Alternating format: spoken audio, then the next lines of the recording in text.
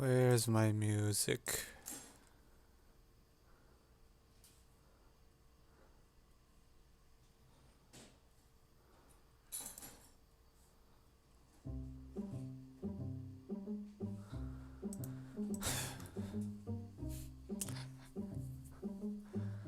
Here we are.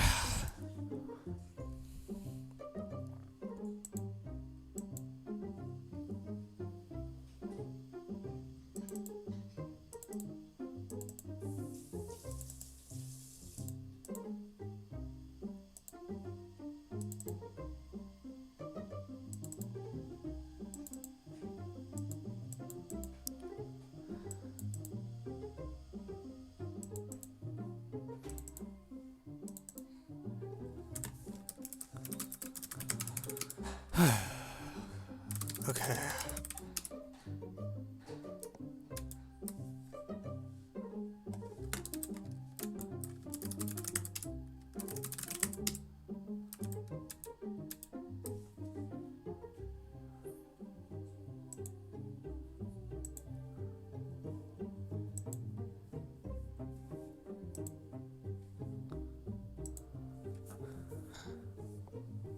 How many modes is not that much? Is it true that LifeTech uses something like 7.5 GB of memory? Maybe? That if you download everything, well, first of all, it's Tech Live, not LifeTech. I'm assuming is what you're referring to. If you download literally everything, it might be that much. But you don't need to download literally everything. Thank you, 3VT, for the resub. Appreciate.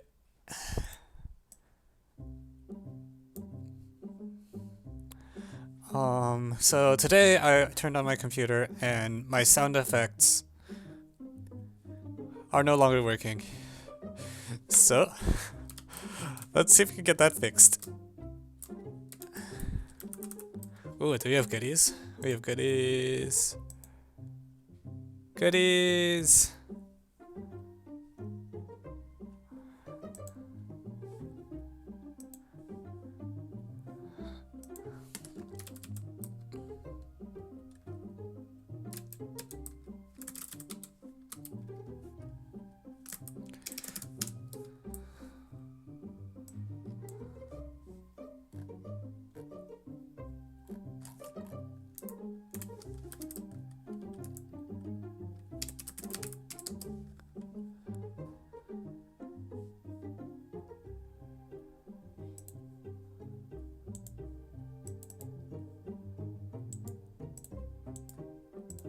Oh, goddamn, I don't know where it stores these files anymore.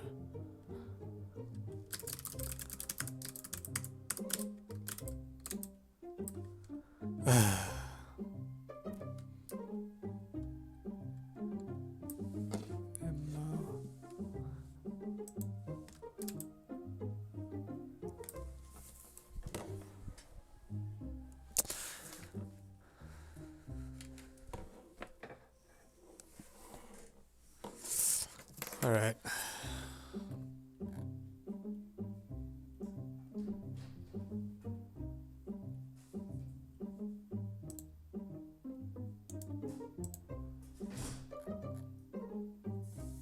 Man, what is the stream without an air horn?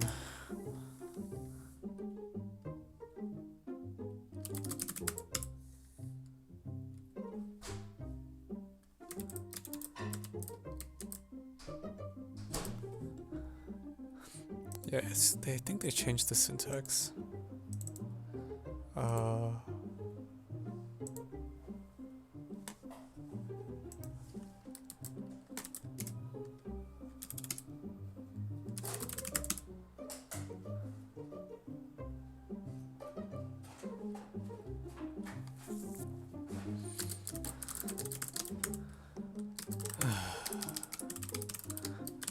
Dropbox. Alright, so I guess for entertainment value, it's more fun if you guys can watch me fiddle with this. So here you go.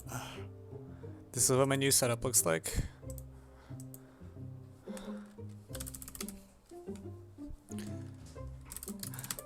I recently redid the status bar at the bottom, so that's new. Anyways, this is just crap. Why would you change the configuration file and not tell anyone? Kind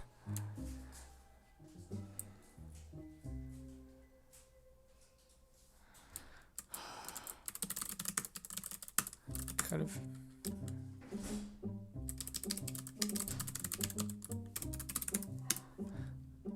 How do I understand that? You do it. You just kind of look at it and it's like pretty. That's about it.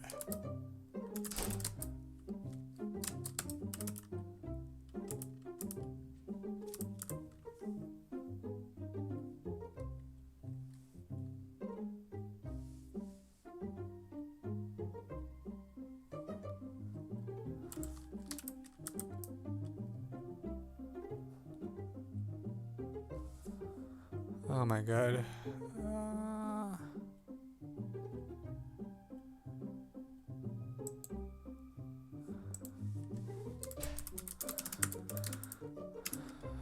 I can't even tell where the stupid... If you're gonna write a configuration file, can't you prettify this? Jeez. Okay, that's that thing.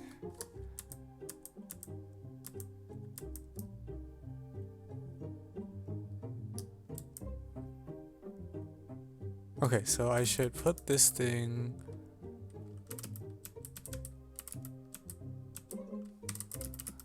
here.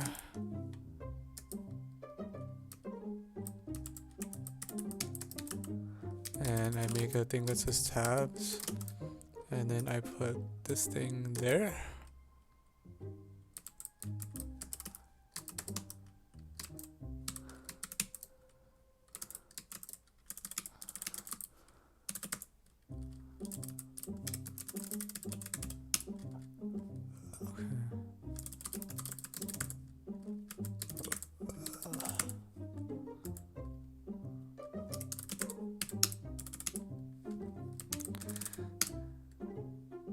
No, it didn't work.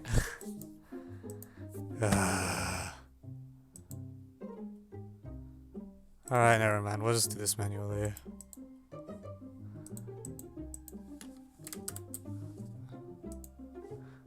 Alright, time to redo some work that should be done already.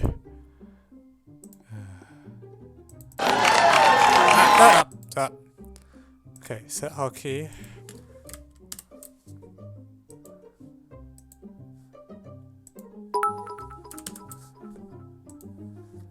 Oh lord. Alright. And now let's deal with another thing.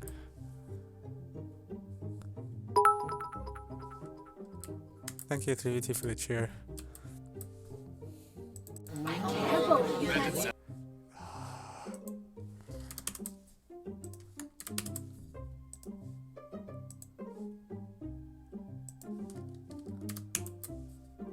Like they...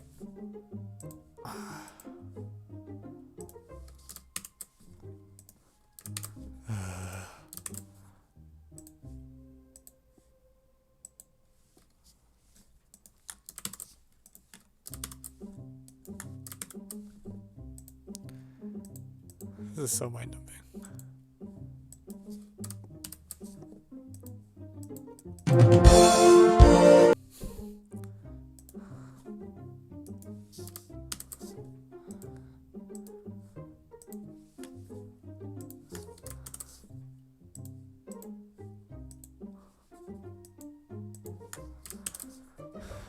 Okay.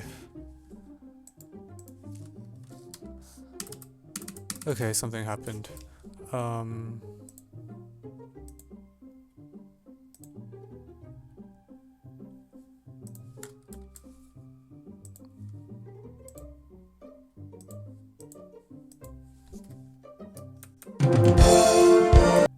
Okay, seems like it's working.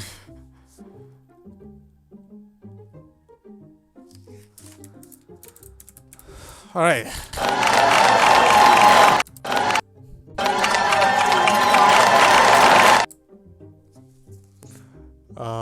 One of these is wrong.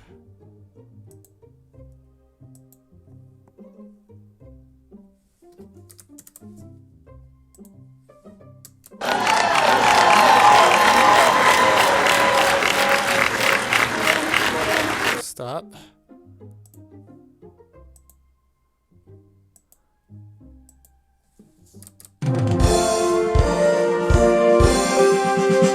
not working. Oh, no. What is wrong with everything today?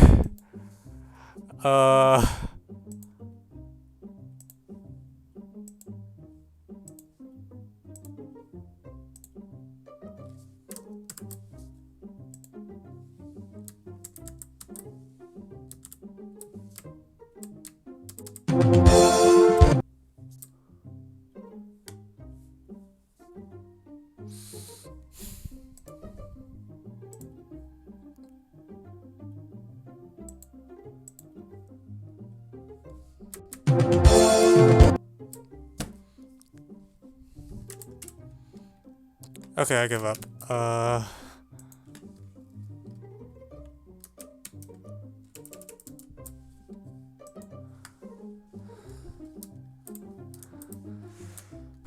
Let's play FTW. I'll figure it out as we go.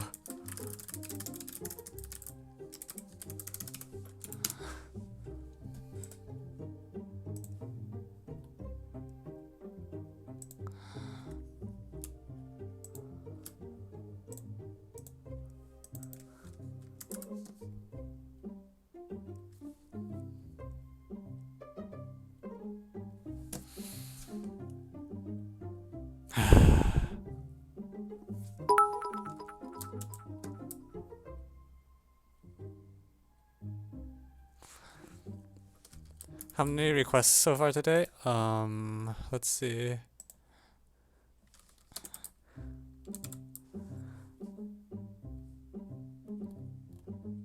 We might be full already, actually. 8. No, there's one more, I think.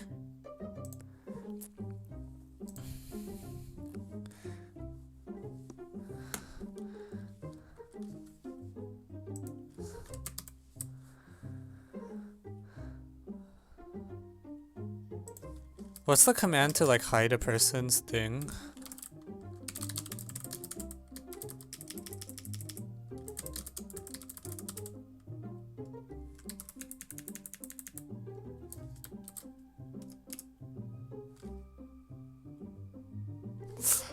Does anyone remember the command to like hide a person?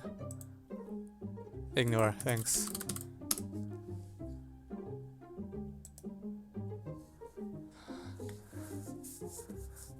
Can't see this guy even. I don't freaking know.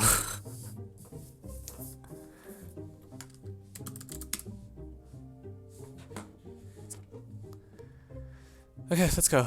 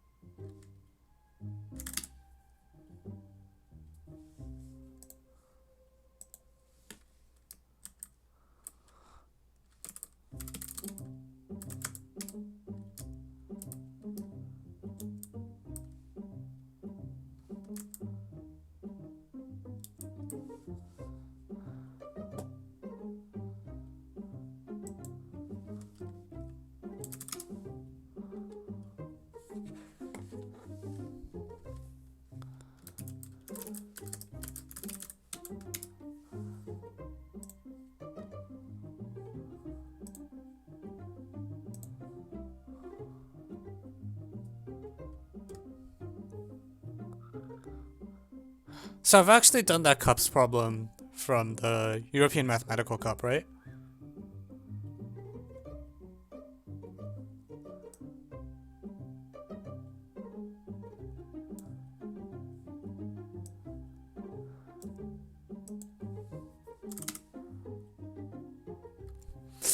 Damn. Really? Is it not? Okay, whatever.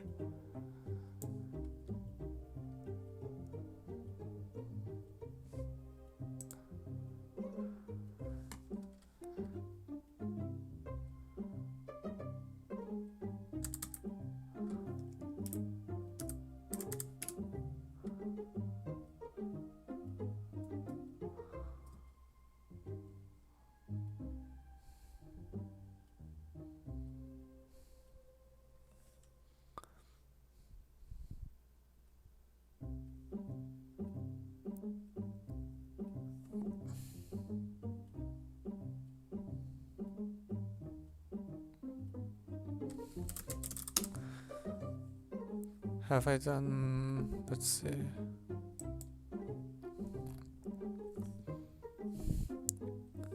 ...2004 and 6. That sound, I feel like I recognize that number. Let me see what I think it is. Yeah, if 2004 and 6 is that problem about like multiplying things mod n, then yes, I've done that one.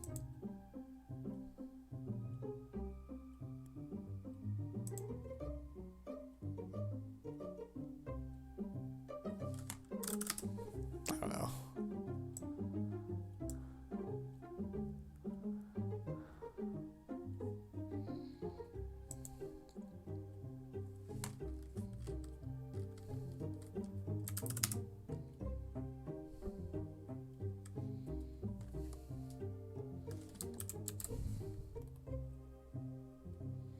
Yeah, I think it like showed up as HMMT. Like that problem is unusually easy for an N6, I think.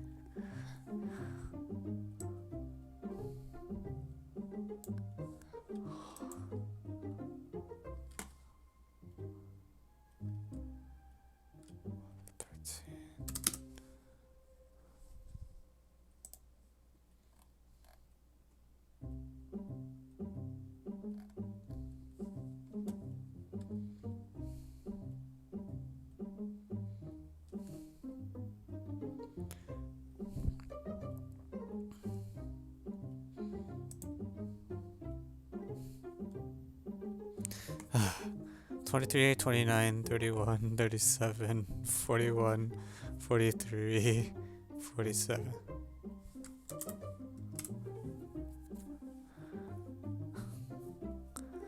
Count on fingers.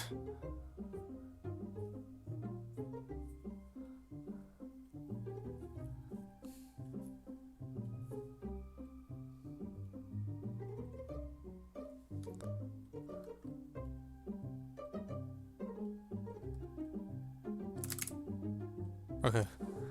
I wasn't sure that was an acceptable answer for me, but I guess it's fine.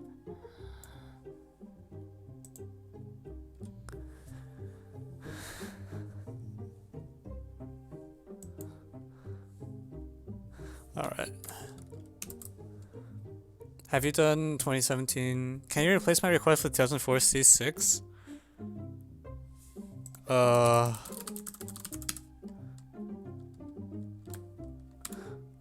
I think there's like a maximum number of like submissions, so even if I reject it, I don't think I'll let you submit another one.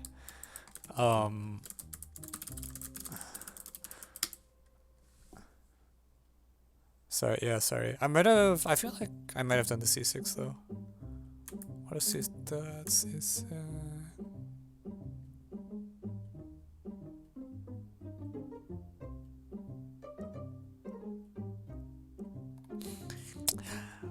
I don't have that written up, but it looks familiar. Yeah, so basically like the number of requests started getting out of hand, so now it's like the first 9 people to submit the request get it.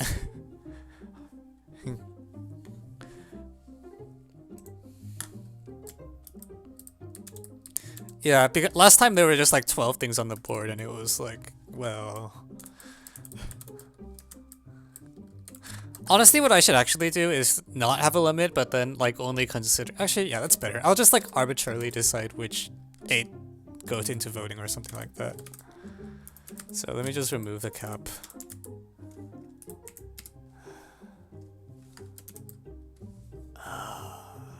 Content or community? Channel points. Fail to load module. Fail to load module.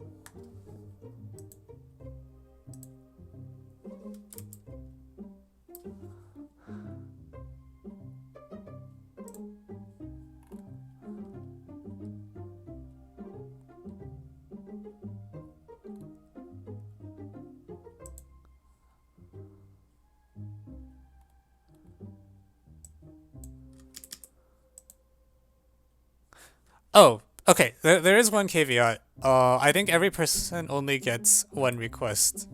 I'll change that to like 2 in case someone gets their request rejected and then wants to resubmit. But I probably don't want someone to submit more than that. Am I done with FTW? Oh, I wasn't paying attention. We're gonna do one more. FTW is about to die. So... Huh?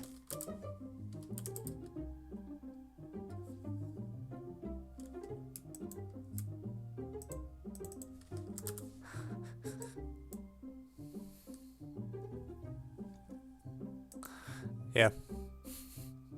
Last few days you get to play it, you know? Is the HTML version coming soon? Will it be done by New Year's?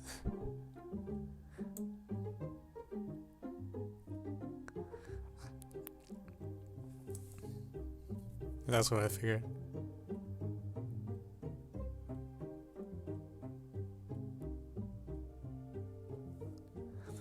I don't understand. I don't like playing Lightning games.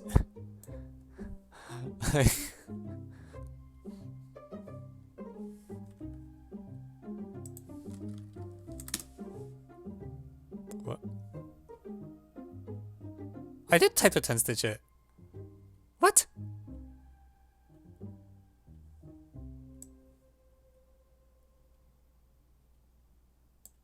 Oh, it's first 6 primes. I thought it was first 6 numbers. Okay, fine.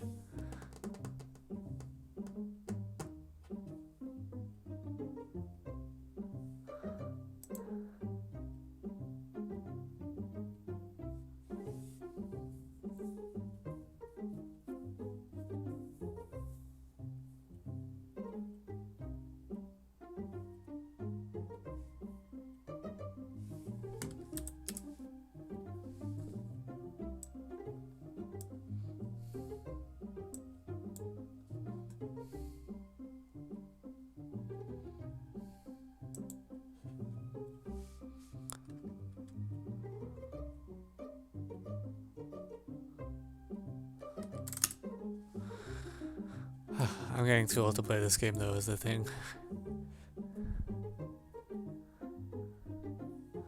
Yeah.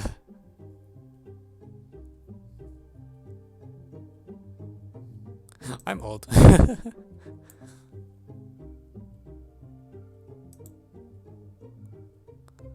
Sandian San Sandian Den Sanro Den San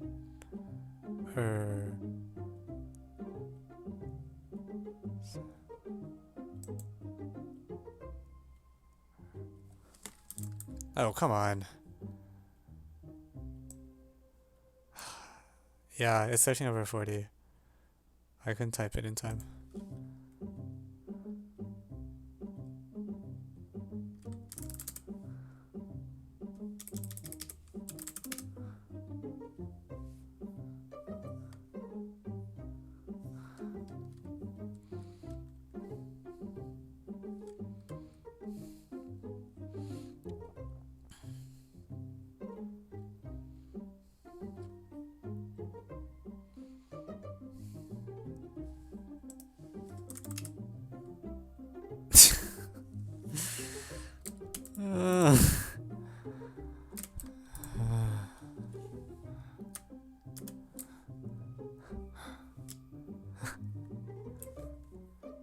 Yeah, problems that don't get worked on get refunded. Also, I typed 4 tilde as my answer, and no, I'm sad. Not tilde. Grave? I don't know what you call that thing.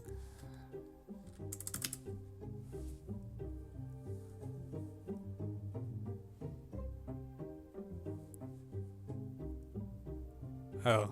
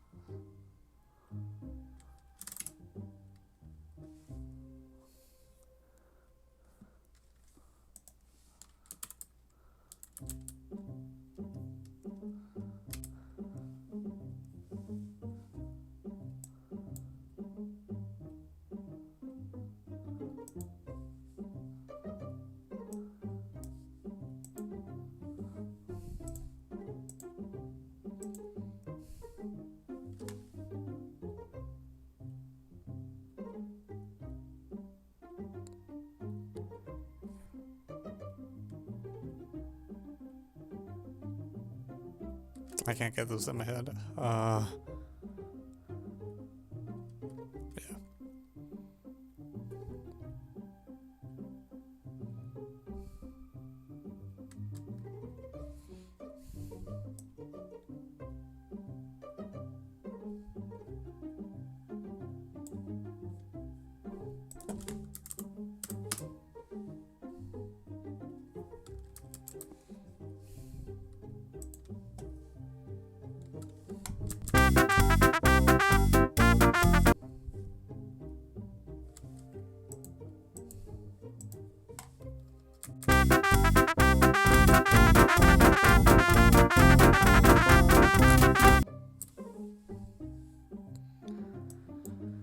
Okay.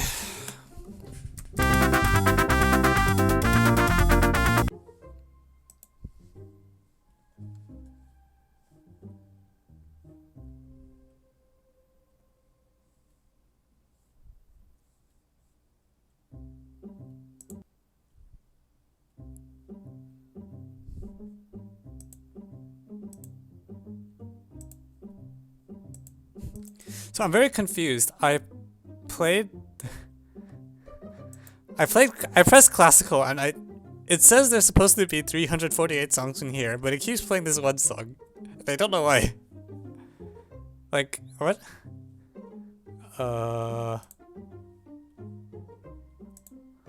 Very confused. Alright, well, I'm just gonna try now classical.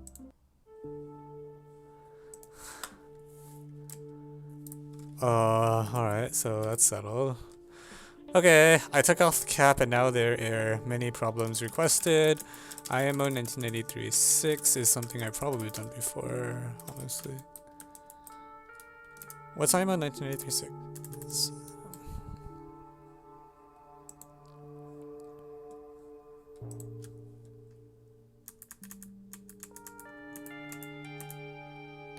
Did you ping the Discord? I don't think so. I'm really out of it today. I don't know if you guys can tell. Discord. Oh, no, I haven't done that. Okay. Which one have I? It's 3. We did 1983 on stream. That's why I'm confused.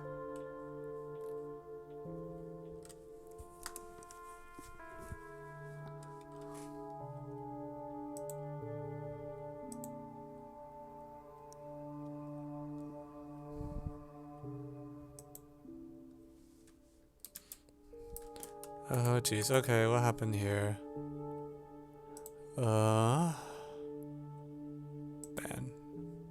Hey.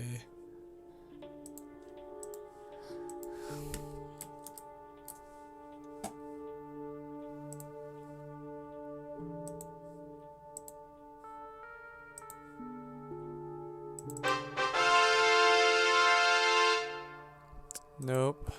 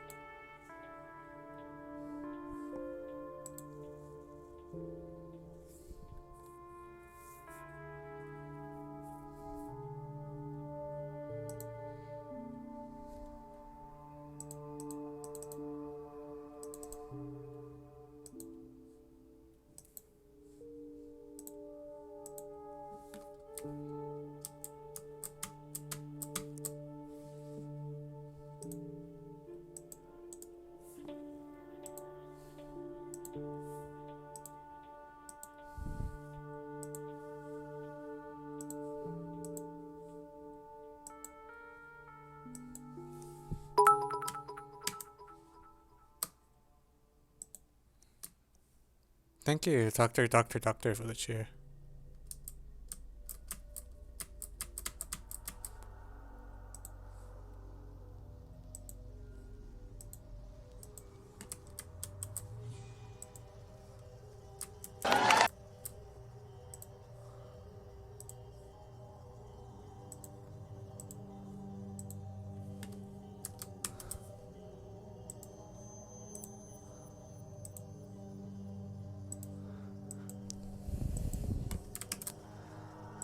Okay.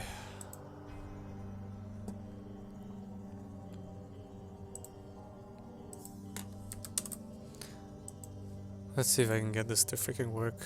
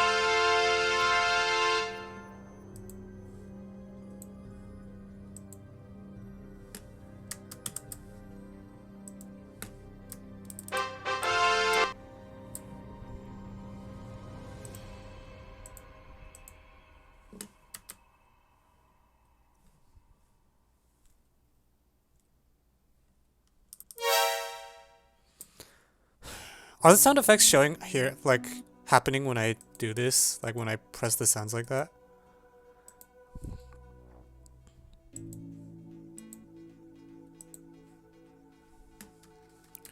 They work. I see. The problem I'm actually having is they're playing too much. Like, I want them to not play when I hit the keys, but they're...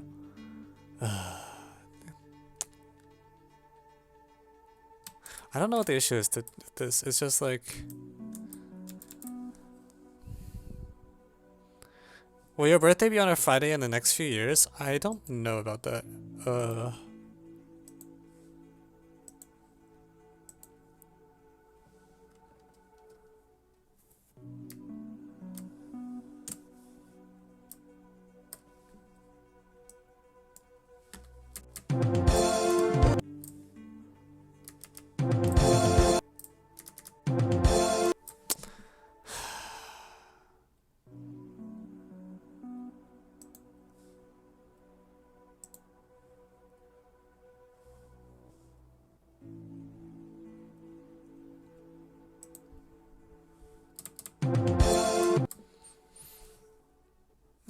God damn it. Why are my sounds not working?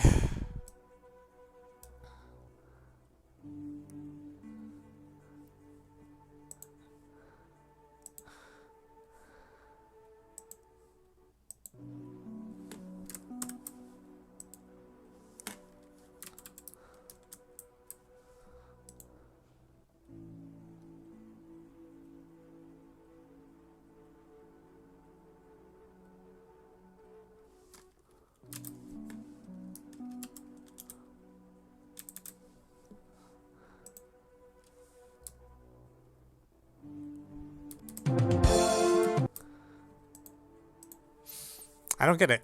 Like, this used to work. Like, it used to work. Oh, wait, when I refresh it, it works? What the heck?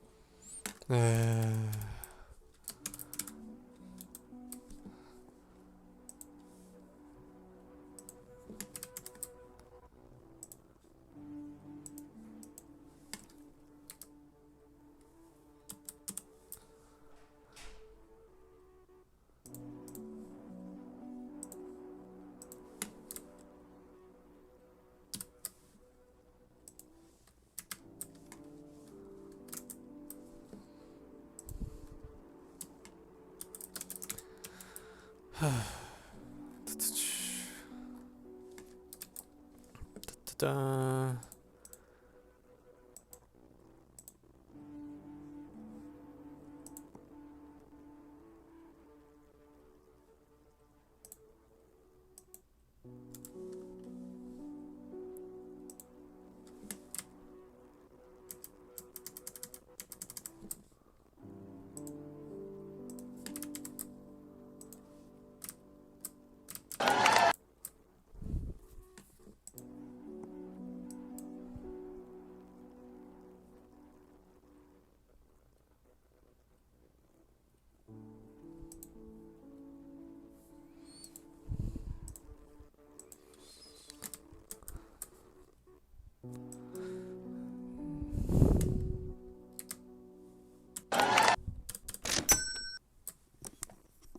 Okay, I got 2 stunts to work.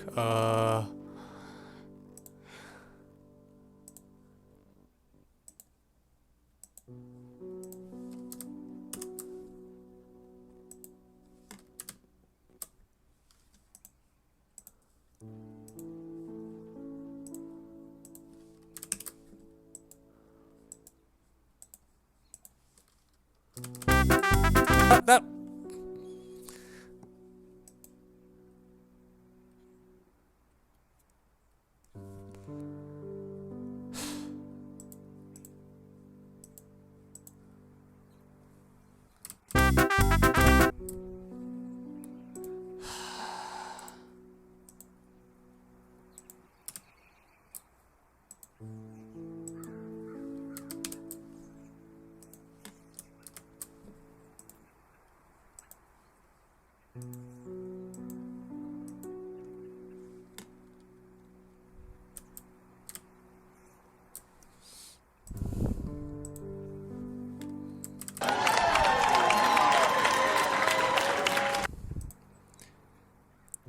When will you add TSTSD to most? Probably once it's done.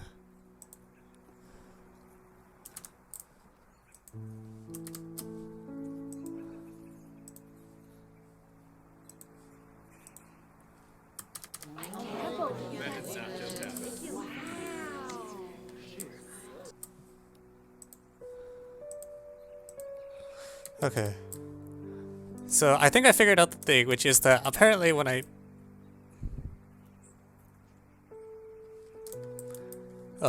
actually maybe the program just crashes. That works too. Crap.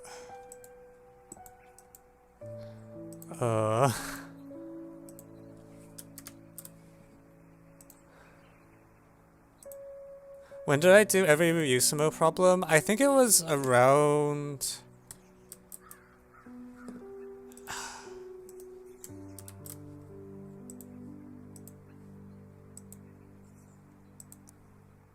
Wait, do I have more than one?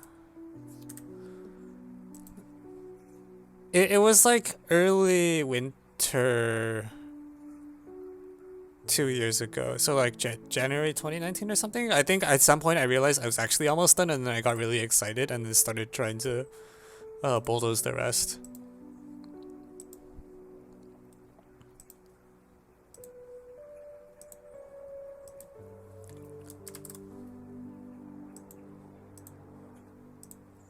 So I think the way I fix this problem is that I have to, instead of typing like... So I've been trying to type win alt 2 like this, but I think that doesn't work and I need to do it in reverse order. Why the order should matter is beyond me, but apparently that is making the issue go away. So if anyone ever uses this thing, the order of the modifiers apparently matters. You need to put the modifiers last. Why? The world may never know. Alright.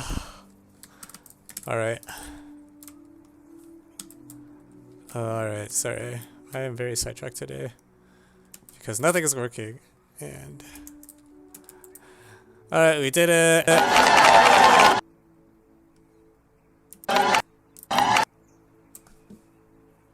That's not correct.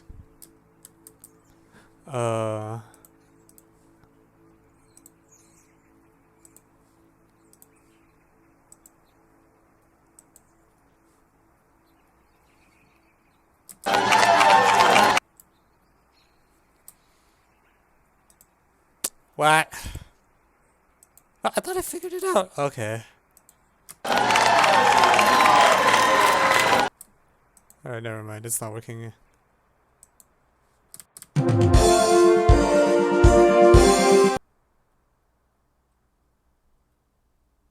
Never mind. It's still not working.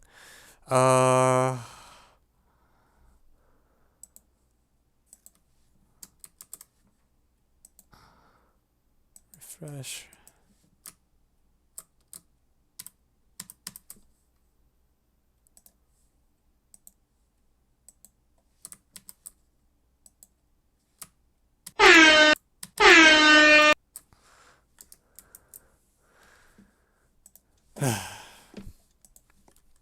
Alright, whatever, I give up.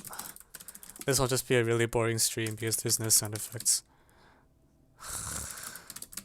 Let's get the thumbs up.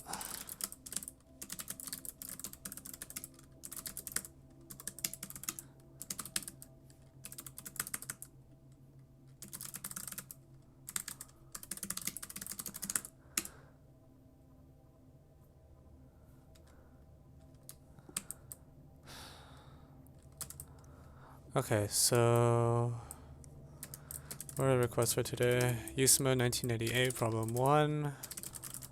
Okay, so I get to pick and choose, right?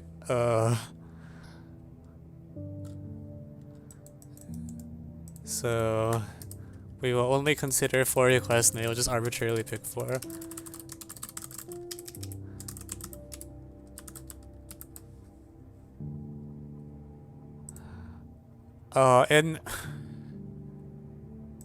In the meantime, so I wasn't paying attention and we got 60 seconds of ad requests. So, should I run them now or after the break?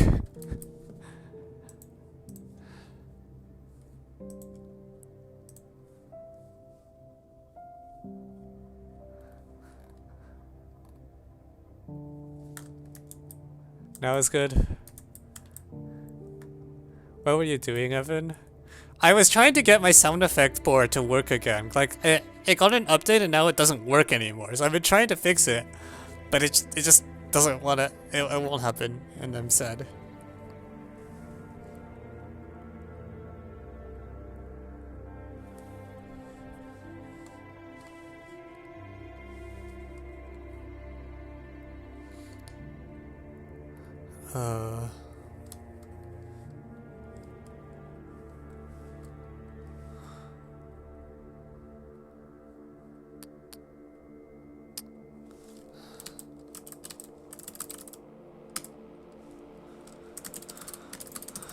A6.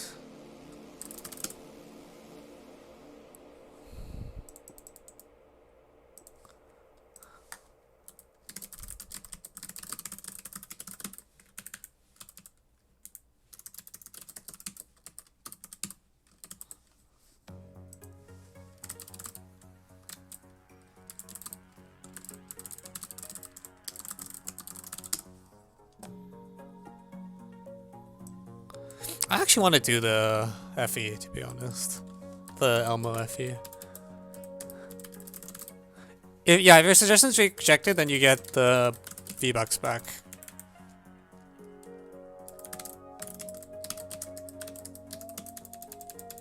It is not an all-pay auction.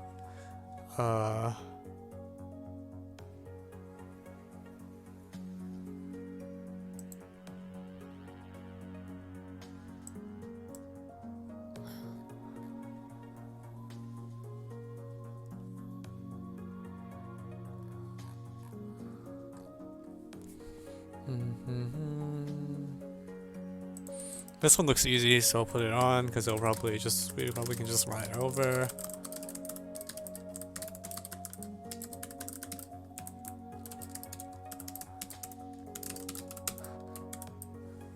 I so bad duck at it.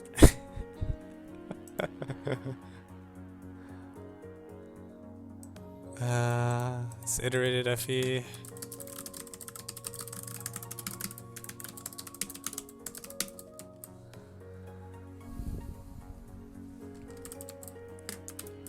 Alright. Let's see any others.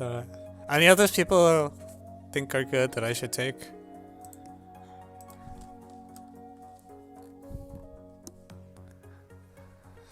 That was a typo? I figured.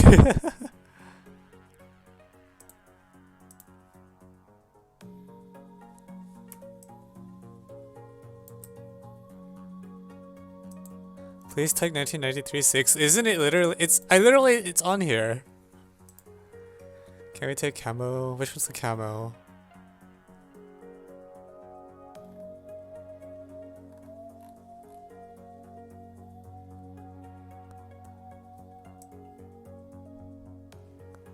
Oh, this problem. Okay, I'll throw it into the phone.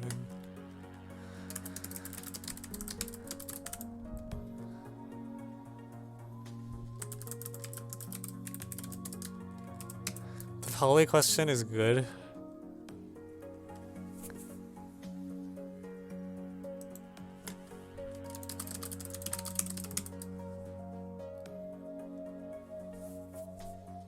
I'm sorry, I don't want to do a Polly that looks like this. 2015. Okay, so I guess there's no point in asking this question because everyone will just ask for the one they submitted.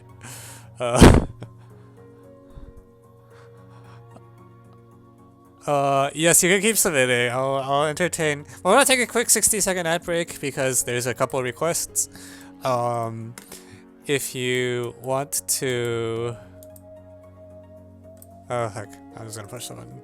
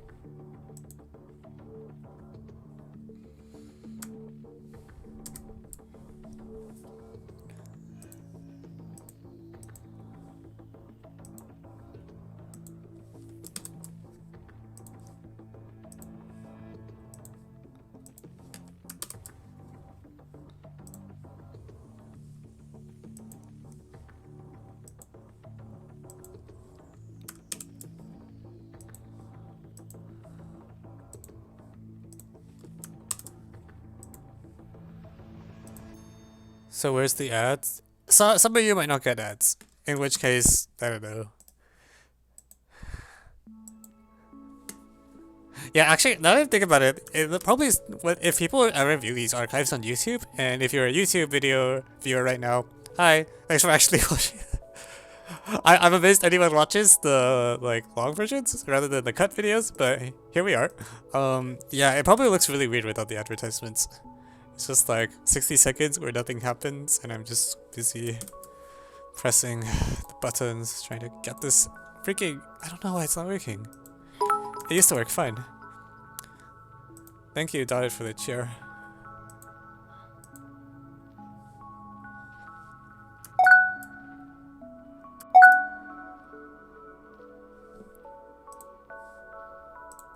Yeah, okay, so trying to change this to a different key also didn't help.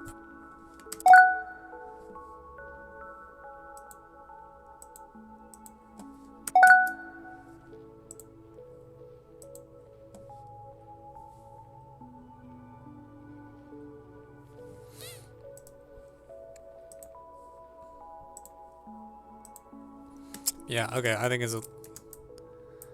I'm gonna have to click them. That's unfortunate.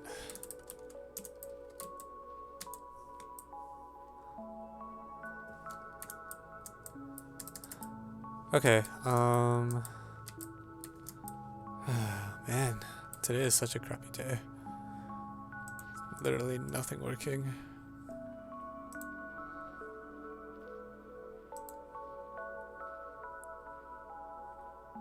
Where's the...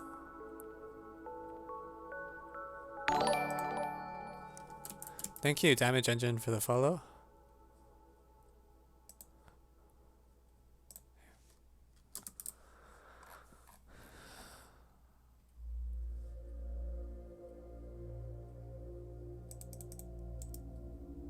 Alright, I'll put in a geo. That's fine. Okay, I'm just gonna close it off here.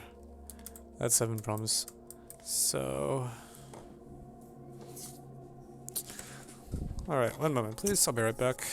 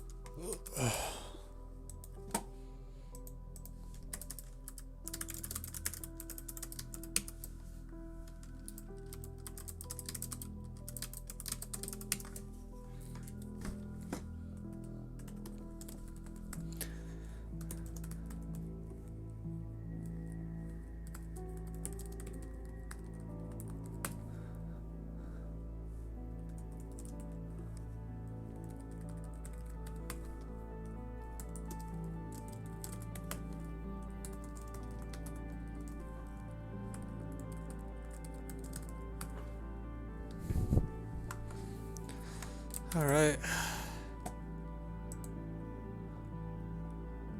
What the?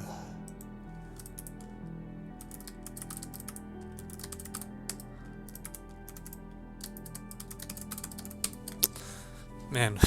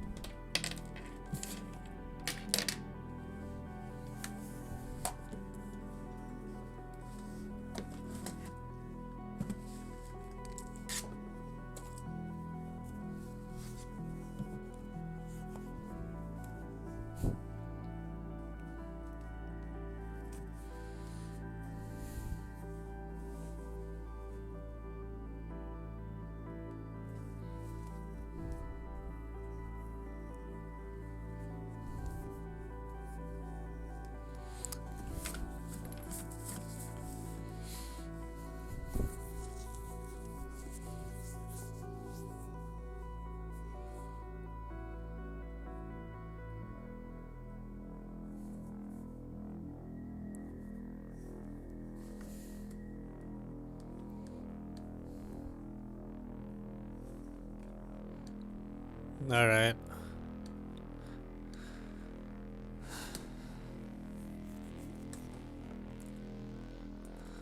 Alright. There is a tie. Okay, let's do the N1 first, because hopefully I can just run that problem over. Then we'll do the IMO 6, and then we'll try to get to, what are the other two that are tied? The ABCDGO and the camo problem. And if we can get all four, then we get one of each subject, so what to do? I know Pumac, I just picked 7 problems that look like I would want to do them.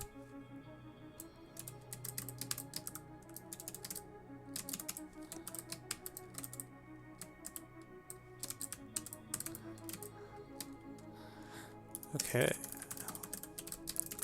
Should I start doing YouTube intros? So up until now, I've been like just kind of like doing this as a live stream, but apparently people thought it was really funny when I pretended that the viewer had just come on for YouTube's sake, and then yay or nay? Haven't come into stream room? Sure, why not?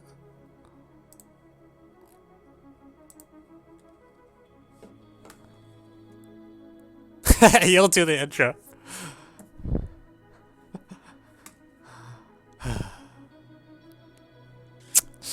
Alright, why not? Why not? How do you solve so quickly? I'm assuming you're talking to the rest of Twitch chat, not me.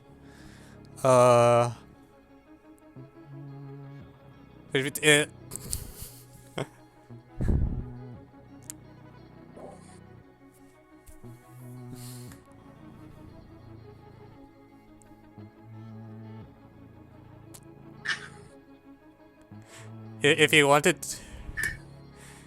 do an intro, go for it.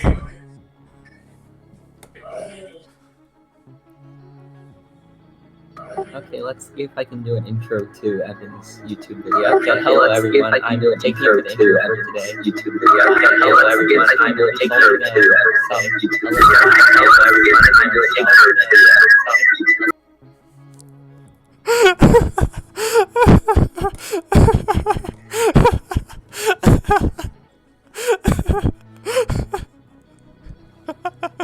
You need to get a headset if you want to use it.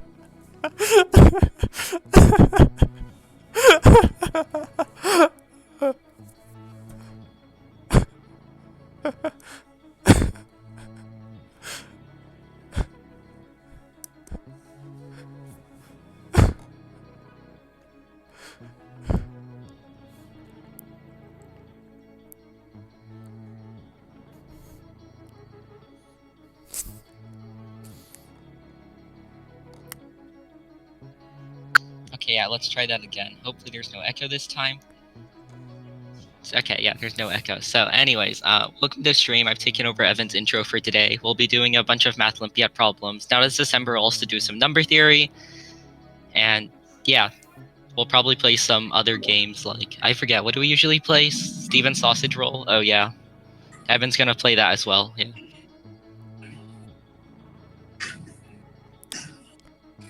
So I meant for an intro for the problem, not for the entire stream, because I don't think if people are going to watch the entire stream. Or if they do, it's not going to start here. But, What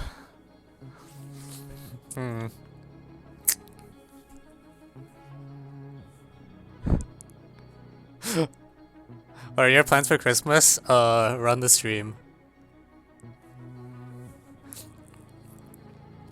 Alright, I'm just gonna make something up and then we can all have a laugh at it after something.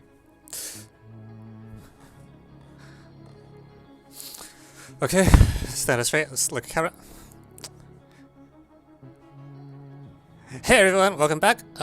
Today we have RMM Shortlist 2018 and 1, where a problem is you ought to determine all polynomials f with integer coefficients such that f of p is a divisor of 2 to the p minus 2 for every odd prime p. So, let's go. So,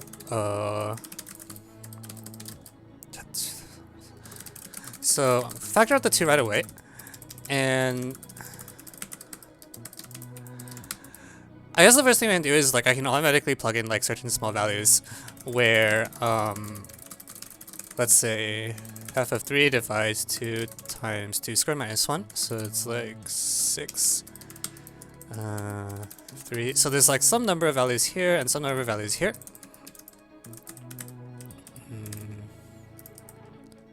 2, 2. Okay, so what do we think the answer is? Like, probably 2 and constants.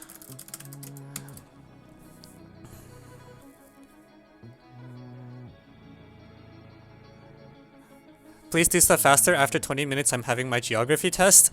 We will try to solve this in 20 minutes. Oh, sorry, not 2. P, identity, P, and 2P, and constants. I think in general, like, I'm gonna say, I want to go, like, if f of 0 is not constant, then if f of 0 is not 0, then f is constant, is probably some. Can you prove random polynomials are too large? I don't think so. Like, the f of p is probably, f of p grows at most polynomial in p, so it's always smaller than exponential for large p. F of 0 is not 0.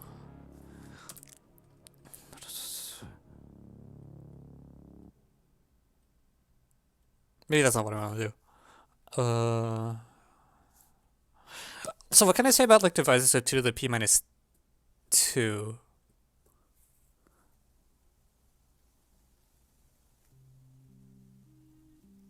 Let f of 0 equals f. Well, you can't plug in 0, right? Oh, I see. Proof. So by Bertrand's postulate, there exists a prime. So suppose f of 0 is, let's say it's like c. By Bertrand, there exists a prime p such that p is between CP to P. And so f of P equals,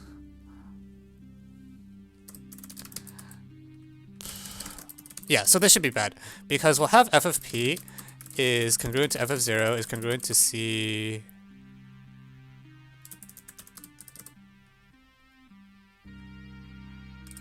Is congruent to C mod P. And f and 2 isn't an odd prime. Oh shoot, the problem says odd prime. F. No, actually this doesn't break. I was hoping it would break. Dang it. Okay, never mind. Bertrand is the thing that says there's always a prime between n and 2n for, like, n.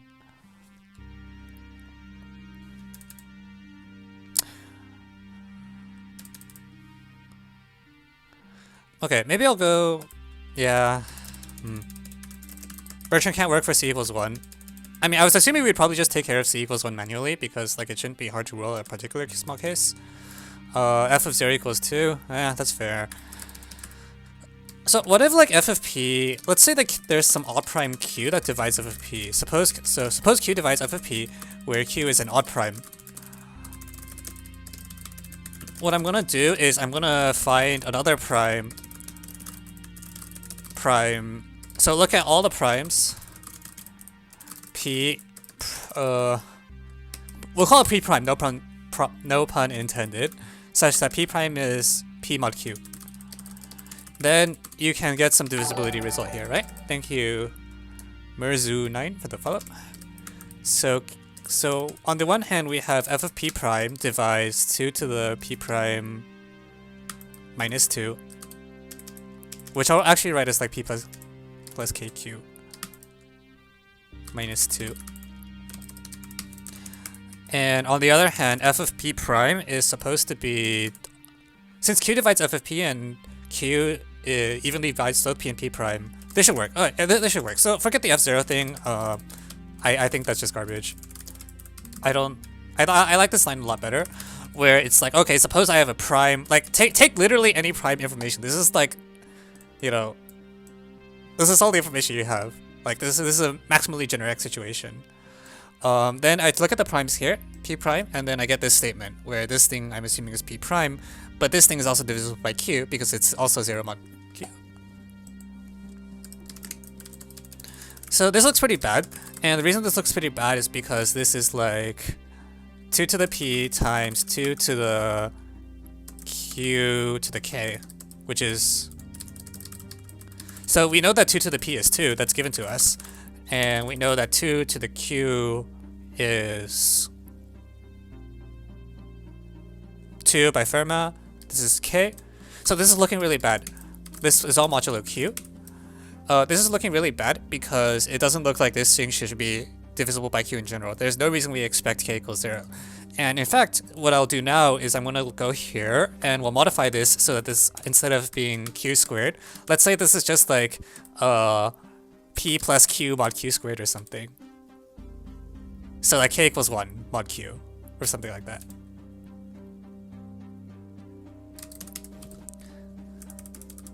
So let's write what this is, q squared.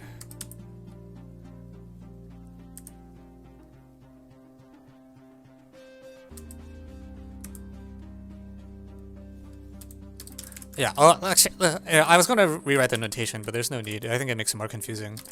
So p prime is like p plus kq, where k is 1 mod q. That's what this means.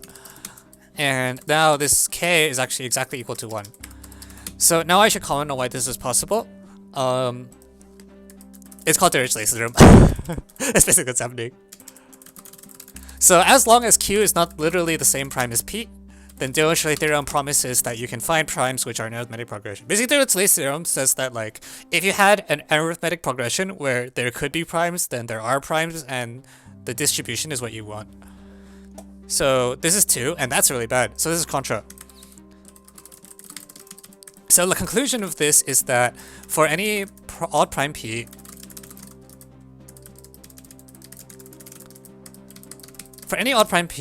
f of p contains only 2 and p.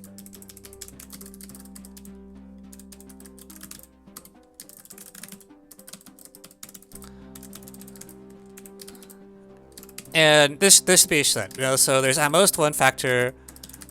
At this point, we basically should be okay. So not every arithmetic 0, 1, or infinite primes. Okay, well, when I say could, I mean like, sorry, could contain more than one prime. I'll put it that way. So in particular, also there's at most one factor of 2. And so, oh, we're not quite done actually. I need to say something about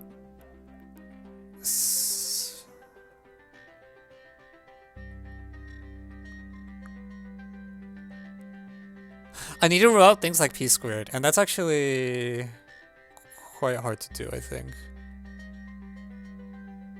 Okay, so let's save this what we have here.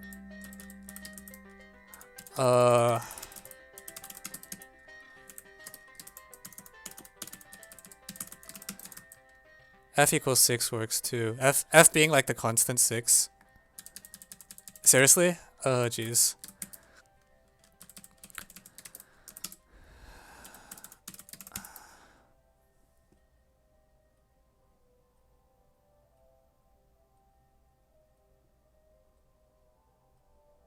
Oh geez. You're right. 6 is an issue. Why didn't my proof pick up 6 here? What did I mess up here?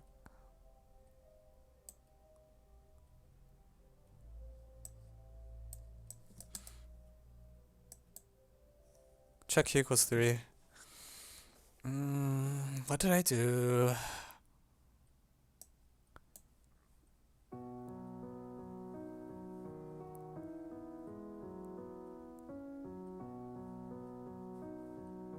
Oh. No.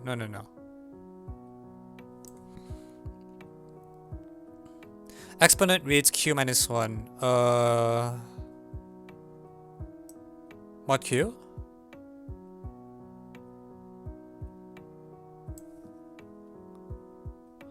I see. I see.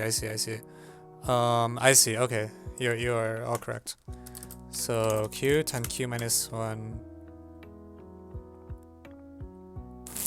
Oh, that's dicey. Okay.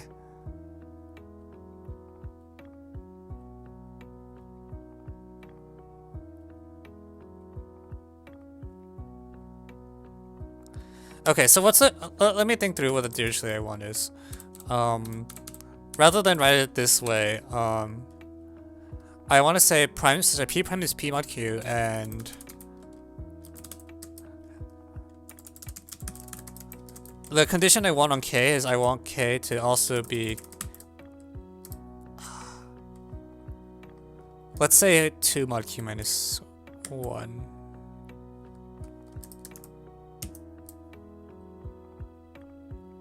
I think that should be okay.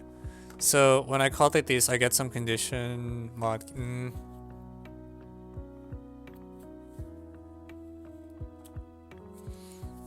I saw the end one, so I thought I could swash it. I mean, I feel like I kind of know where it's trying to go. So is k equals 2 mod q minus 1 work? So it's like p plus 2 mod q minus 1. I just need this to not be 0.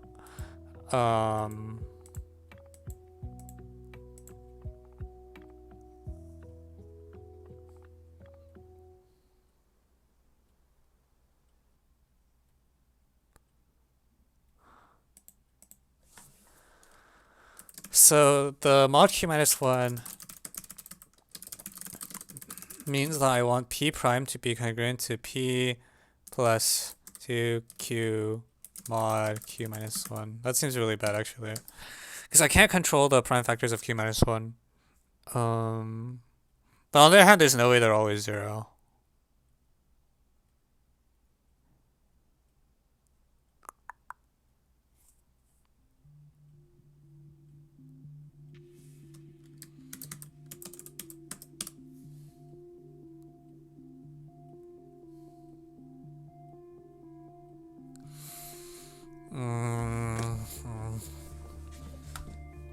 I feel like the opening has to be along these lines though.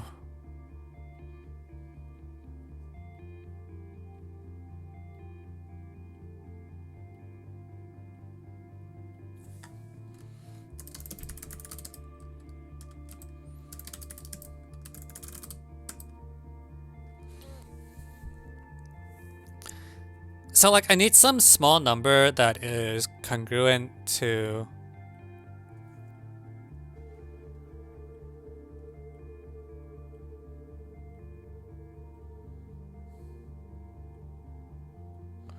you know what? Forget k. Let's just control p prime modulo q minus 1. So I can put anything here which is different from, yeah. I don't need to think specifically about. Okay, so we're okay.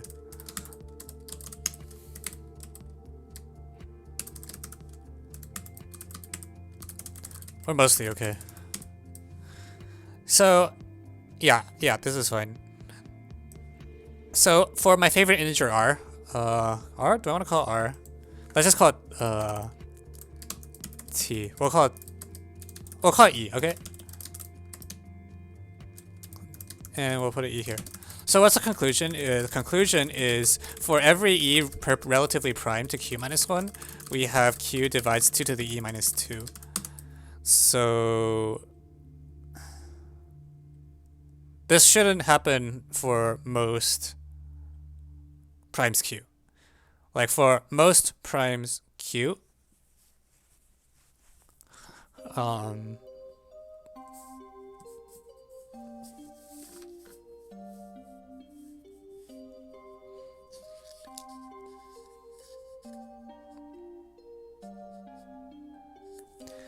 this should force q at most 3. Yeah, that's fine. This should force q at most 3, and the reason is that it means that 2 has the property that is it q minus 3? We can take e equals q minus 2, right? Okay, that's the cleanest way to do it, I think. Just take e equals q minus 2 to get q divides like 1/2 minus 2. There we go. Okay, so amended conclusion because I screwed up. Now we fixed it. This exponent is supposed to be mod q minus 1, not mod q. This is why I do this on a stream with viewers so that I don't make myself look too stupid. We get f of p contains only 2's, 3's, and p's. There's at most one factor of 3, and well, there's at most one factor of 2 always, and let's see a reps. Is it repsam? Yeah. Yeah, sorry. Today was a stream with a lot of technical problems. I guess I have a lot of those. I think we've gotten the main part of the problem though, which is the good news. See ya.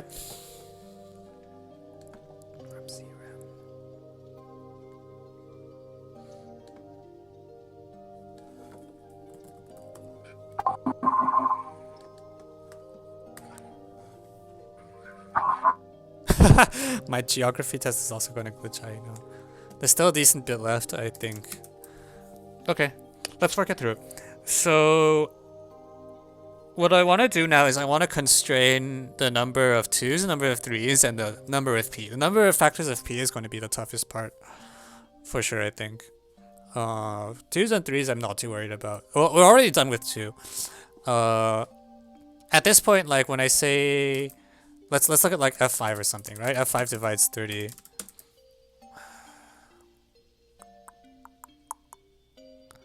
So at most 1/5 in here. Not at most 1. Sorry, at most 1/3. And f of 7 is supposed to divide 128 minus 126. That is 2 factors of 3, so I don't want that example. 13? Is 13 good? Basically, my strategy. Okay, let me first show that it's never divisible by 9. My strategy for show it's never divisible by 9 is for every.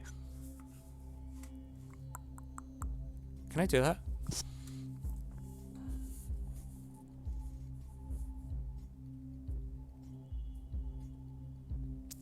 For every residue class mod 9, like 1, 2, 4, 5, 7, 8, it suffices to exhibit a single number which is provably not divisible by 9. Is that correct? So let's kill factors of 9.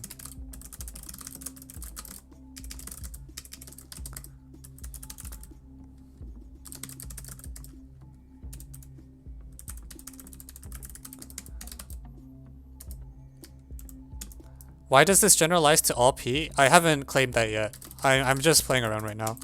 But right now I'm trying to say like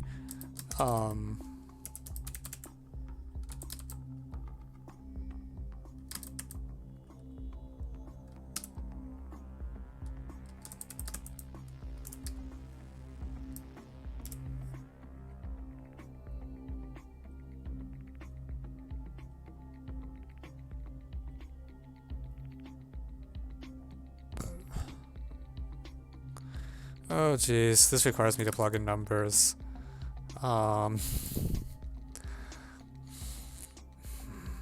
Does it? Wait, I can do this without plugging things in, right? Right? Maybe? I mean... There's no need to optimize this calculation though.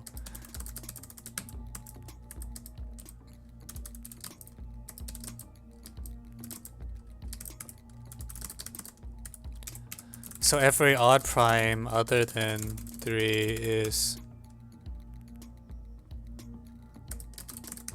F.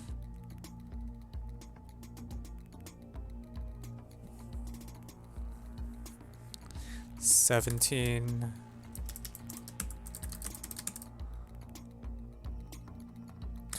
Three.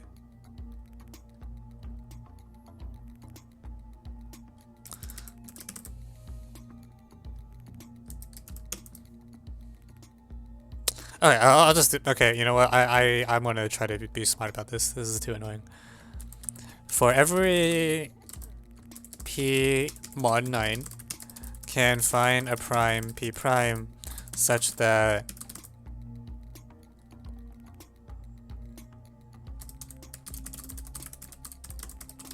P is not, oh shoot. Am I gonna get stuck? They're always odd. Yeah, no, it's fine.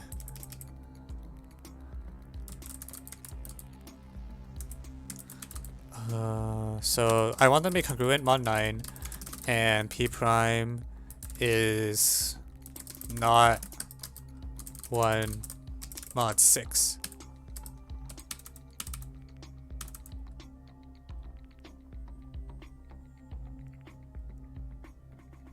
Is that possible? I feel like I'm getting stuck. I want P prime to be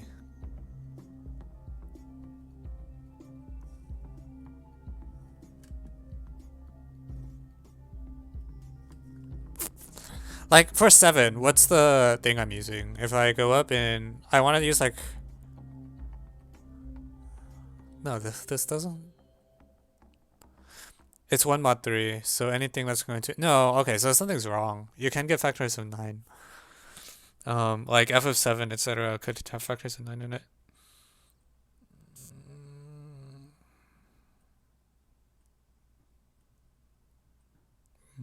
That's not good. That's really bad, actually. That's incredibly bad.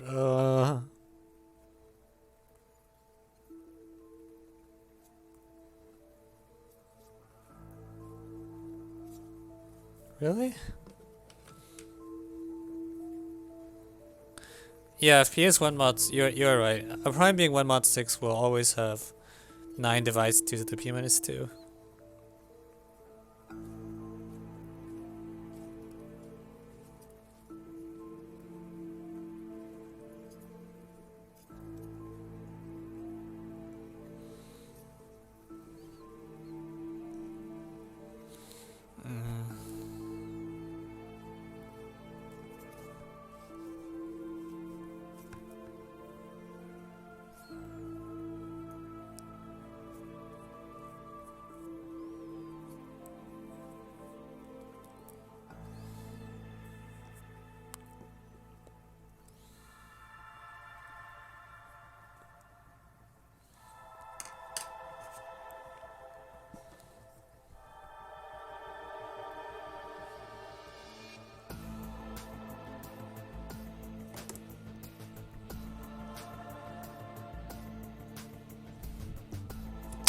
Okay, so I need to think about something else.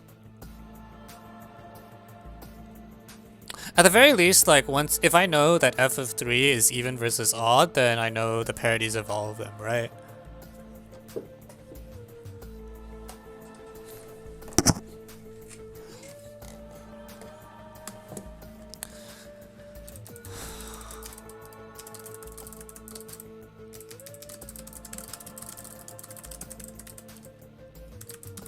So let's just assume let's just assume that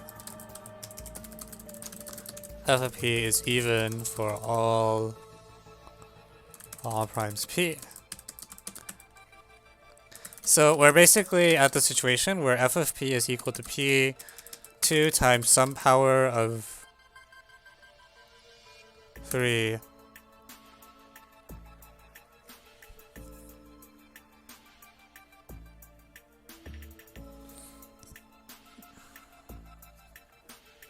Times some power of 3 times some power of...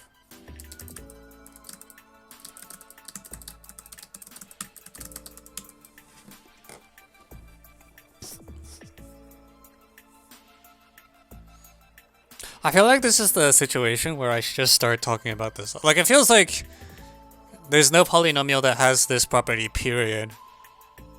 Even with real coefficients, even if I ignore the divisibility. Or something. Like, the numbers are too sparse.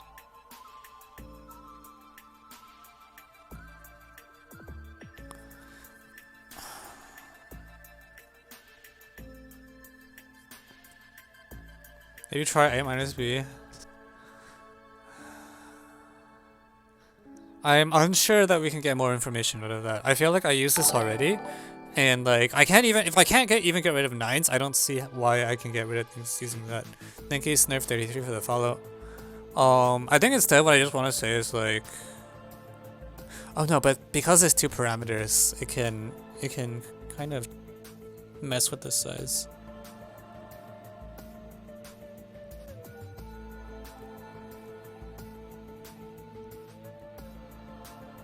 Okay, well, you know what? Here, let's do this. Let's focus only on primes which are 5, not 6.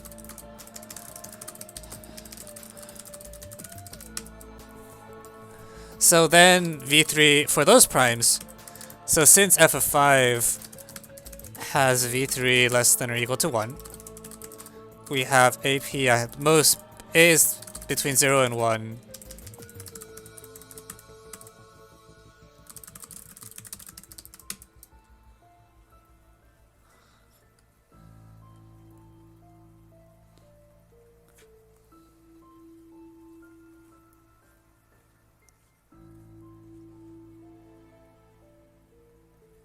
Okay, and then let's let... So suppose f of x is like c times x to the degree plus lower order terms.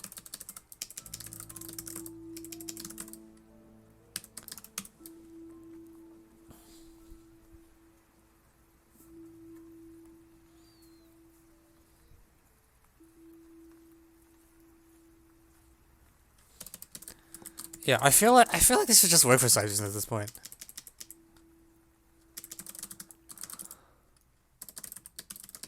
Like I have a polynomial, so eventually it has to the b of p should be eventually constant and therefore actually constant, is the idea. Specifically, if I divide by p of d,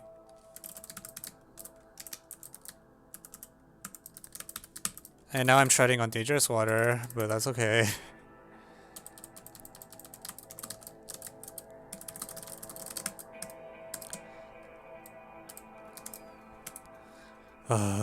Analysis.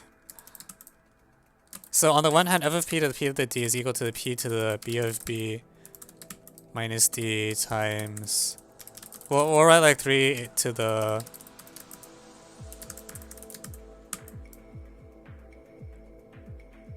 It seems like you can easily rule out the constant term. How do I rule out the constant term?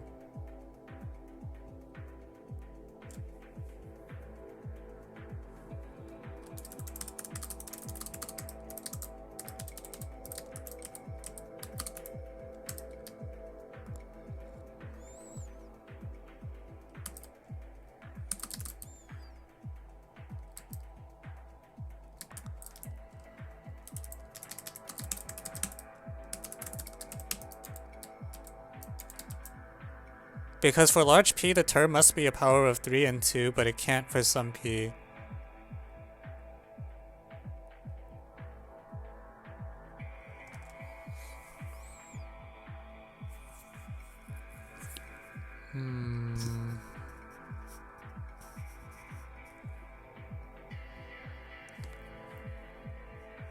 I had the same intuition, but I don't see how to make it work.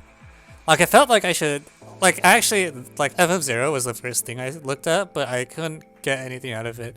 Because the only relation between f of p and f of 0 is that they are both divisible by p. Or they are congruent mod p.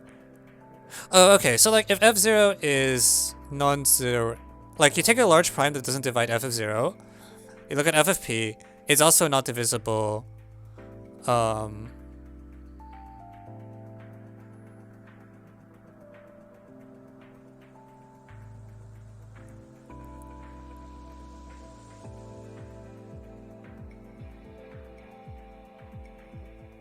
actually, you might be right. I think you might be right now that we're this constrained. Let's take p to be, yeah, okay, yeah.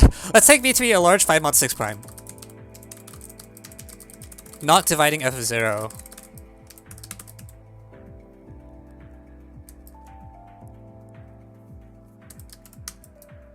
Yeah, okay, this is, I like this. I think we can get rid of the 9s this way.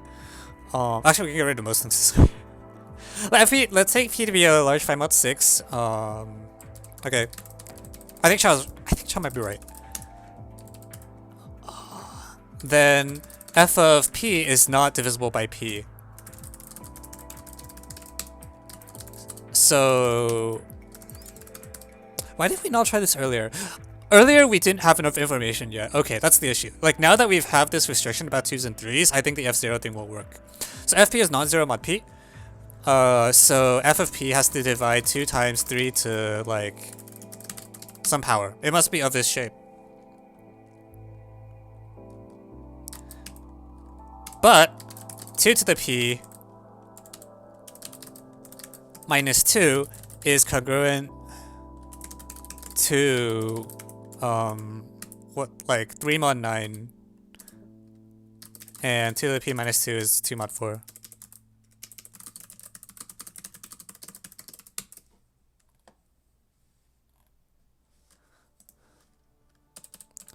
There we go. So conclusion,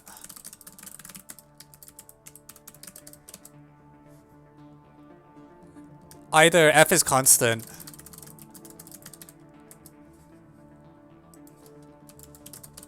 yes, also f of p divides, so to be explicit, this means f of p divides 12.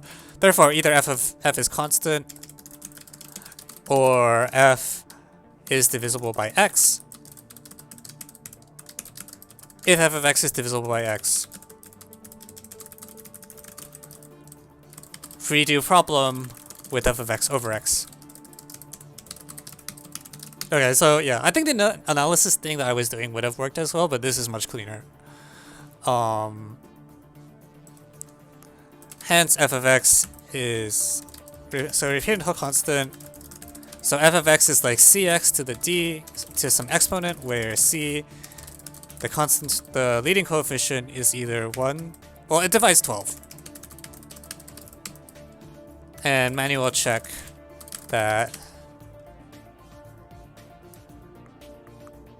I guess like 6x barely doesn't work because of the prime 3. So I almost feel like this problem would have been. Oh, actually, you have to cut it off at some point. If you forbid 3, then some other weird stuff might happen. So manual check then 2p, 2p, and factors of 12. Factors of 6. What? Wait. It's 6, not 12. Our solutions. How do you cause divisible by x? So suppose you take a large p. Consider large primes 5 mod 6, which don't divide f0. For these primes, f of p is.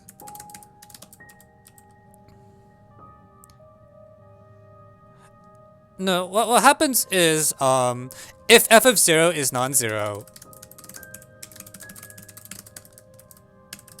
you take the prime p, and f of p is non-zero, so f of p,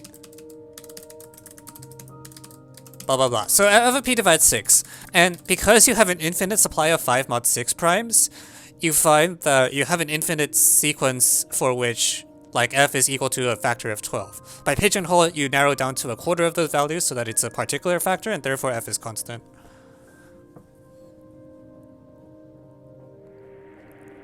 Yeah.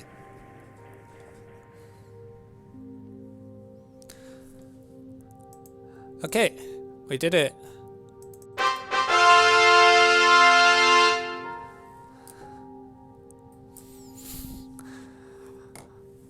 Okay. Yeah, the F0 thing is good.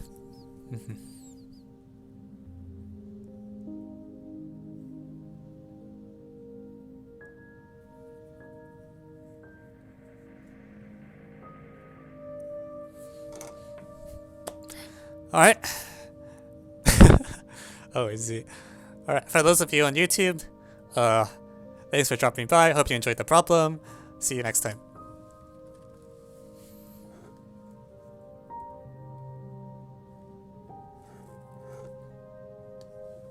Those are some big emoticons.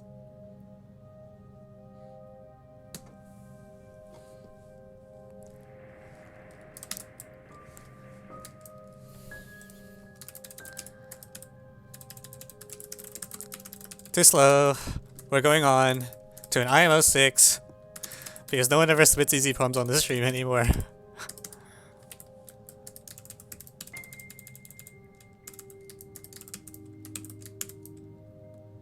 What is the YouTube link? It's whatever. I mean, I assume it's whatever you comes up when you search me. But in case you don't have it, there it is. Videos typically go up within 2-ish weeks of when they're aired on the stream. So there's a bit of delay because I need to like upload the videos and process them, and then I don't post them all at once. I stagger them. Yeah. So if you want annoying notifications, there you go. That is how you can get my content force fed down your throat.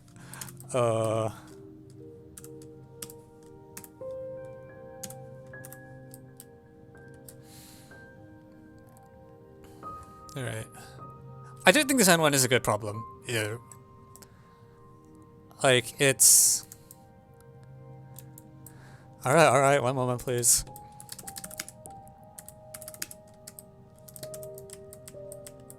Also, what is this problem?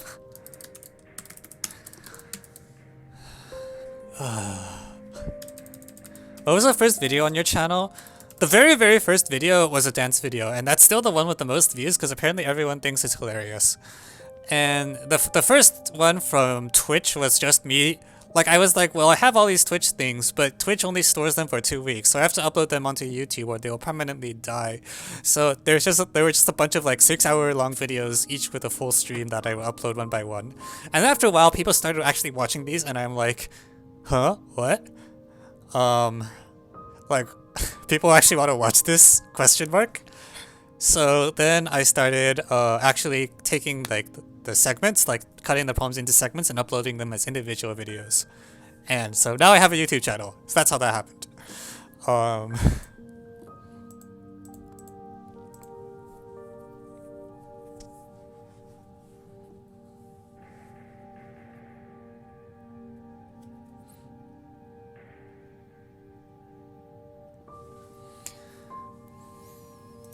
Okay.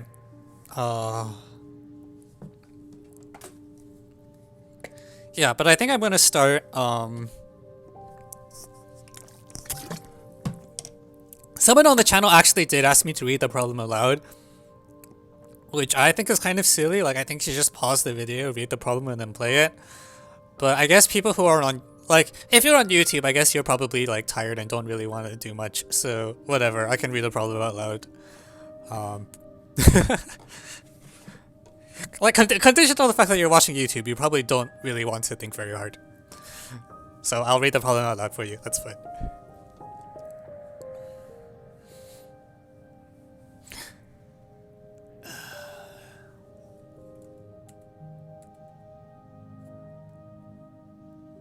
This story made me cry. What story?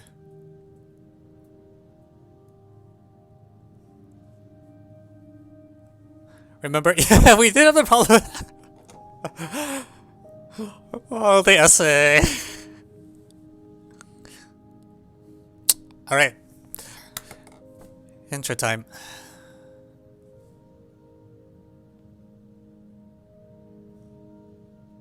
How does the pigeonhole work? Wait, what's happening?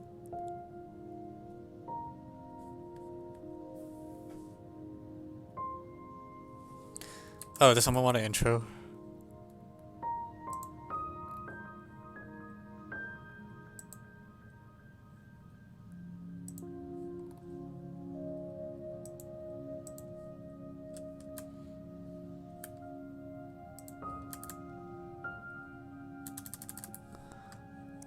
Are you guys already solving the problem? Okay, wait, alright. Alright, intro, and then I'll rush to catch up.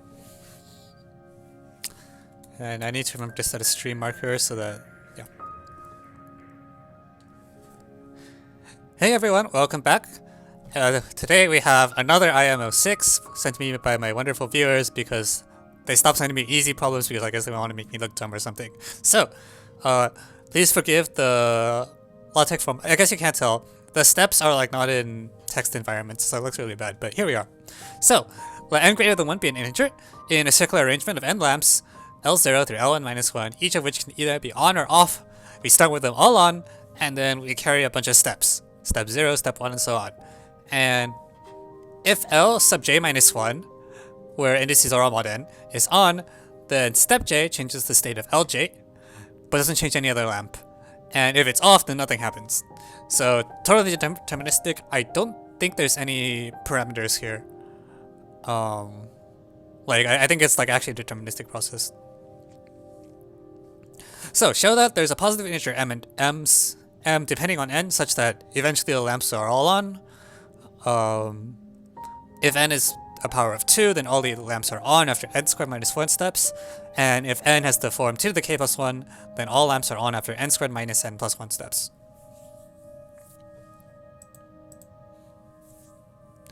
Yeah, so Twitch I already figured out part 1, which is that,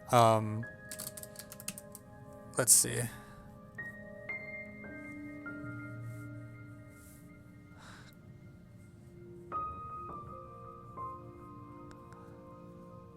They're all on, and off lamps are ignored.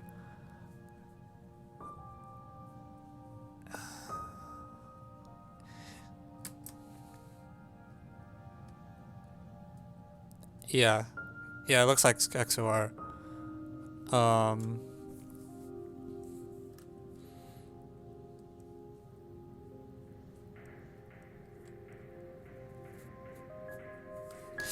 So part 1 is probably some finiteness thing. So you have like, we'll let like Ci be the state after. Well, Ci be the state after this step. However you want to denote it. And there's like map C0 to C1 to C2. So you have this process. But what happens is that because of the way it's set up, this process is invertible, by which I mean if you know what Cj is, you also know what Cj minus 1 is.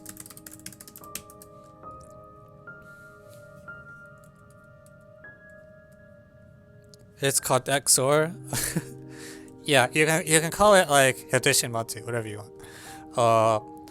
So on the other hand, only finitely many situations.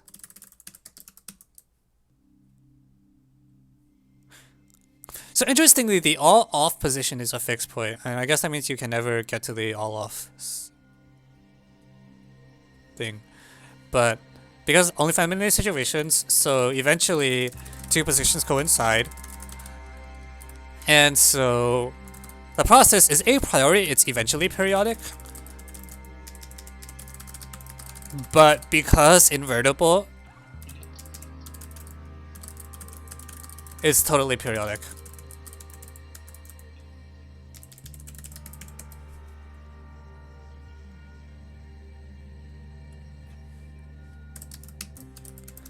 Where by finding many situations, I mean like n times 2 to the n, where you keep track of the state of every lamp, and you keep track of the which things are on. So now this is the part where, I mean, they gave us this statement and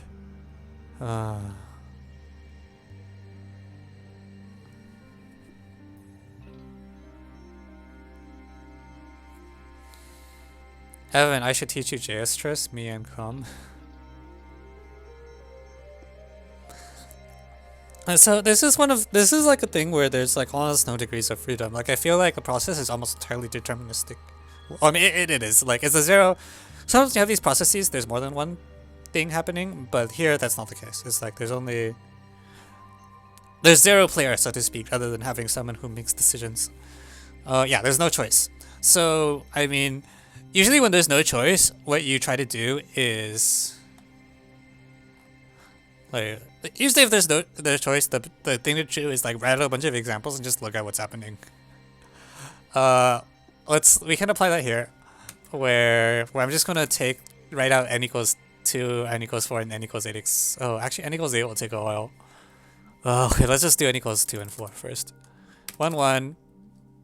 So n equals 2 is like what?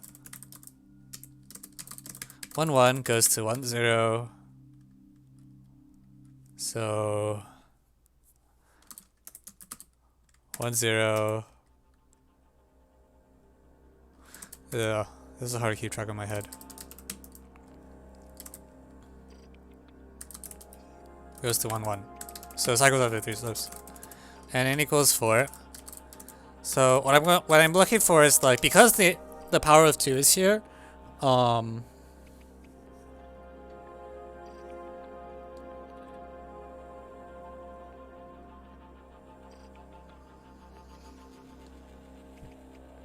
1, 0 goes to 1, 0. Yeah. One of the zeros is you have to keep track of where the what do you call it? Like which thing is doing the toggling, which is annoying. But I mean that's what the problem says.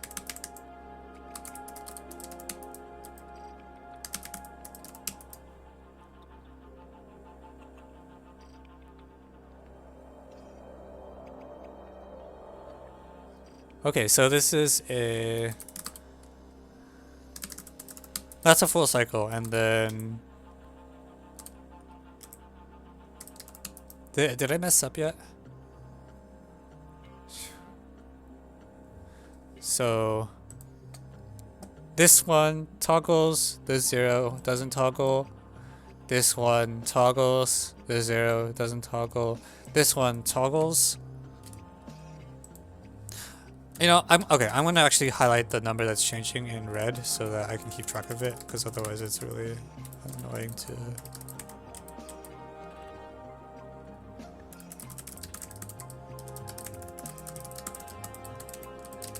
So...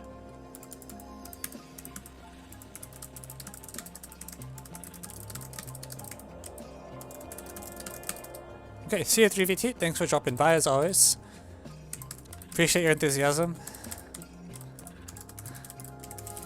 And your apparently perfect watch streak.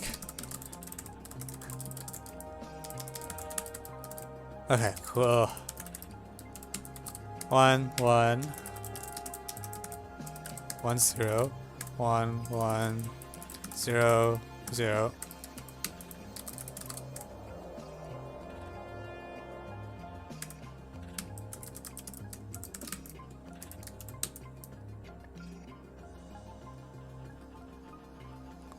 Okay, so...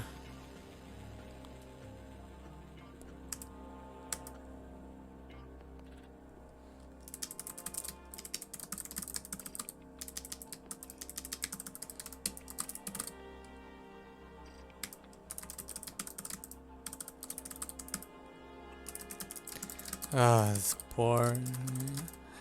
Maybe I should just write a program to do this, honestly, at this point. Also, I didn't get back, so something's wrong. How many steps have I done by now? 1, 2, 3, 4. Oh, actually, okay, so this is not as bad as... I was worried for a moment because it was like n squared minus 1 seemed weird. Actually, it still feels weird to me. Yeah, never mind, that's so strange.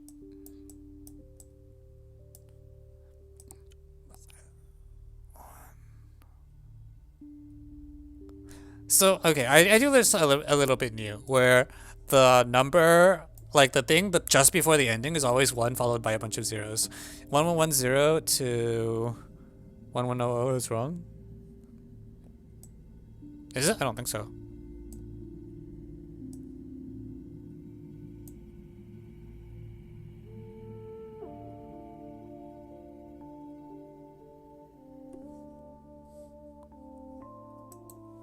Yeah, and so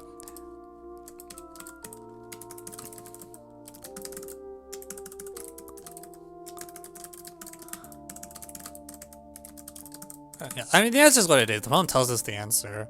It's just it feels like a weird answer to me, but also like answers are not always important anyways, so I'm not going to fret too much about it.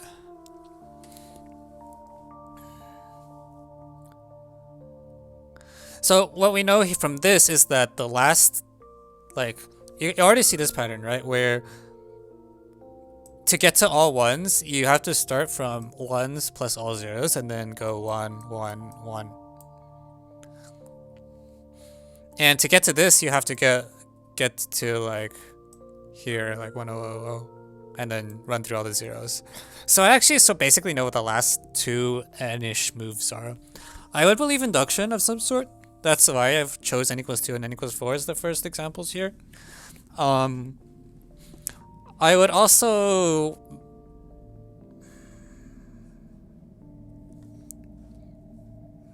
that are one right of the numbers marked red.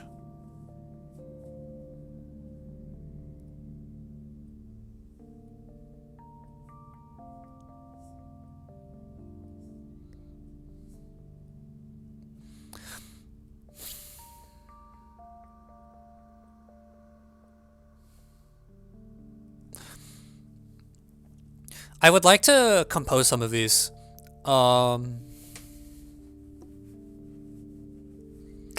Where I want to write out what happens if I do the operation n times. So if I'm at a state, a1 through an, if I do the operation n times, what do I get? So I just have to write this out. I'm going to write it out for... let's do 4 numbers to start.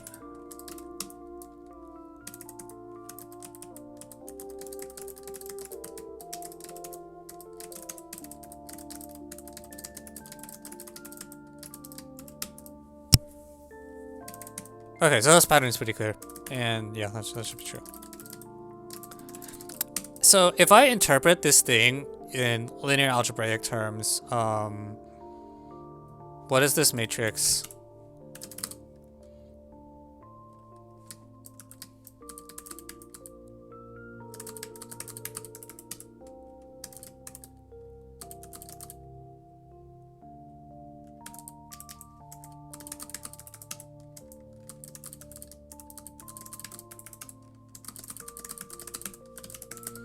This is the matrix I'm multiplying in general, right?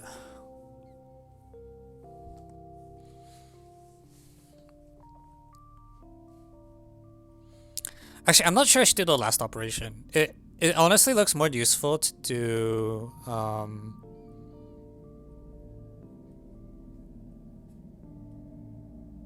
to split this into 2 matrices. No, it doesn't. Actually, you'll end up with a quirk either way.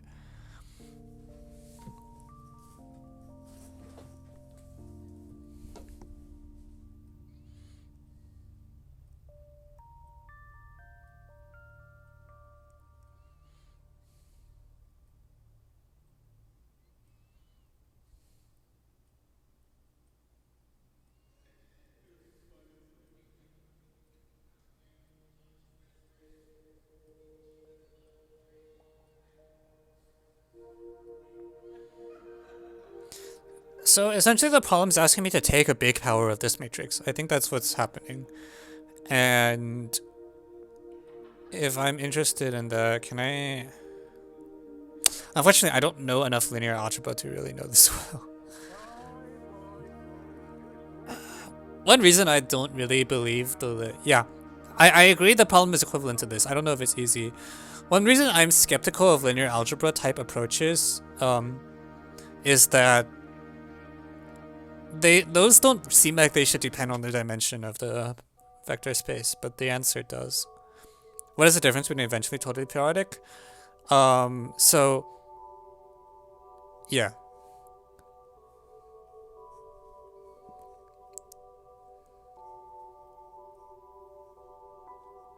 Yeah, eventually periodic means that you can ignore some finitely many initial terms.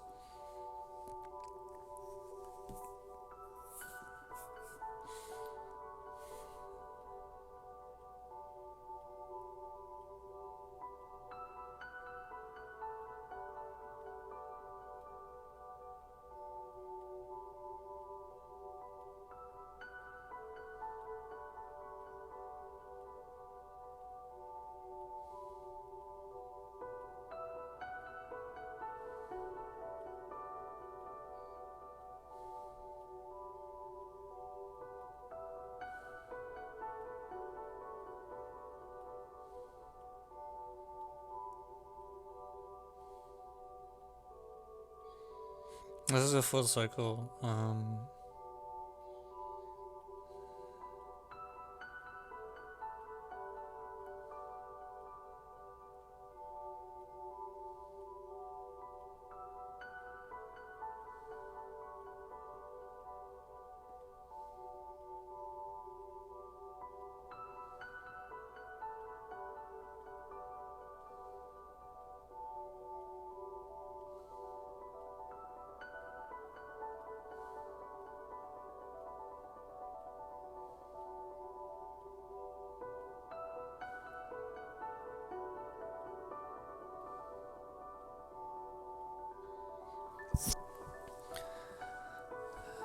So I think what I want to do is like I wrote this whole thing out like manually, but I think the interesting ones are like I want to the operations compose so much like like each single operation does so little work that really what I want to think about is like compressing it so that I'm really doing more operations at once. And I think this is the right thing to do, which means that what I'm looking at is like this thingy, this thingy. We'll look every end so that we don't have to think about this mod end thing, because the mod end thing is very distracting. So we start with all ones. We want to end with 1000. And basically I just want to look at like these intermediate things and see what's up. So I have a feeling that if I write out what it is for n equals 8, I will be able to see what's going on. So for n equals 8, the first box string is 1, 1, 1, 1, 1, 1, 1, 1.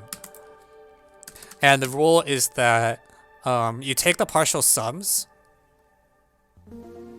and then these are the partial sums, and then these are like whatever, the sum of everything else.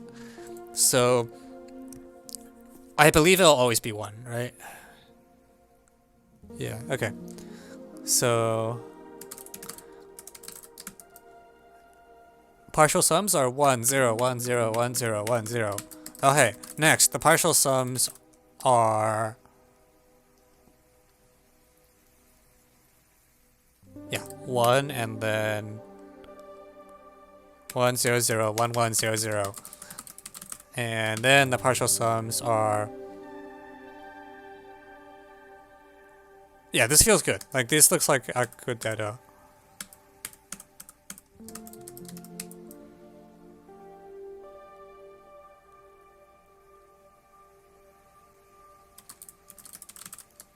Okay, and then 1, 1, 1, 1.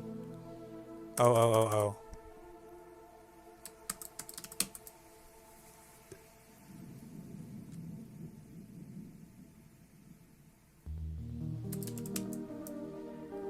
Is interpreting partial sums just binomial coefficients? Are they binomial coefficients? That would be really cool if that's what's happening.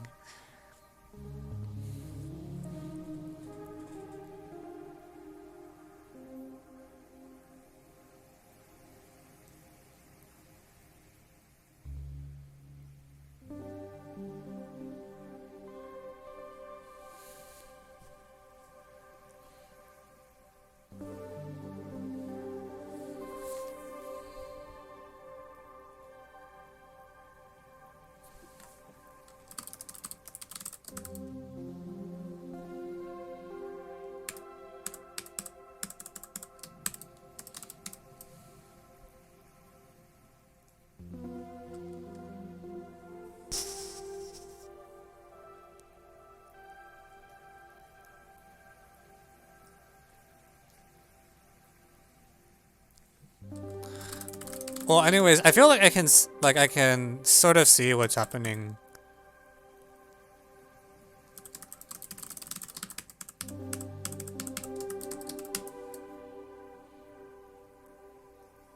Wanna be famous? Not that kind of famous. Ban.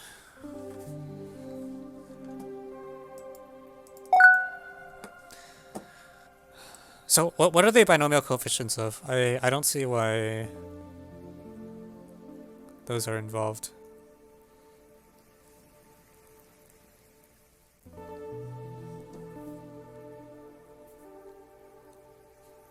Is me banning like an automated bot that I'm using?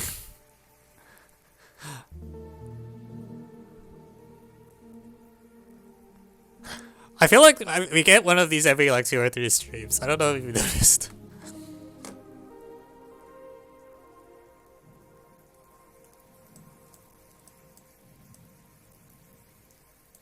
Yeah, but anyways, for n equals 8, what happens is like... Hi, Crow. Basically, like, if n equals 2 to the e, what'll happen is you get... It takes... The first thing that happens is that the ones sort of condense... Actually, I don't know. What does this look like in general? So, the second string is always 10101010, and then it's 11001100, and then 100...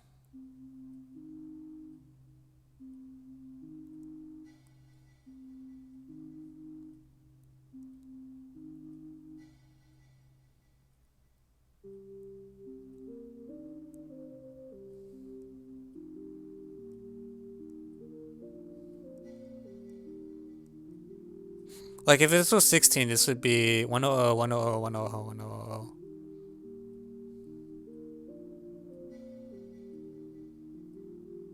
Hang on. Like, I'm trying to imagine, yeah, it has to be induction. Like, you can feel it, right? Just by looking at these numbers. Like, there's a structure here, and if I just sit down and work it out, I should know what it is. 100... Like 32, it's like, what if I have like 64 ones? Then it's 32 pairs. And then it's 32 doublet ones.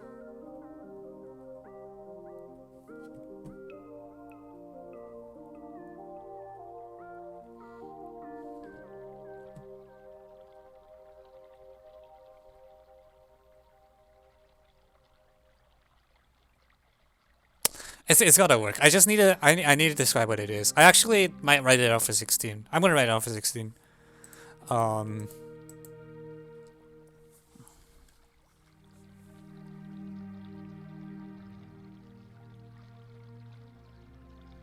The coefficients are n choose 1. Wait, what?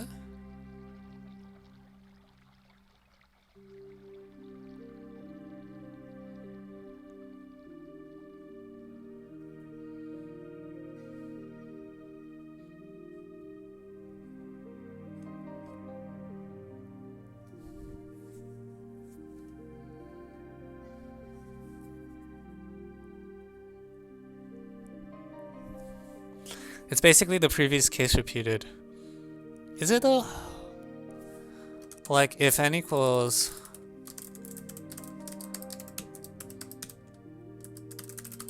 Like 1111, 1111, 1111. Yeah, I agree. The first half is like... So you always start with all ones. And then after that you get 1 zeros alternating. Then after that you get 1 clump, 0 clump.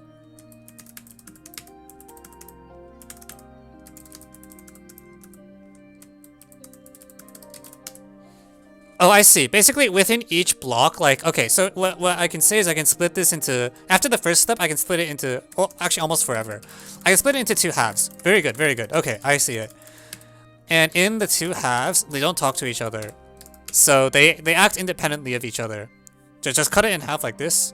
This is the n equals 16 case. And what will happen is that you'll get a repeat of the previous situation. So whatever happened, you'll eventually get down to 10000, because that's what the previous case went up to. with the additional strong induction hypothesis that there's an even number of ones, which is true because it was also divided into 2 equal halves. So the induction hypothesis is that the first time when I get an odd number of ones is here. And then it's true, induction follows through, and now I'm at this state. And now I can just work out what happens where it's, then I get a string of ones and a string of zeros. And then now it's the previous case again, except there's a bunch of zeros. Yeah, so you can just forget about the block of zeros because it's still true that there's an even number of zeros on each side. And then eventually you get... Yeah, there we go. Rigid all the way. Very good. Oh shoot. What do you mean not found? Did I forget itemize?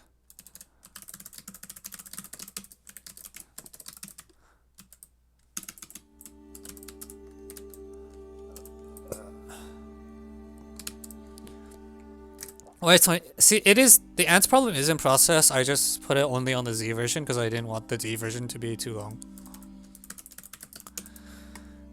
Yeah, anyways, what happens, it's like, there's one extra step. So it's the number of steps in the previous times 2 plus 1. So here, if there are 3 phases, then this one there is 7. And that's exactly what you want. So that's Sauce Puppy. Yay.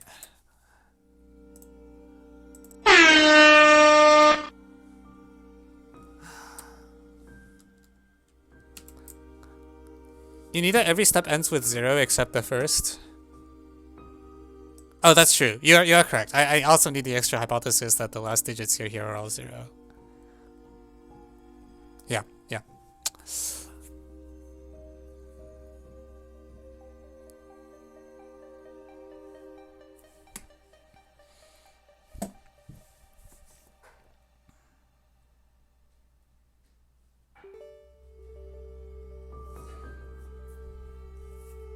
Okay, so now let's do the last part.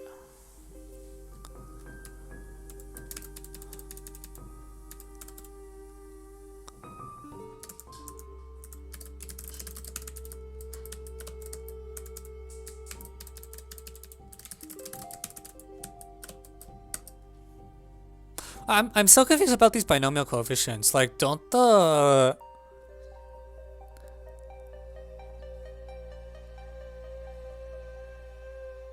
The problem is that your first coordinate is messed up, right?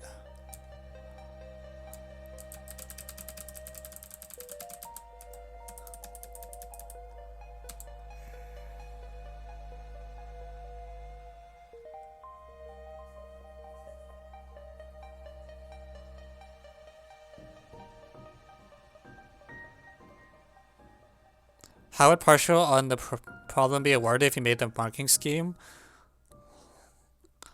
Let me solve the third part first and then answer that question. Remind me when we get to the end.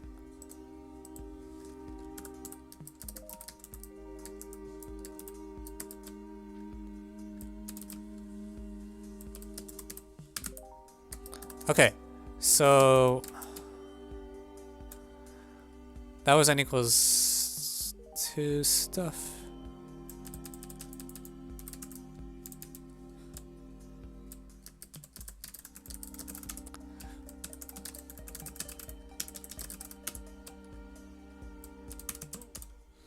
Now let's go to n equals 3 and so on.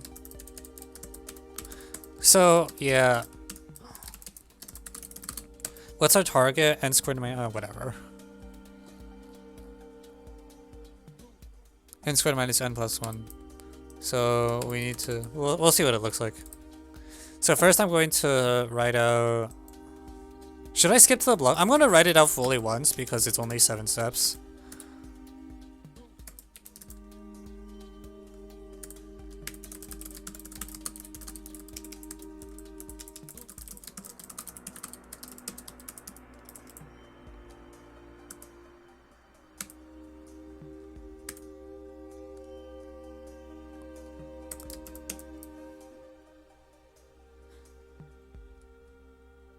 Okay, and then once you're here,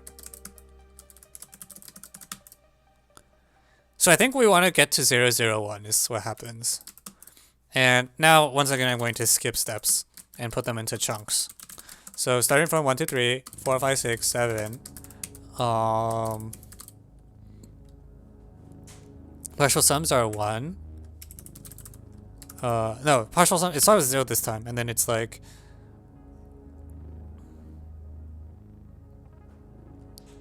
0, 1, 0.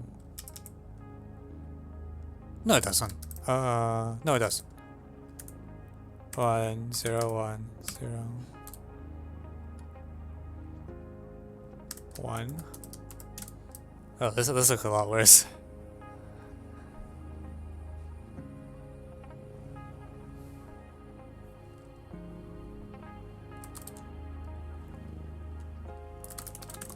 And then it's partial sums are 0, 1, 1, 0, 0, 1. And then the partial sums are... So it looks like this time the ones are the ones that are always... Like the rightmost bit is always 1. That seems like it's gonna stay true the whole way. Why is it not 1, 0? Did I screw up?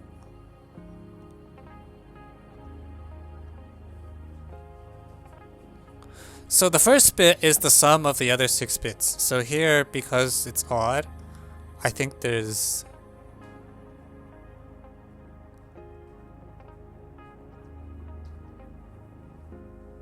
Yeah.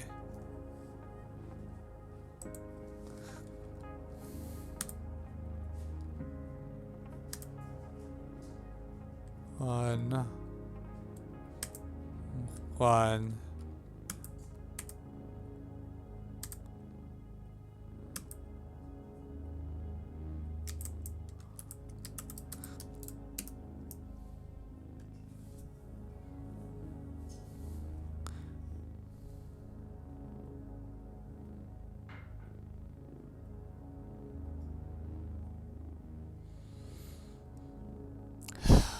Oh man. Lame. I hope I'm doing these partial sums correctly.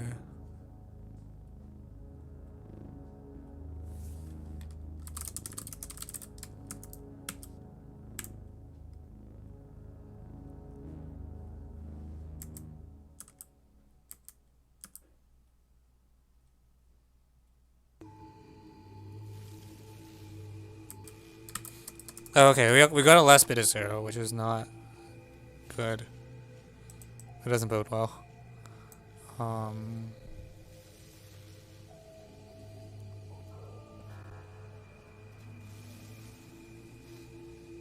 What the heck does... Wait, what? I'm so confused now. I think you may want to stack these, like...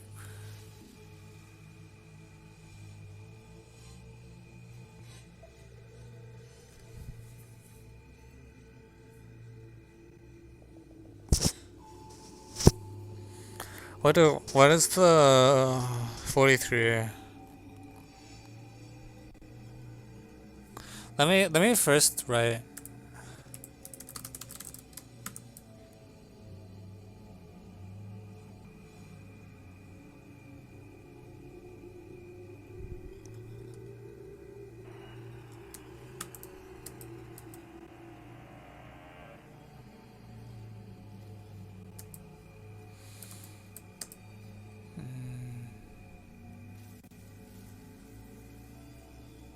Okay. Let me actually look at the binomial claim. So you claim that after Cn steps, the kth term is the sum from I equals 0 to k minus 1 of a sub k minus 1 times c plus I minus 1, which is I.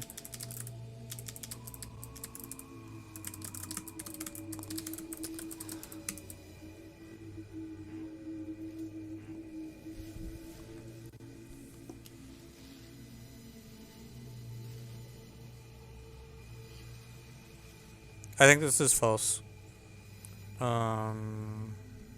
When you take k equals 1 and c equals 1.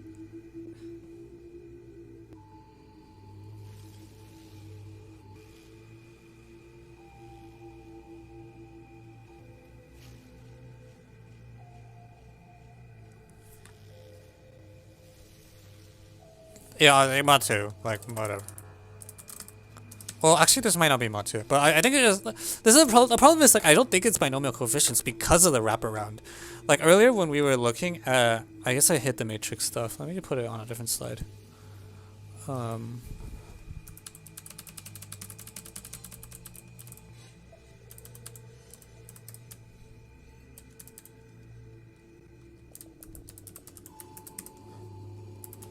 Yeah, like the reason these nice things are not going to work is because of that first term. Like that issue from the first term is going to propagate.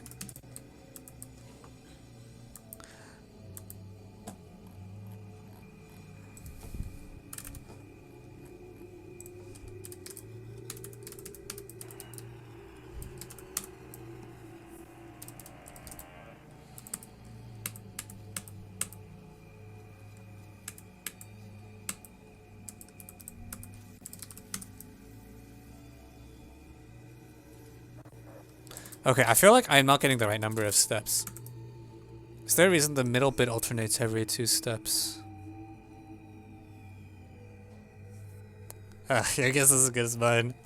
I don't know what's going on in this problem right now. I also don't... I feel like I messed up. Like these don't look like they're going to get the right thing in time. Because we know the thing we want at the very end is like all zeros plus a 1. Right? We want to get there in...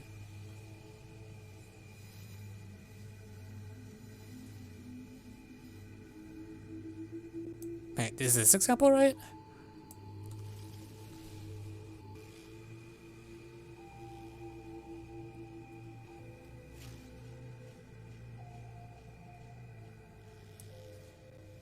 No, yeah, that's correct.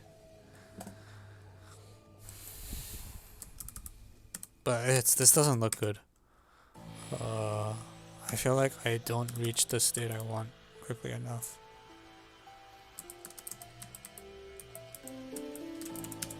The 5th one is wrong. 1, 2, 3, 4. Okay, yeah. 0. 0. Yeah, this should be 0. Okay, thanks. That first bit is... I should like write...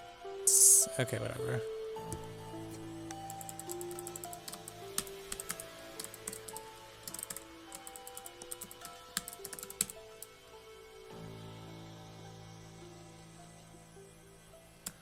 Zero, zero, zero, 1, 0, 1, 0.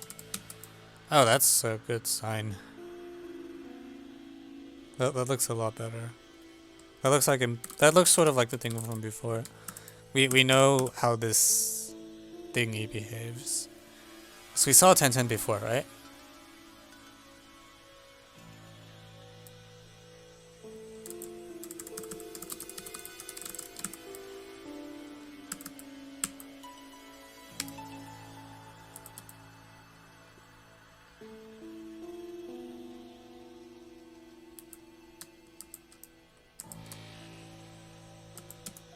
No.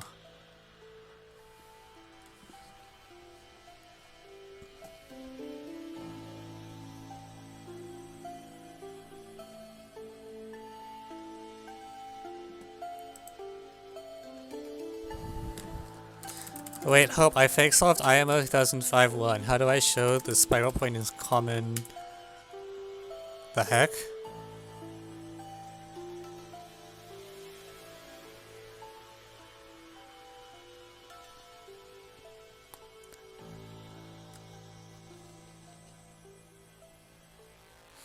I don't know what you're doing. I would just take the...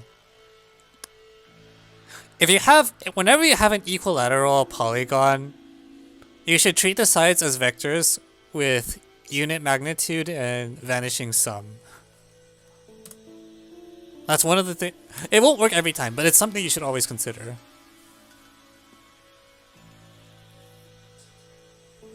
Okay, back to this. 0. And then 0.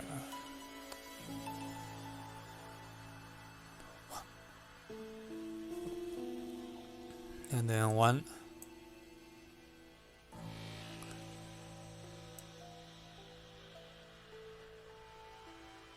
Oh.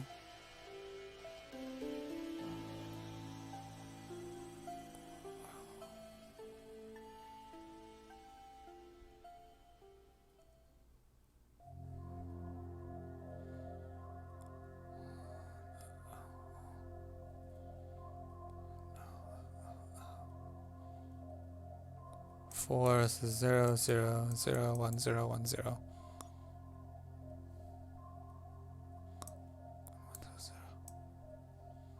I'm confused. How many steps are we expecting? We're expecting n squared minus n plus 1, so 43. So 7, 14, 21, 28, 35, 42. It's not just finishing one step. What?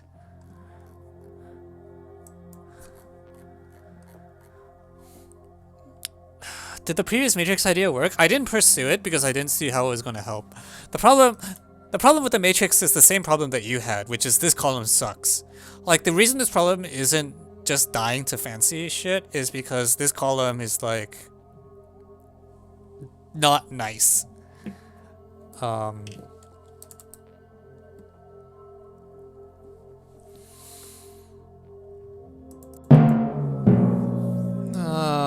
my god. I'm so No! Let's see with the k plus 1. No! No! No!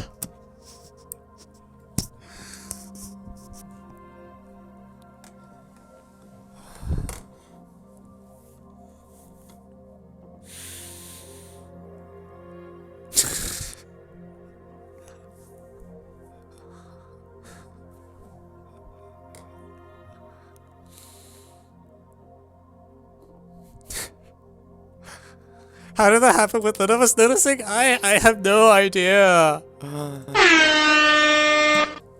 Alright, let's start over. Fortunately, n equals 3 example I can still use. But oh my god, jeez. Try again.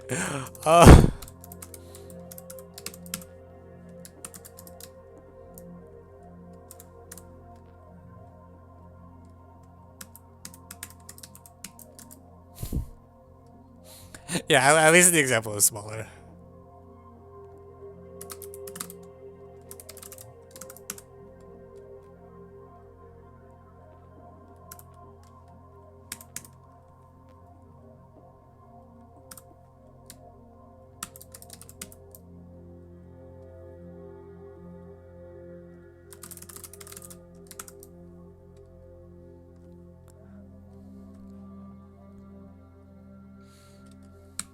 See, now the first bit's always 0 and everything's magical.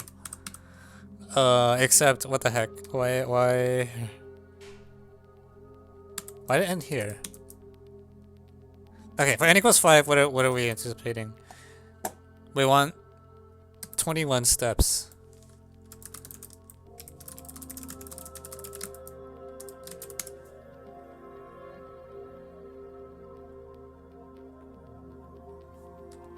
I guess if you have a 1 in the middle, then...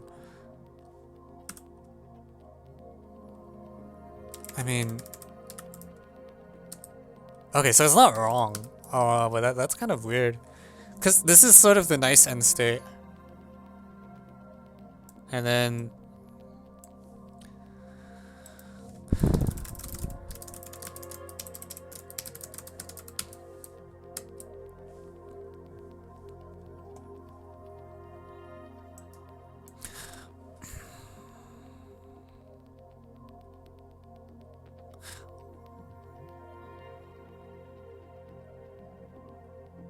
Honestly, it might be like it's like 0, 0, and then starting from the third bit, it's this. I'm gonna write down n equals 8. I have a feeling that's what he... Yeah. I have a feeling n equals 9. I have a feeling that might be what it is. 1, 2, 3, 4, 5, 6, 7, 8, 9 ones to start. We open up with 0, 0, 1, 0, 1, 0, 1, 0, 1. Yeah, okay, this is just the same thing. Where there's like... The second bit is a special 0, and everyone else is the same as the n equals 8 case, right? Because as long as this has an even number of ones in every position, this bit is always 0. As long as it always ends with 0, this bit is always 0. So it's the same thing.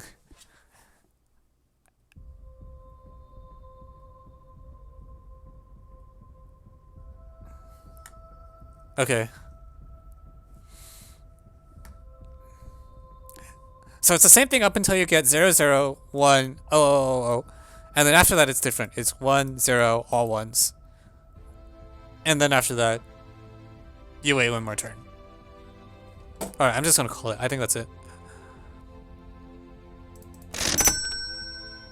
I don't think there's anything else. It's the same thing as the previous place.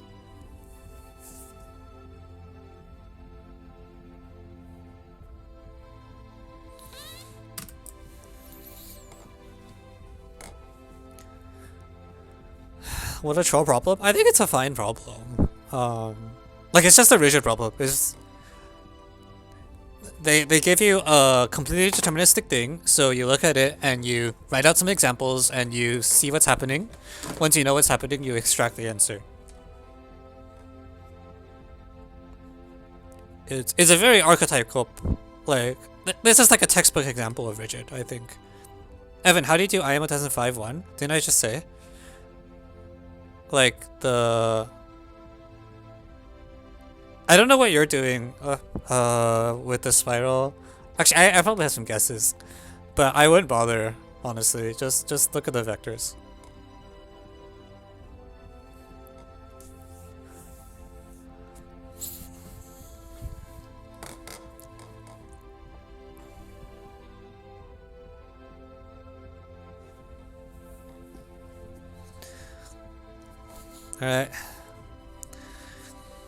Alright, thanks everyone. Hope you enjoyed. Please read problems more carefully than I did. And yeah, see you next time.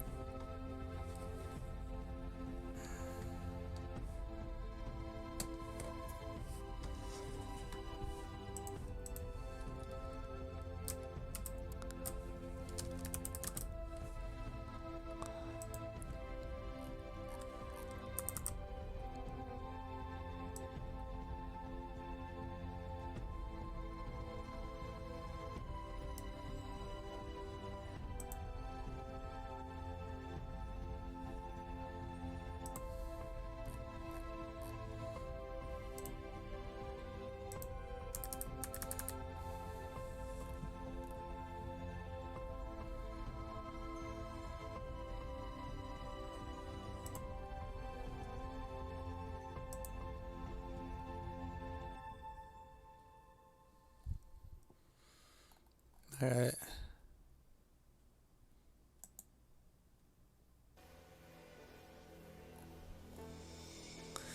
Okay, what did we say we're gonna do next? The Geo and the Elg?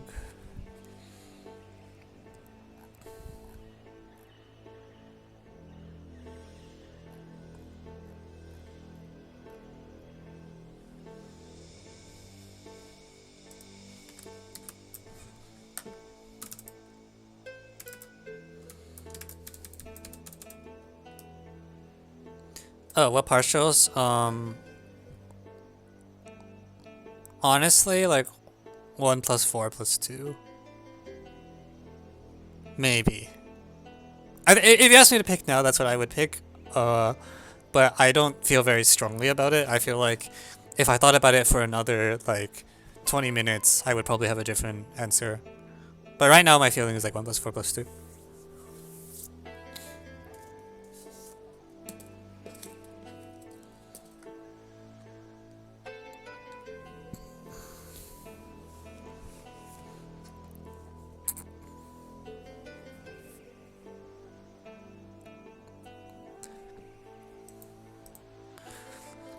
I'm not looking forward to writing this one up, I have to say. This is going to take a while.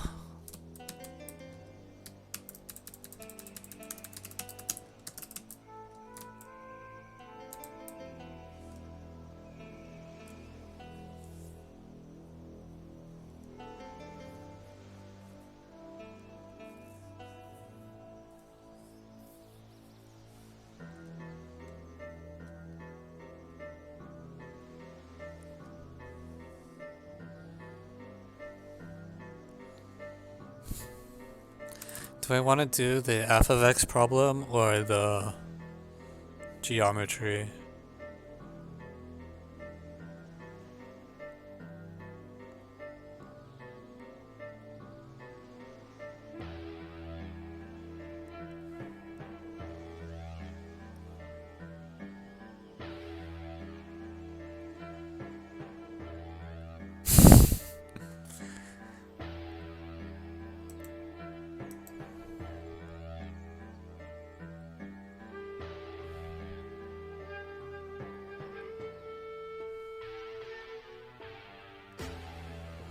The geo is conditional. Alright, we'll do the geo because Kaina says it's so nice.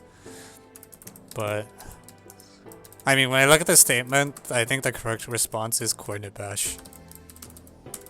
But we'll pretend we don't see that.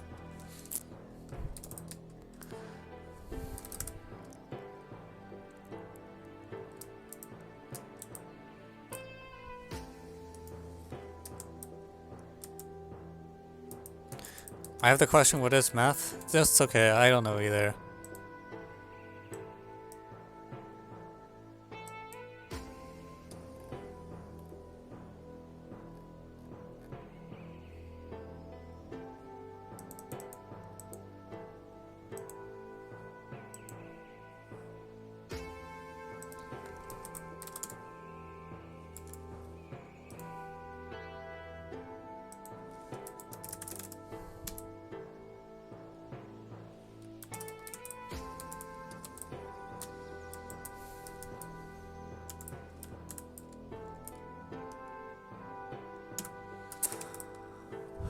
Wow, so many run requests.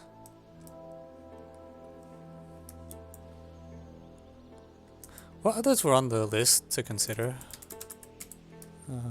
Okay. Okay, YouTube intro.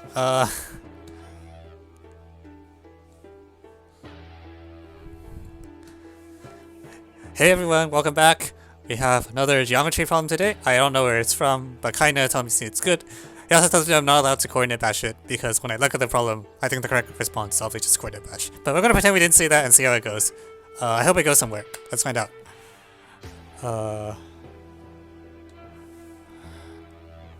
So, I have a quadrilateral with perpendicular diagonals, which are definitely not the x and y axis.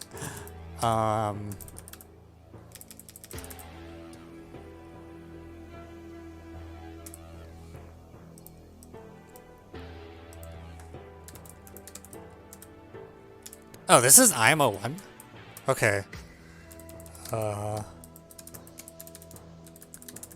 Wait. Really? This is supposed to be easy? I feel like when I saw the problem, it didn't look like it should be. I don't know. Maybe I'm just too paranoid. It's like the... Why didn't B show up? Hey, hey, hey, get over here. The heck? Jajabra! What are you doing? What? No, I just want 4 points. Whatever. We'll do it this way.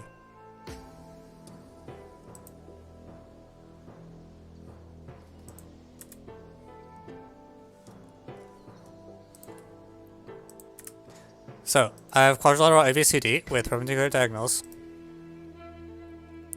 And I let the perpendicular bisectors of the opposite sides AB and CD meet at P.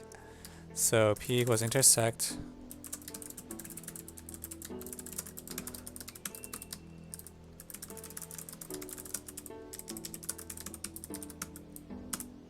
Cool. So that happens. We'll draw AC and BD because we care that they're perpendicular.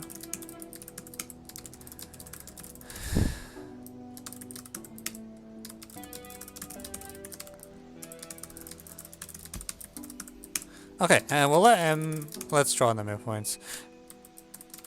You really expect me to not coordinate bash this problem? Oh my god.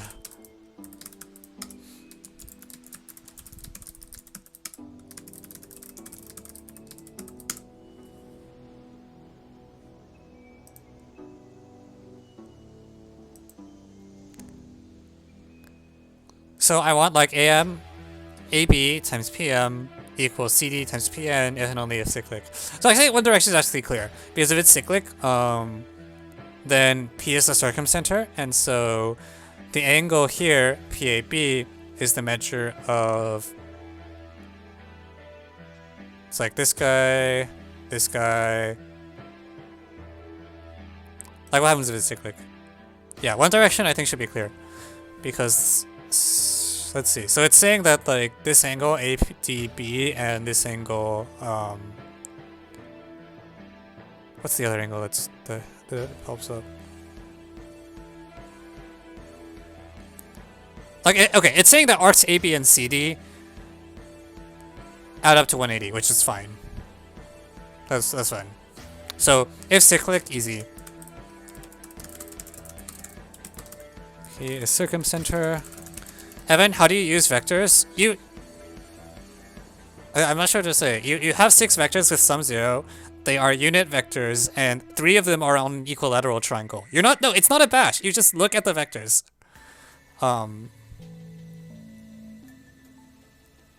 Write down 6 equalities. Why are you writing 6 equalities? Wait, what? You have 6 vectors. They add to 0. They're each of magnitude 1.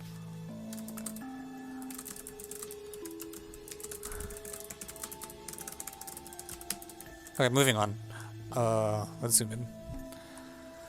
So now, what if they have equal area?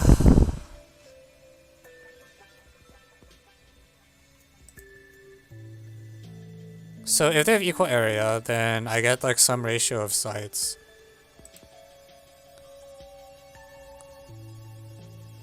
I have some right angles.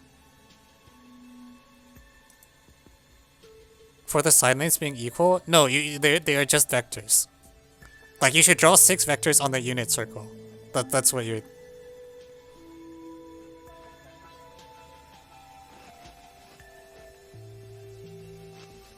Actually, okay, just go on my website and read the solution at this point. I think if you're not seeing it now, you're not going to see it for the next hour either.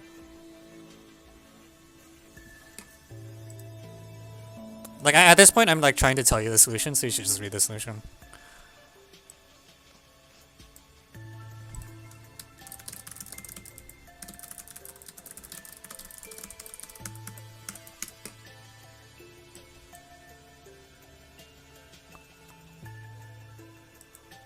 Opening file failed? What file? What?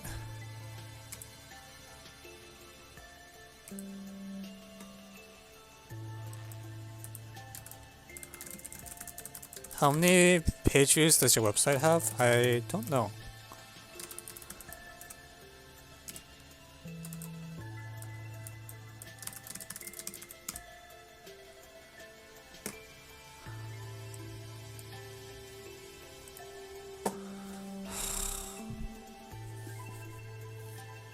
Yeah, actually, I haven't checked the statistics on that in ages. Let me pull it up. Just out of curiosity.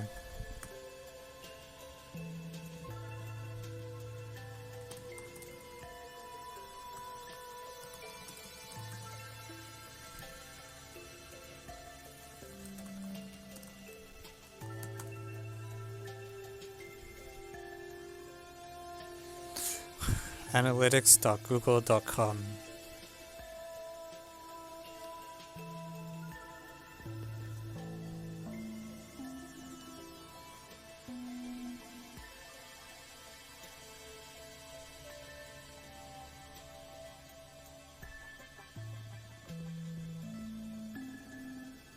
Wow, there's so many numbers.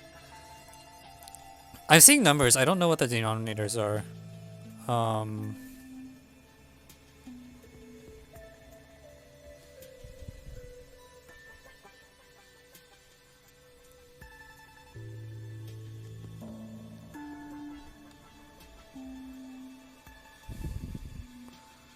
Wow.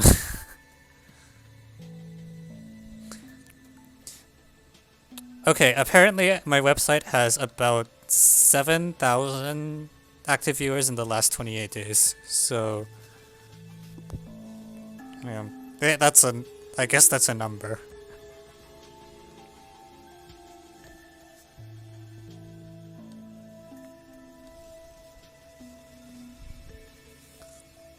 Right now, there's one person actively viewing the site on their cell phone. Viewing Olympia.html. Why did you choose to make a WordPress blog instead of an OPA Alps blog? Why would I want my blog to be on like harder problem solving? Like the link, it looks terrible. Like, also I think the features aren't as great. Oh my god, I was about to reach for the ban button until I realized that was just you guys messing around. I just saw all the symbols and I was like, oh well, here they are again. PM times DC equals AB times PM. What does that do?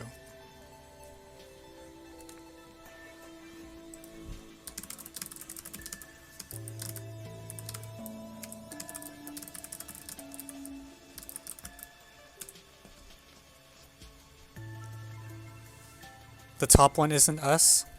Wait, where? Oh! Oh, there's...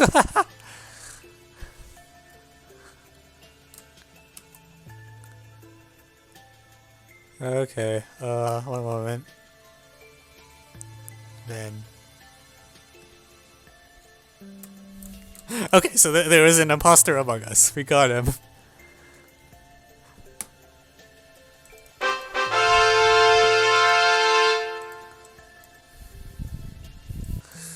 Alright, let's see.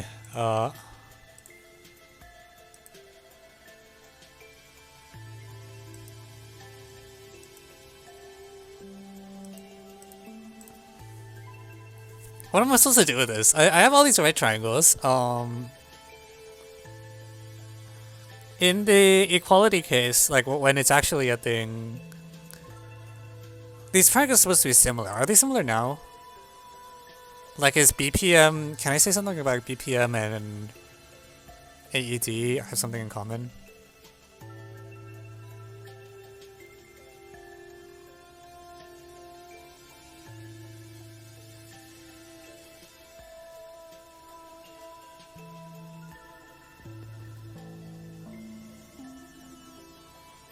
So the lanes I actually know are like AB versus DE.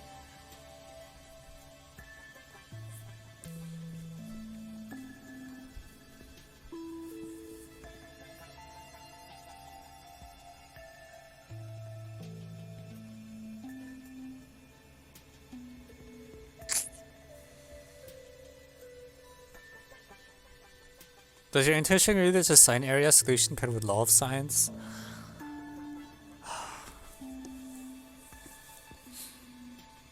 I think I'm neutral to that.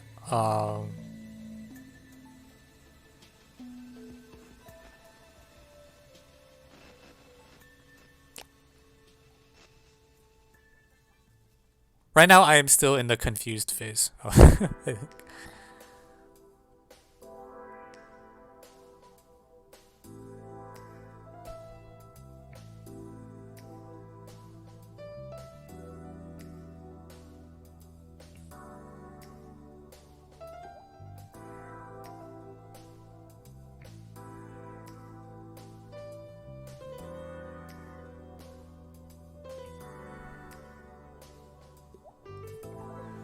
Is PBD isosceles?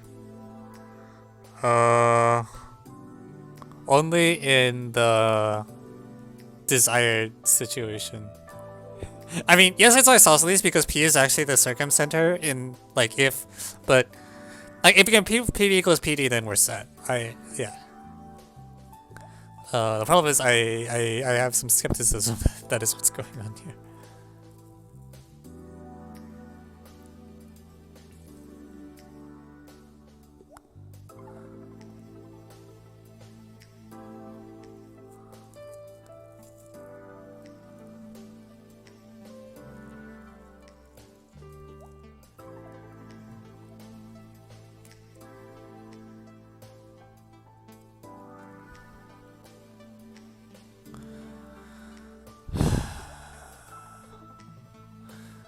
Maybe I do want these points. So I've been staring at these points for a while.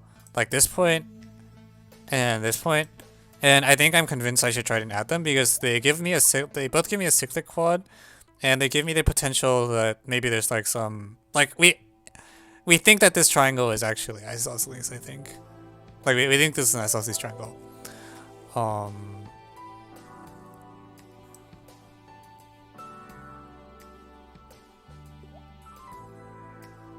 well,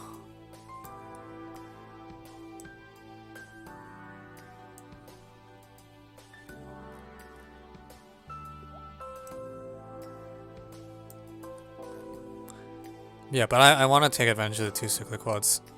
So, what if I consider the locus where PAB equals PCD? That will give you, what is that locus actually? I feel like I should know what it is, but I don't remember off my head.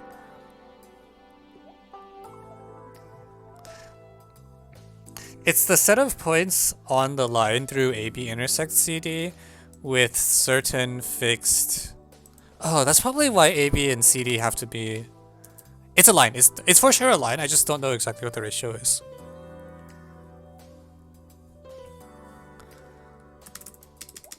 Yeah, that does feel really good though, because I do... If AB and CD are parallel, the problem is like kind of broken. So I do kind of want to use the fact that they intersect.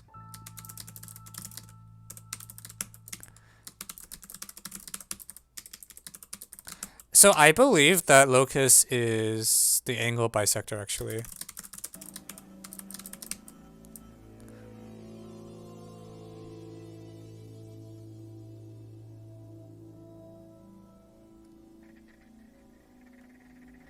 I thought PAB equals PCD.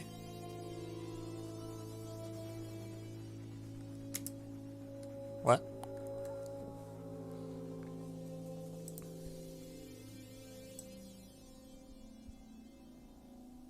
Oh, it's rocky. So in the equality case, or equality case is not really the word. In the desired case where they're actually cyclic, this is what the picture is supposed to look like. Hang on, no. Is it angle bisector or something else? What's the locus? Doesn't depend on AB and... You're right, sorry, it's just a line. It's not the angle bisector, I'm thinking of a different thing.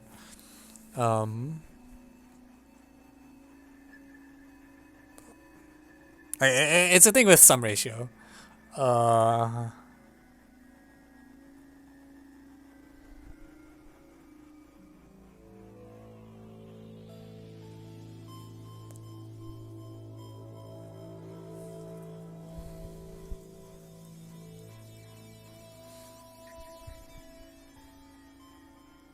Okay, forget the angle bisector thing I said. I'm just being silly.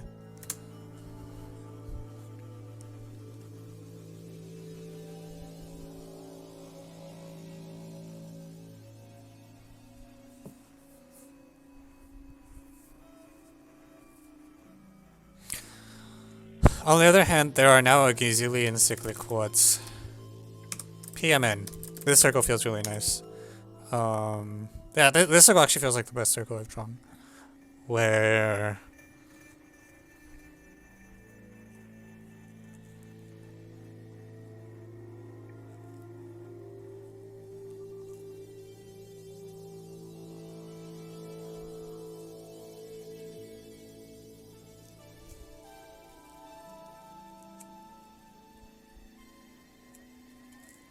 So I want to use this area as equal condition somehow, and what can I do? Yeah, I know this problem is asking to be coordinate bashed, but I've been told the solution is good, so I'm like trying to not do that. Eventually, I may give up and just resort to that.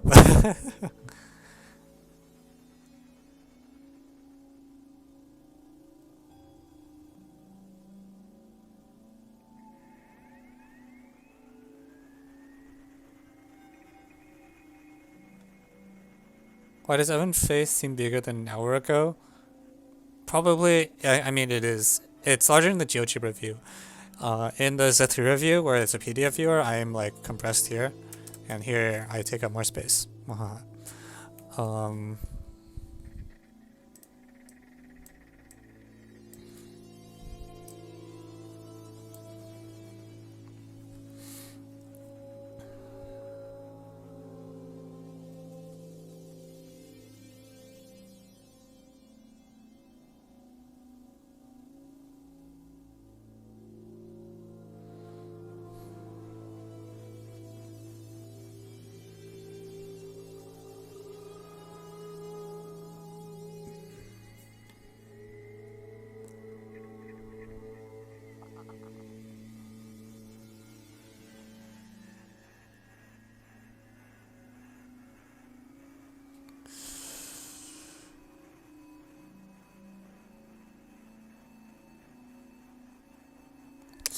I haven't used the fact at all that this is a right angle here. I would like to use this at some point.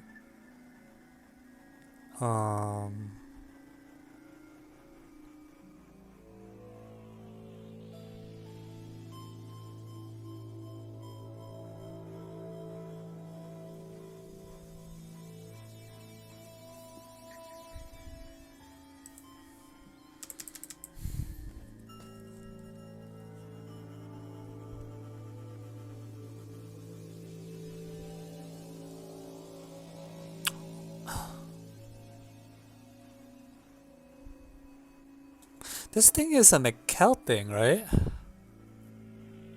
I've seen this picture before, actually. This is like... How does it go?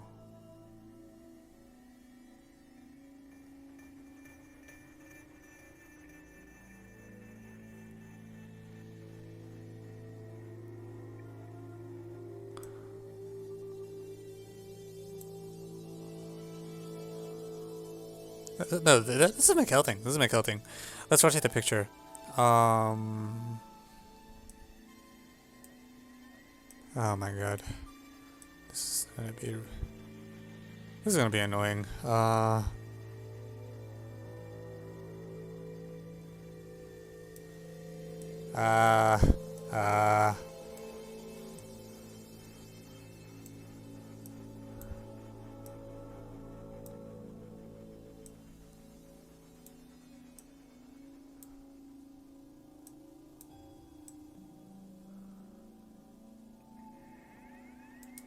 This looks so bad.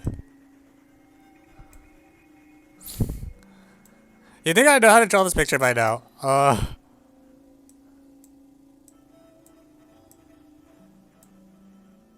are they stuck? Why can't I move this?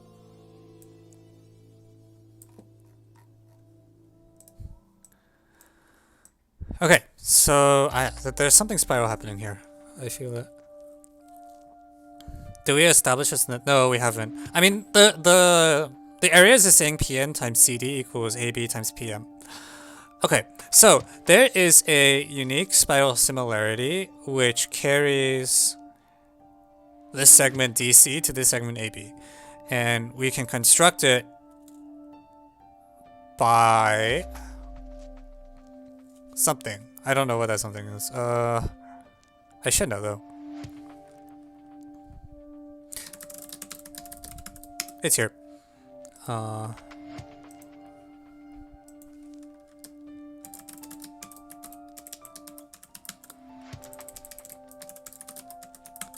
So there is a unique spiral similarity centered at this point Q. It is the McKell point of the not necessarily cyclic quadrilateral NCBA. This spiral similarity carries C and B to BMA. That's fine. P also lies on this circle, so something might happen real soon. Yep.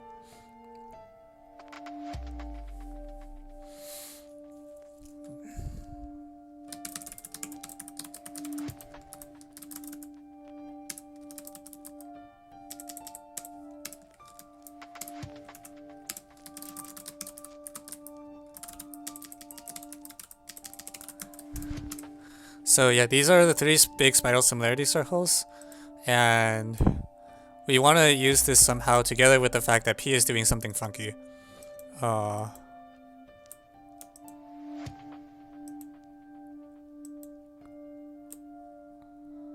color them, let's color them green.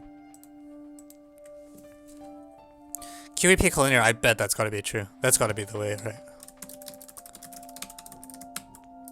No, really? Okay, never mind. Oh, wait, no. QEP are collinear if the... I see. So if they're cyclic, they should be collinear. So...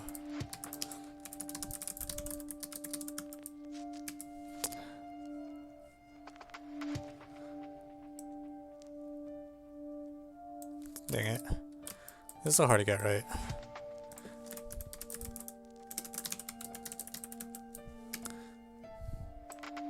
So in the equality case, yeah, QP should be collinear.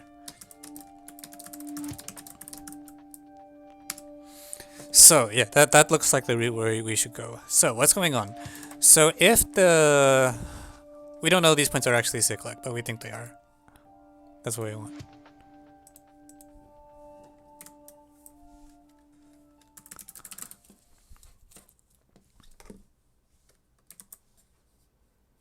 So let Q be the McHale point shown. And what we know is that Pn times CD equals PM times AB, or equivalently, Pn against AB is equal to PM against CD.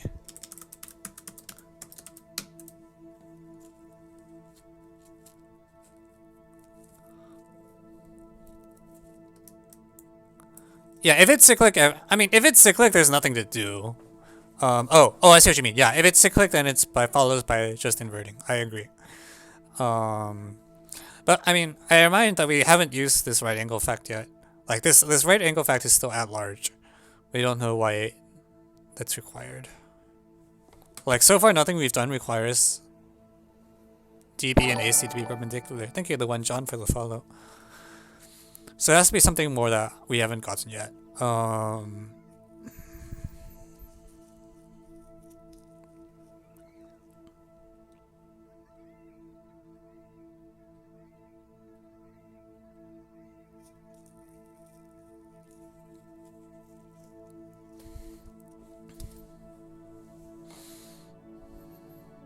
Power of a point on E. That could be a route, yeah. You somehow transfer the information from P onto E or something. I feel like this Q feels really good because it locks in the, like we have 5 points on this circle. So it sort of locks a lot of the important ones in.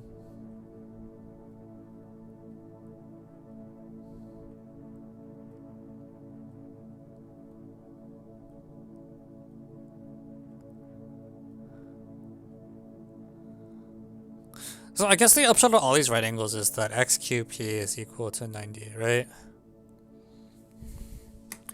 I guess we should draw that.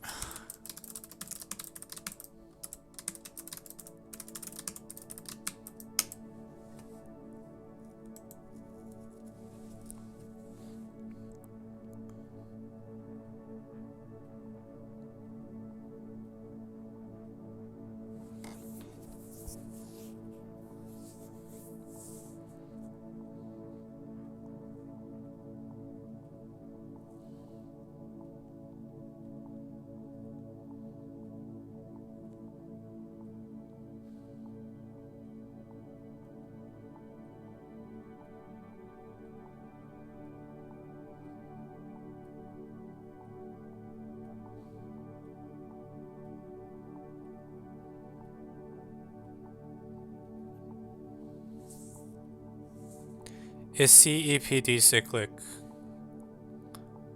Nah, really?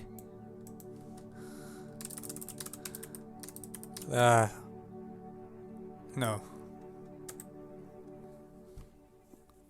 E is the McHale point though, so that gives us a, or not, Q is the McHale point, so there's a bunch of other things that are true in this picture that I haven't pursued.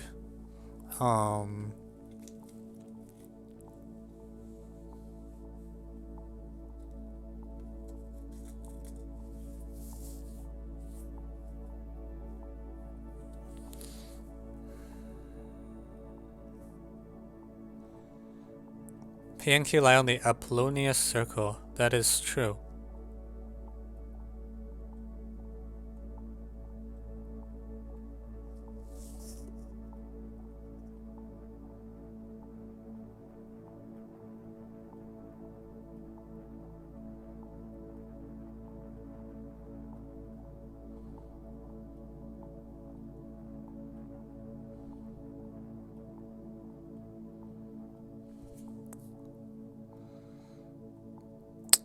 How can I use the right angle?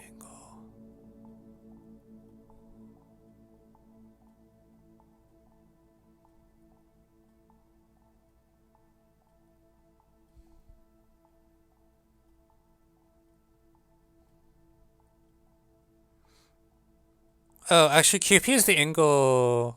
No, no, no, no. There's an angle bisector somewhere. Hang on, where is it? No.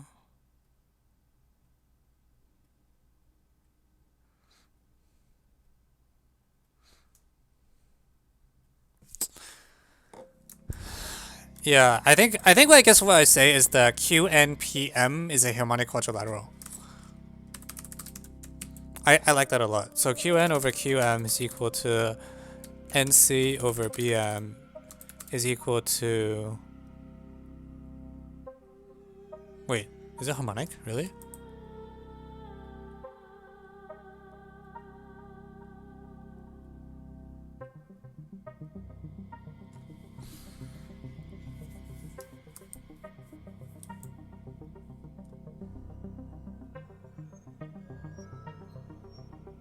It's flipped, right? It's like MP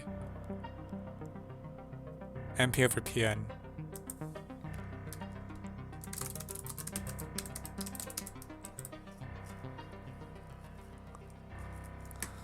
Wait, am I crazy?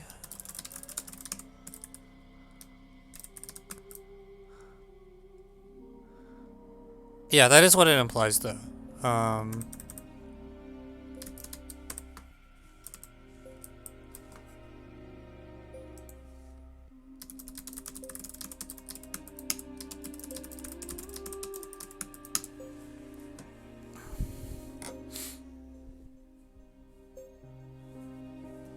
Yeah, so PT always bisects.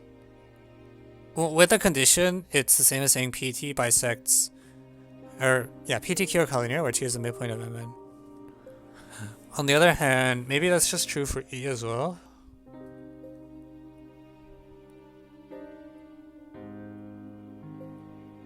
Like, is...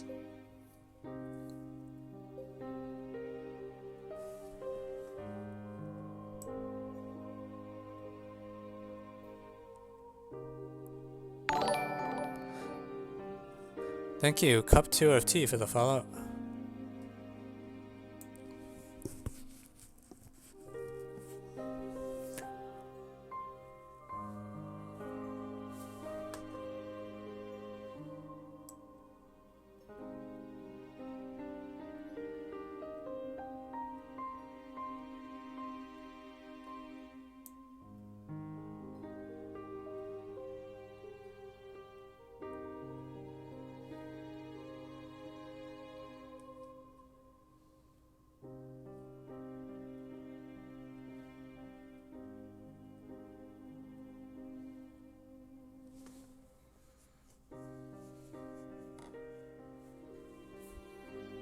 Yeah, I have the same thought that it's a parallelogram, but I can't see why. Oh,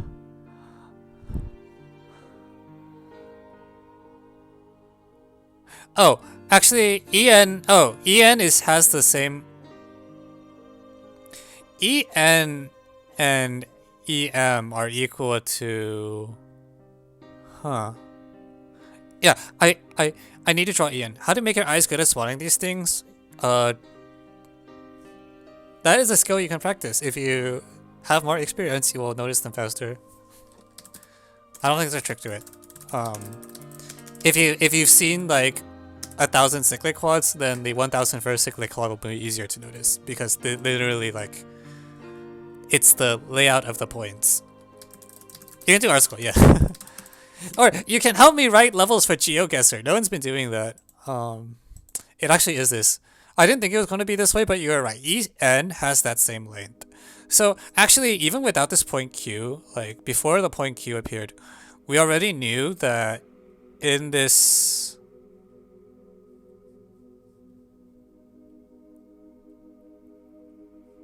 They have the same ratio. Like EN is equal to CN is equal to DN as well.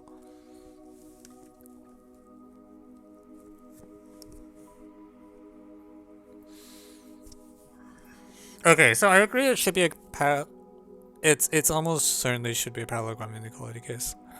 In the generic case, we know already that... What do we know? What do we know in the general situation? And it's so hard because it's conditional, so I can't test my hypotheses. But in the general case, we know that en is equal to, so this times this equals this times that. How fat lot of good that does. I still haven't used the fact that it's, now I've used the fact it's a right angle because it transfers the lengths to E.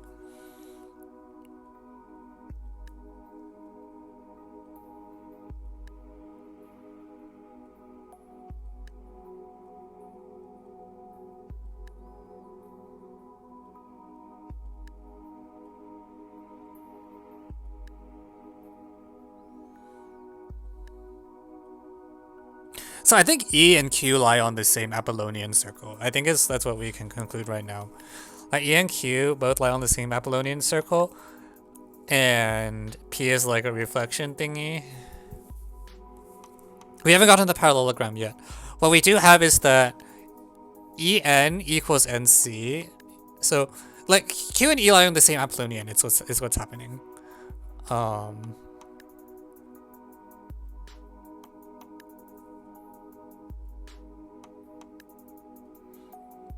Like Qn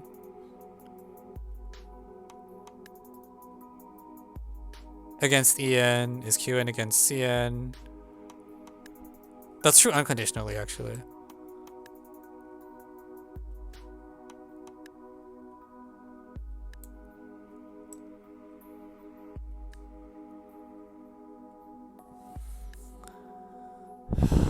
Before. We don't have the parallelogram yet. I actually have not. I don't see why it's true, but I strongly suspect it is.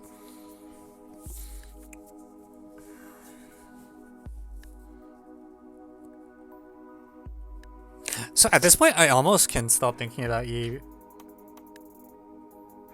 B, C, D, right? Like I can almost stop if I feel like I almost don't need A, B, C, D anymore.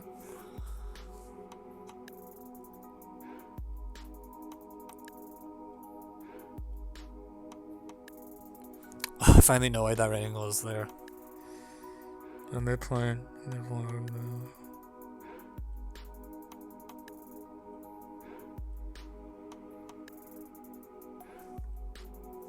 E is the orthocenter of XMN. The heck? Oh, I mean, a posteriori, yes. Is it true a priori?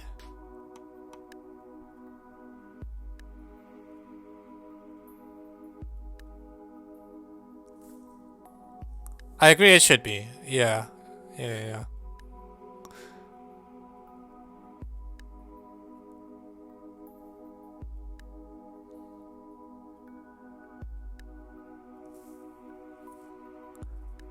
Mn is the radical axis by adding E and M. Can we not just calculate the lengths? I mean...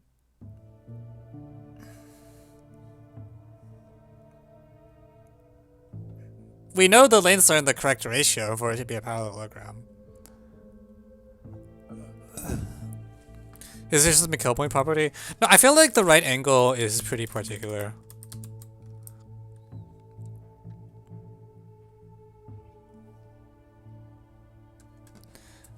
What has happened since then? We are doing this geo. IMO1 geo. Apparently it's an IMO1!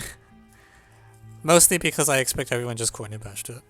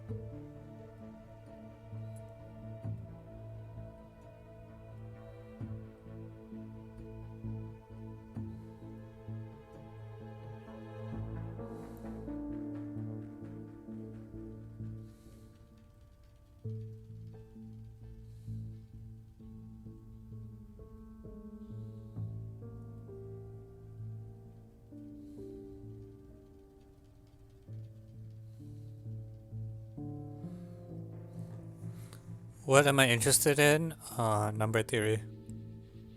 Professionally. But I don't know anything.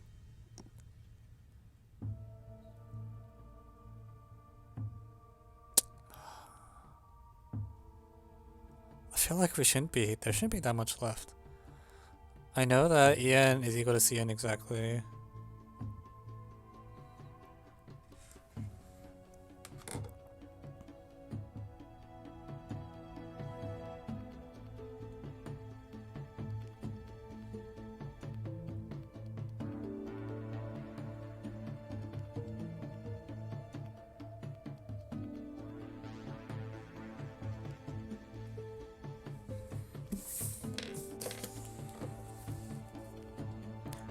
On triangle XMN. What's the hexagonal lemma you're referring to? Which one? Oh, that one!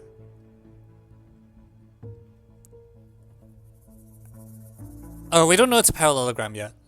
I guess if I could show the cyclic, then it would apply.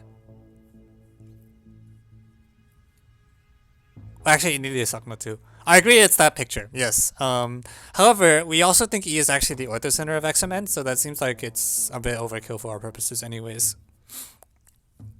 Like, we don't have the parallelogram yet. We only know that, like, En against Em is, like, this against this is, like, equal to this against this. I know that PT and Q are linear.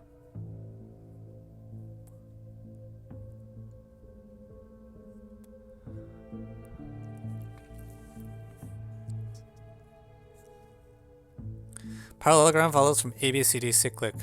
We don't know it's cyclic though. Like, that's what we're trying to prove. Yeah, the right angle I think is definitely there so that En is equal to NC equals ND. Because that right angle seems like too awkward to use otherwise.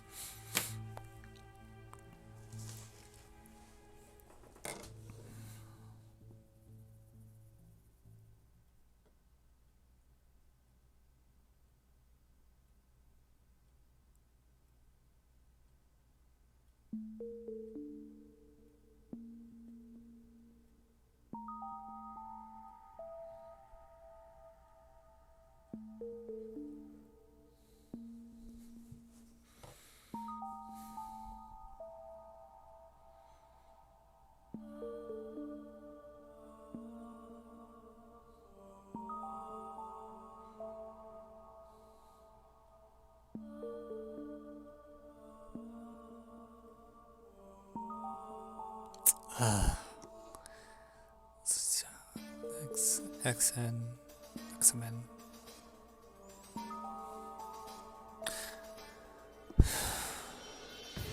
Maybe I do need to chase some angles as well.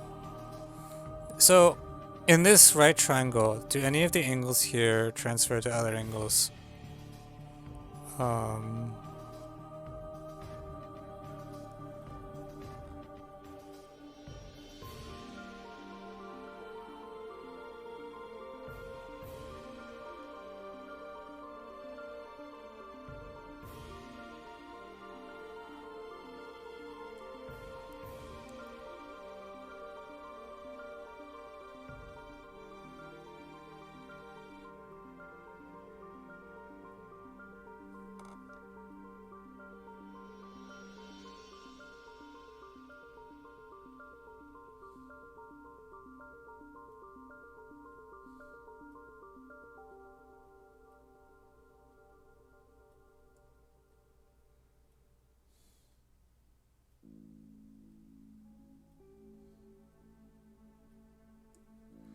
Which direction are you trying to show? We want to show it's cyclic.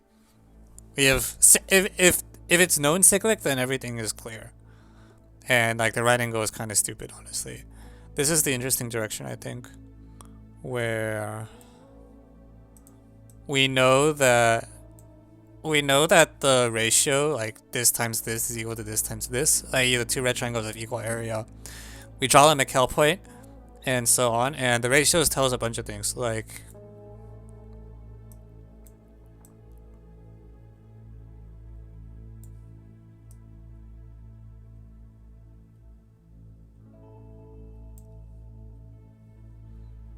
these points are definitely like they are going to be collinear. I don't know if that's the route we want. I feel like the point Q is good though because it passes it brings all the points like X, N, P, M onto one circle.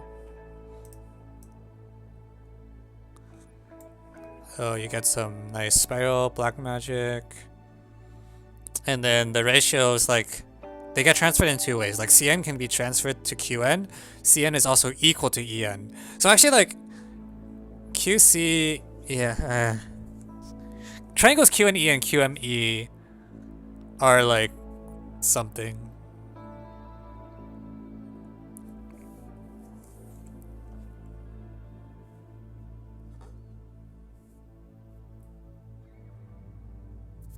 How does the info about size line?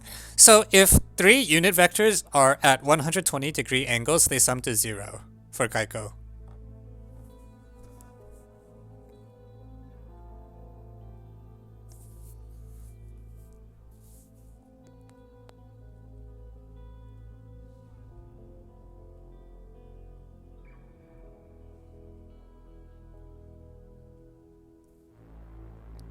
So the other three also sum to 0, so they are also at 120-degree angles. Are the angles concur?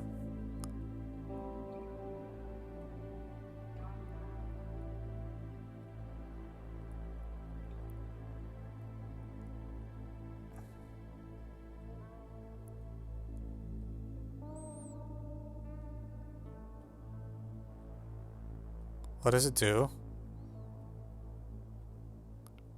I think you should just look at the solution on my website. Like at this point, like you're definitely just not seeing it, and I'm trying to just tell you the solution. So look at the nice write-up.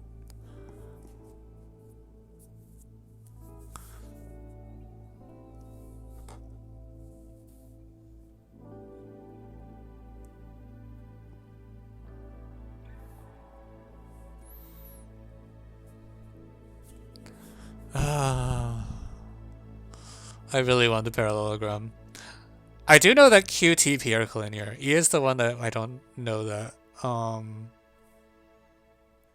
What is the locus? It is a line passing through X with ratio something something.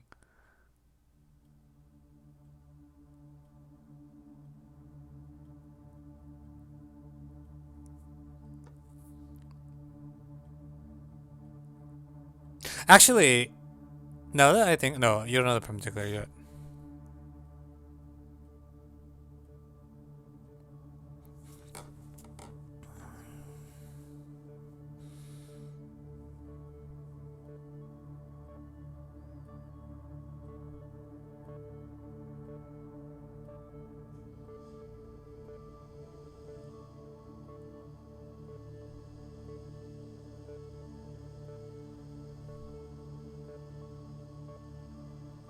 This is an IMO one, Jesus.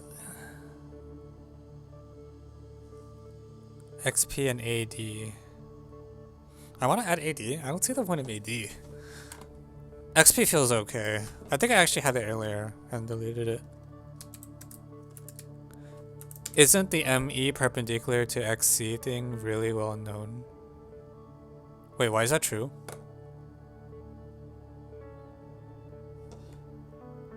Wait, is this well known? Wait, what did I miss?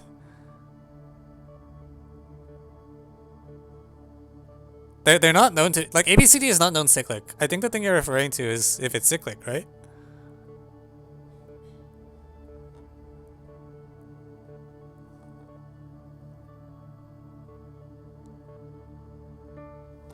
Yeah, I agree. I had that thought when I first saw it too, but yeah, it requires a cyclic condition. That's what we're trying to prove. I want to fandom point it.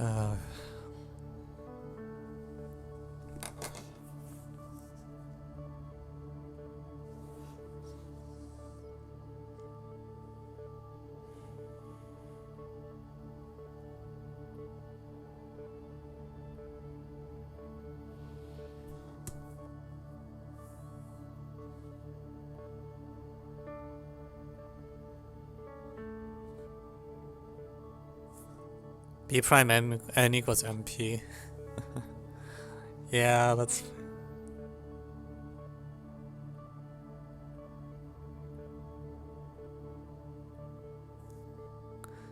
What if E prime is the orthocenter and show E prime equals Z?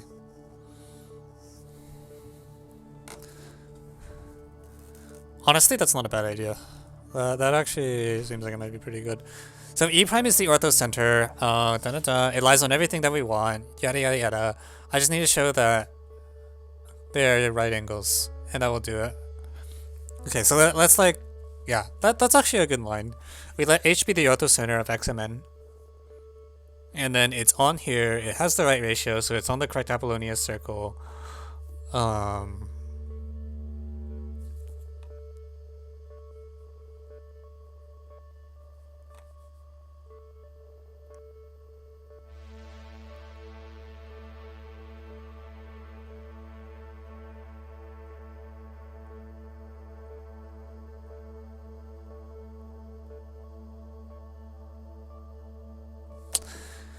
Can I...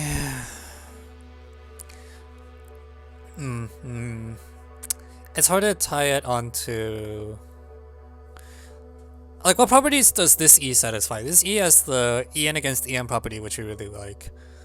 And we need one other thing that we don't have. I think we need one other thing it satisfies. Like, right now, E is some point that's on a circle passing through Q. Most of those points won't have right angles.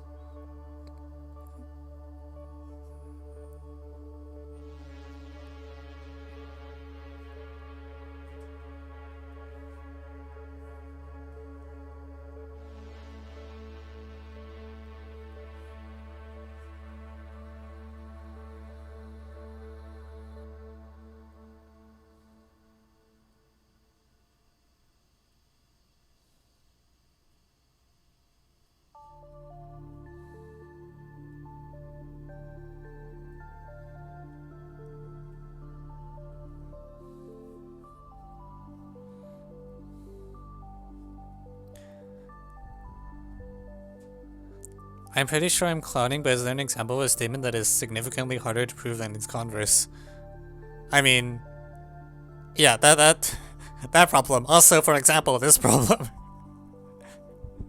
There are examples, they're rare, but they exist. But like, I mean, we've been here for like a while.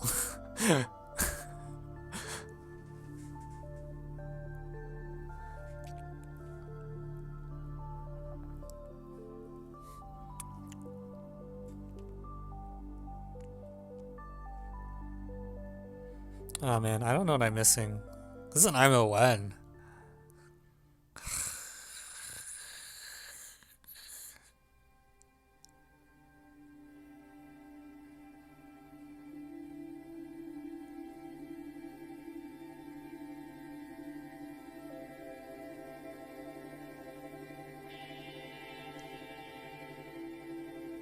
DPC intersect APB. You want the other make-out point? I'll draw it. Yeah, in contest you definitely just coordinate match this. Like, it's just asking for it.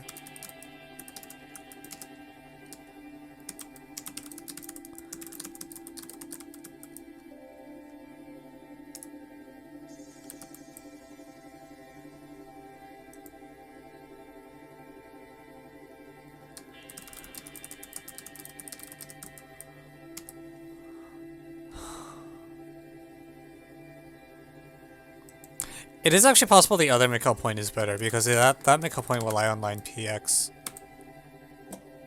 But the problem with that make-out point, like, the problem with this make-out point is that it doesn't, lie on the green circle. Like, it doesn't really let you use the midpoints.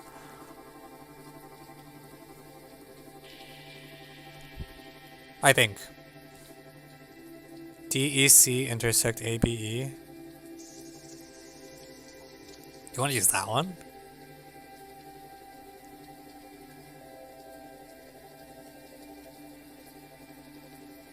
Okay.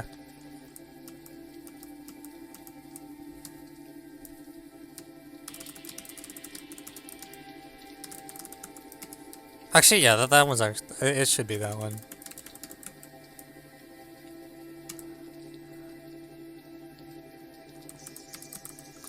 Oh my.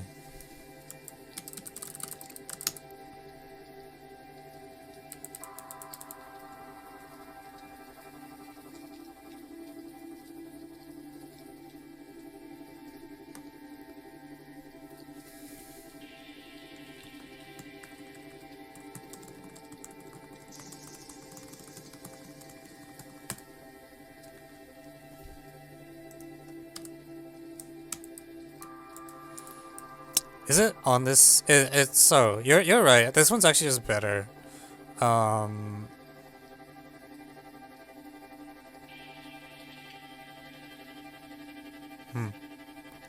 So this point should also lie on the MN circle.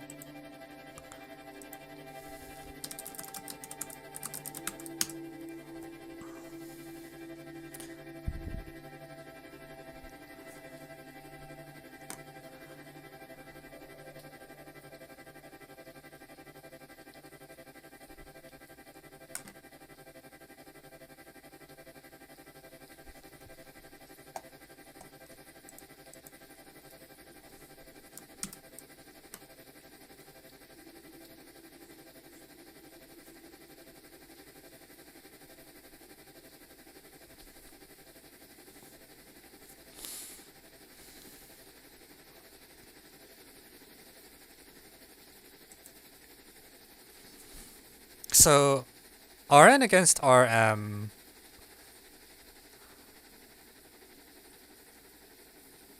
I think men equals MPN holds generally.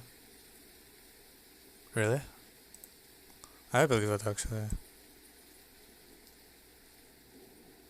Oh, is it always? Is it unconditionally a parallelogram?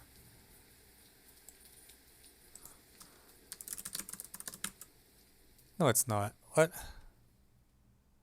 But the angles are the same?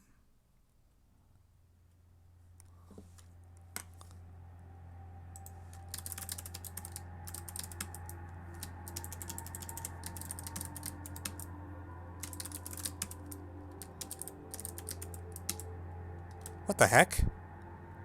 Wait, do I just angle chase to get that?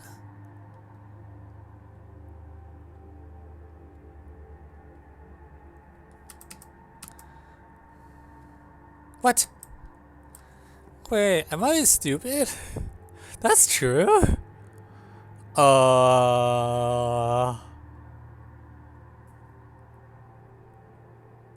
That's true with no assumptions. Okay, well.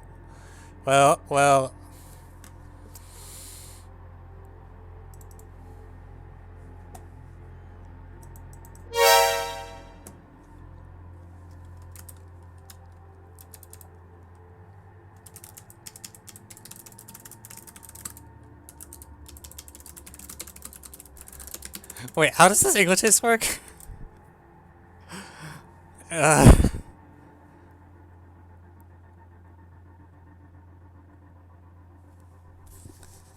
It's like...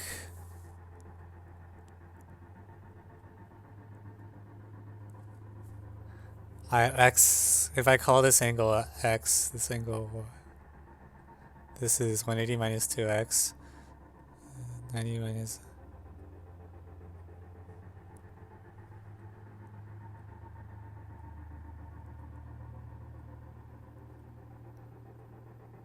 This is 90 plus a thing plus a thing. This is... How do you compute this? This plus...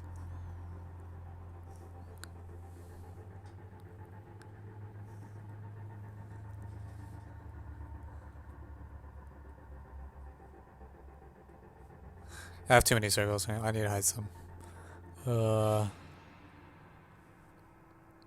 have not seen that anime. I actually have to use X, so... Like, fine, but, I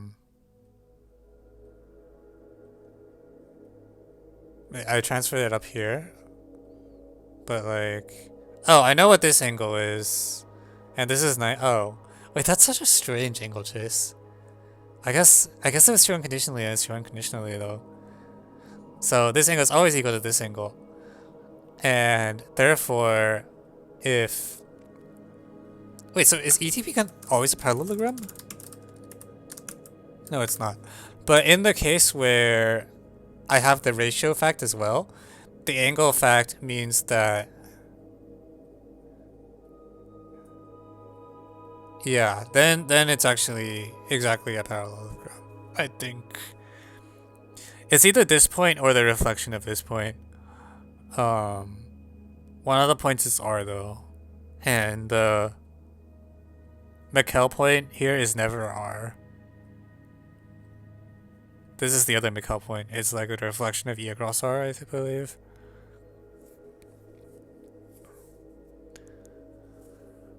Just use isosceles from E.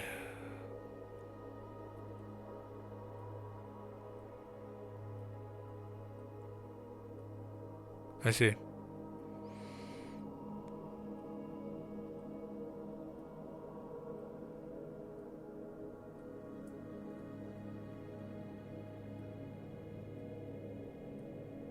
Okay, well now E is on here, and you get a parallelogram. So that should do everything. Once you have a parallelogram, everything should happen.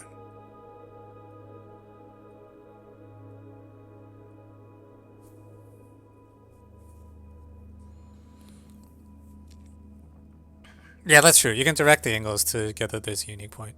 Why is it parallelogram? So we know that En against Em is like a certain ratio. It's on the same it's on this a certain circle, right? Like the Apollonius or whatever.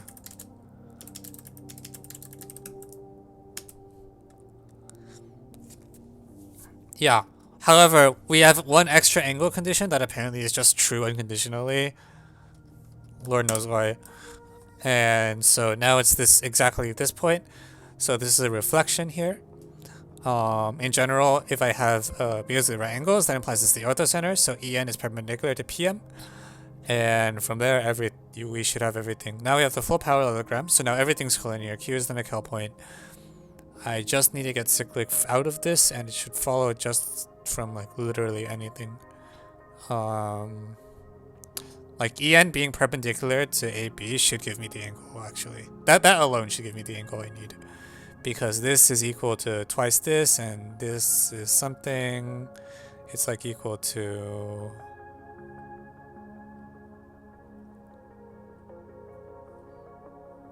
Yeah, actually, this means that this angle is 90 minus twice this angle, and similarly here. So now you get the arcs.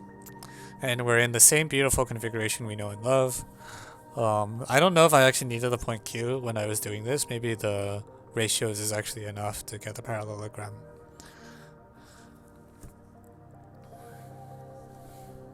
I think the ratios was probably enough alone, actually.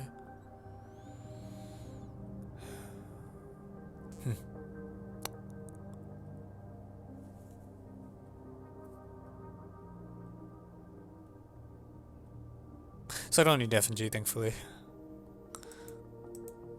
The ratios enough is probably like once you define X, and yeah, the ratios enough should actually do it. That's all you need. You don't need anything additional. So despite my excitement about the point Q, I do not believe that Q is ever really used here.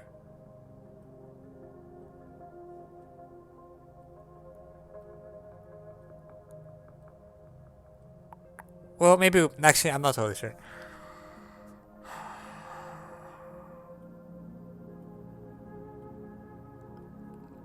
I think you just get a parallelogram. Yeah, I think surprisingly this doesn't require Q. You just reflect PO across them. You just say En divided by Em is equal to.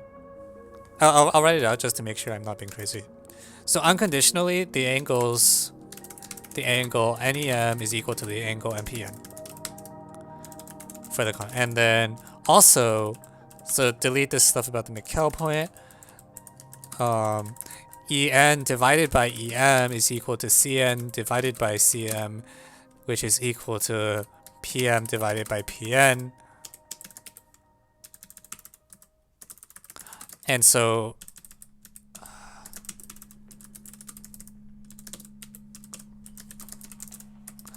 by condition and only one point with this property inside ABCD,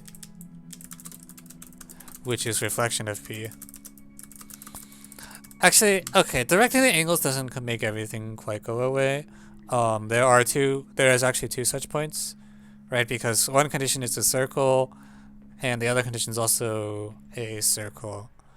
However, oh shoot, yeah, I intersected two circles. Does one of them lie outside? Oh, Jesus. This is where I wave my hands. One condition is a minor arc? No, I mean, I directed everything, right? Which condition is a minor arc? I guess so, actually, yeah, okay, fine. Like, because E is required to lie inside. Fine. Yeah, you can say E is required to lie inside, no it's not. No, it can be outside as well. It doesn't have to be inside X and M. Does it? Oh, jeez, Lord.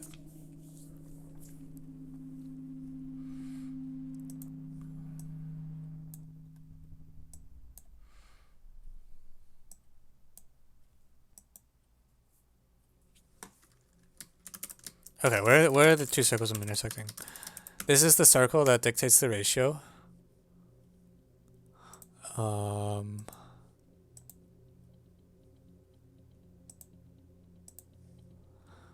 And this is the circle that dictates the angle. And I'm worried that maybe E is the other intersection. But I think the circles will... My hope is that the circles never intersect both inside the green one. Let me hide A, B, C, D.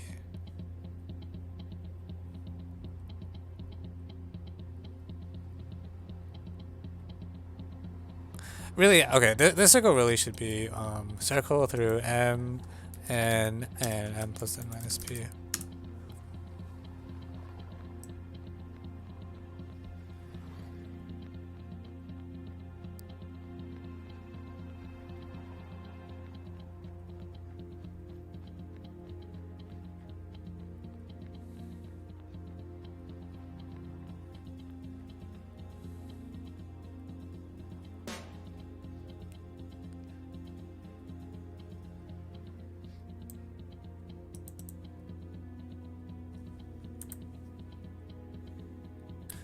So even in bad cases, wait, why does that circle always pass through E?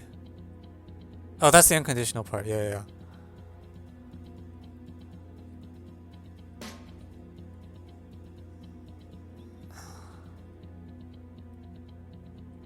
Apollonia doesn't need to though, right?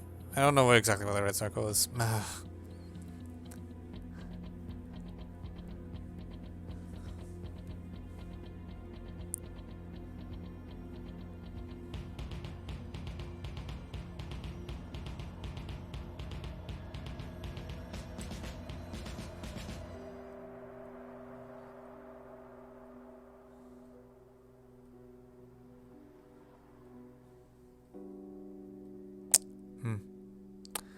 We're off by a little. I need some insight. I need some insight in this condition to finish. What is your favorite anime?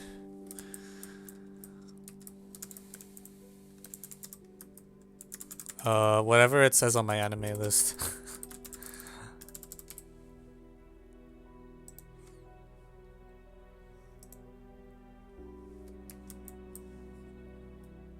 The other intersection is that point if, oh, that's pretty good actually. Okay. Q, reflection of Q over Mn. That's true, yeah.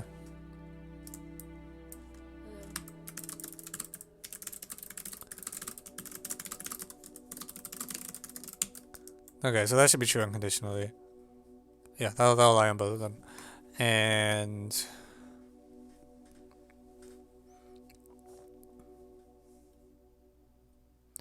yeah, Q lies on a circle that encloses the entire quadrilateral.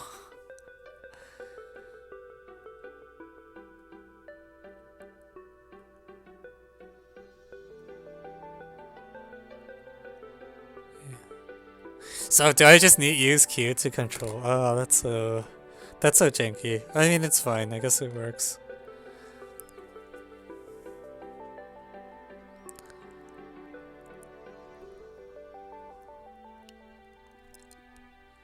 All right.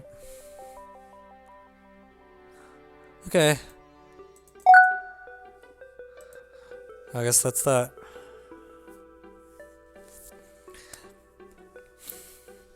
That should be okay.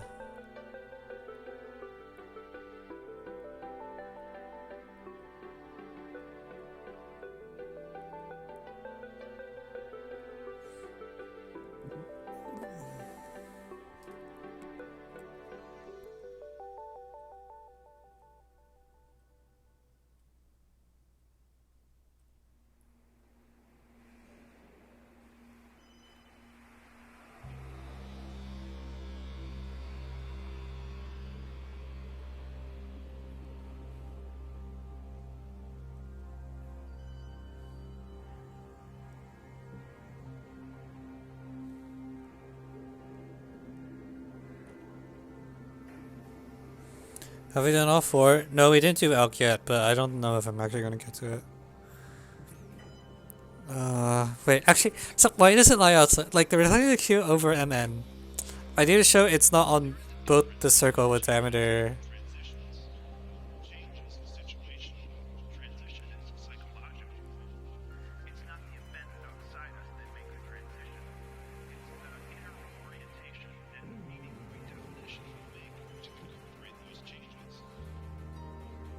So the reflection of a point on the circle with diameter CD through a line passing through N necessarily also lies on the circle, right?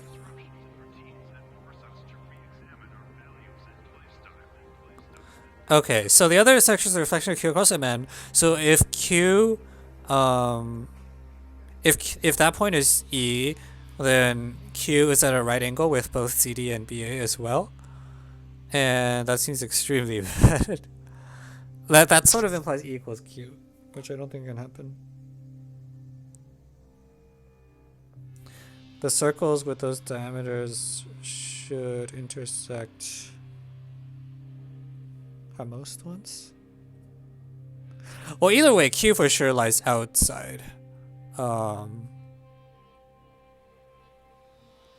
Yeah, for a convex quadrilateral. Oh, that doesn't rule anything out though.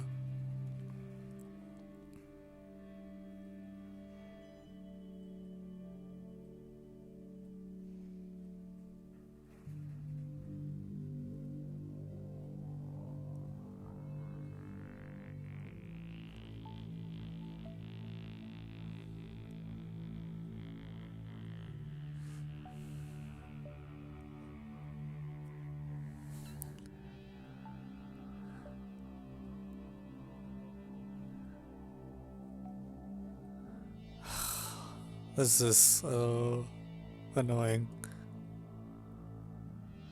I think there's an unimportant typo. Can you like either send me an email or if you want to fix it for me, pull request would be optimal, but if you don't know what that means, just send me an email so I can keep track of it.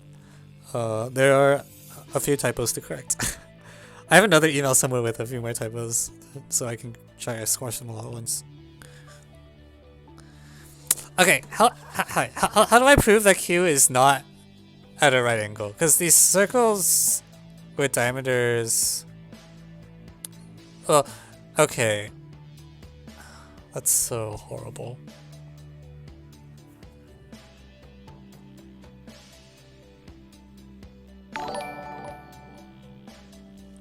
Thank you, Riddy Chan, for the follow.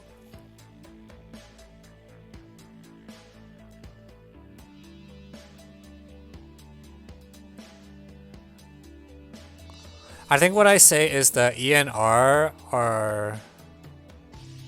Oh, but I don't know.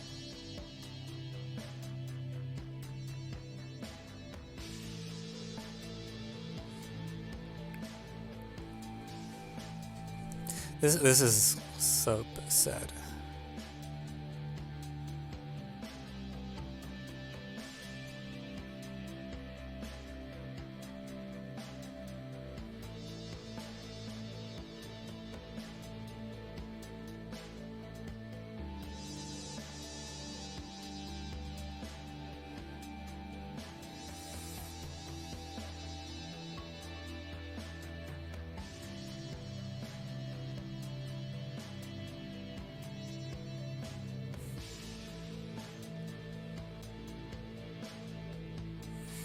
Like, I'm actually confusing myself with the logic because it's so convoluted at this point.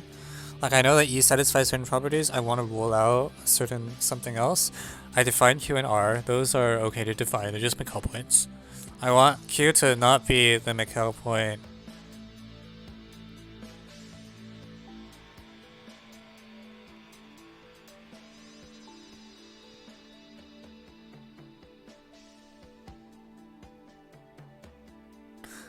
Like, I want...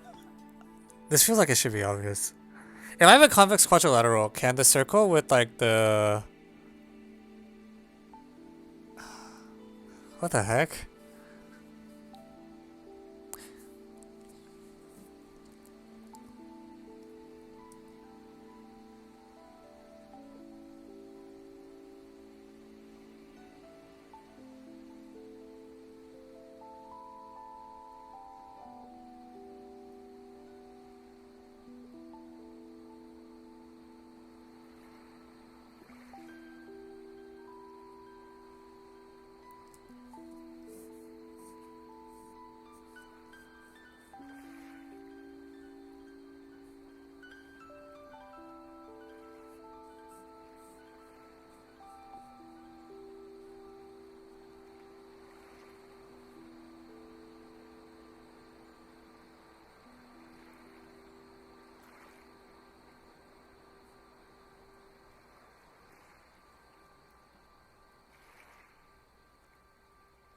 Okay, I think the fact that they're diameters makes it okay. The circles with diameter CD and AB, just in general, if I have a convex quadrilateral and I draw diameters on two of the sides, they should always meet inside the quadrilateral. I think this is always true. The argument is like by drawing the semicircles in like some blah. Is that always true? If I have a quadrilateral and then draw the semicircles on the two opposite sides, unsigned angle MEN is obtuse.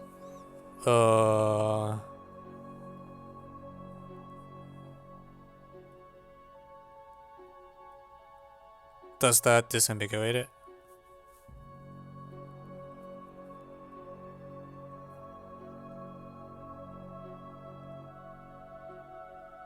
I guess, yeah, I guess that seems like it should work too. It feels like almost anything should work, but I also don't trust myself to get these arguments right.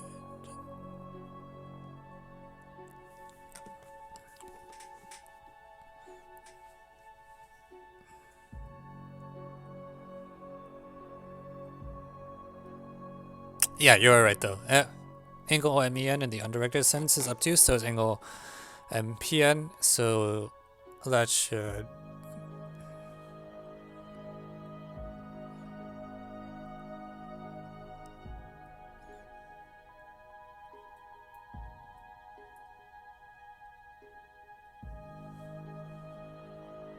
That'll do it, yeah. Okay, that's fine.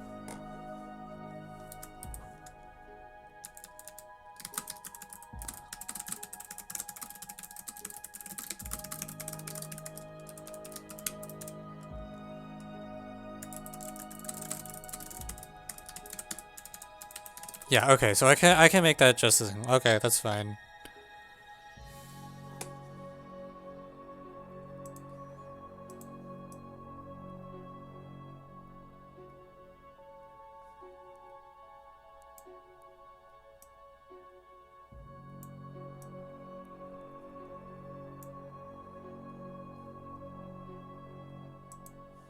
What is the arc problem you were attempting? There was something about like x squared minus 2 iterate minus x being irreducible, but I don't think I'm going to get to it today. Okay. Man, configuration issues are really the worst. Everyone hates them, but I feel like because I am like a coach, I am obligated to like not just completely blow them off. Whereas if I was a high school student, I would just wave my hands and be like, we're done, give me my 7. What was a fast solution to this? I don't know. Hope I don't. Give me my 7! Alright, so... I mean, so our solution is not very long. This is it. And I meant P, not Q.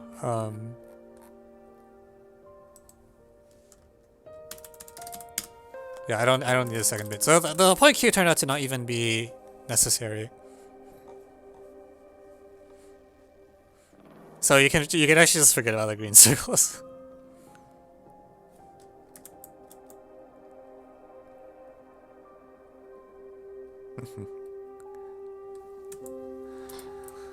Alright, we did it.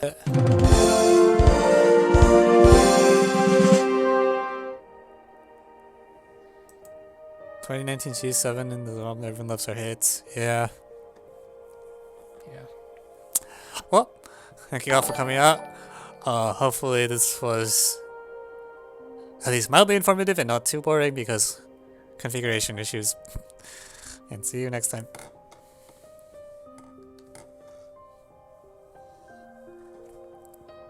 Okay, cool. That's the YouTube outro.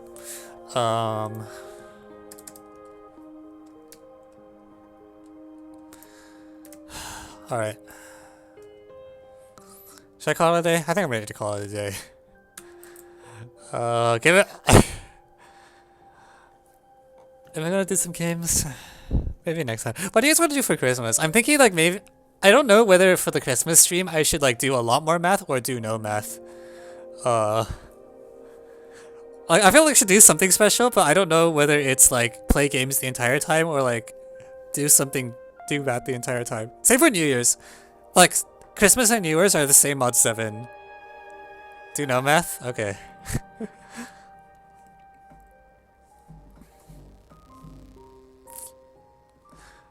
Yeah, I was thinking one fun thing if solve once and for all. No. We're not doing that problem anymore. That problem's too hard. I'm sorry.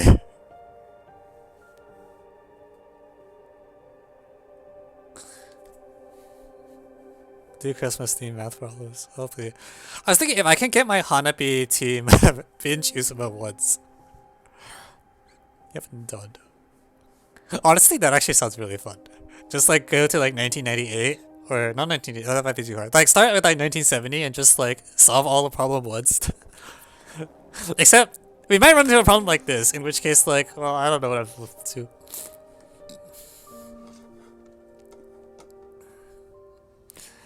Yeah. The other thing I was thinking is like if I can get my Hanabi team. So I don't know if you guys know. I've been doing Hanabi with a team for some like intro group competitions. So I play with a group that's called the hyphenated group, and every few weeks they designate a few seeds as competition seeds, and you can gather a team and play. And it's just there's no prizes or anything. It's just see how teams do against each other. Anyways, I was thinking of dragging my team onto stream and then playing Imposter Hanabi. So the way Imposter Hanabi works is that one player is the imposter, and they're trying to sabotage the team, and then the team wins if they can either get a full score or figure out which person sabotaged their game. Yeah. I think that game is fun once like you're like past like level 7 or 8ish. Like once you have some familiarity, because when you play at a lower level, usually all you have to do is just play normally, and the team will just make mistakes naturally. But I think my team is leveled up to like some higher level conventions. I'll ask them and see if people are interested. But we might also, I mean, there's a lot of games you can play. What if you invited Carl back? I don't know. Well, it depends on whether people are free on Christmas. Um,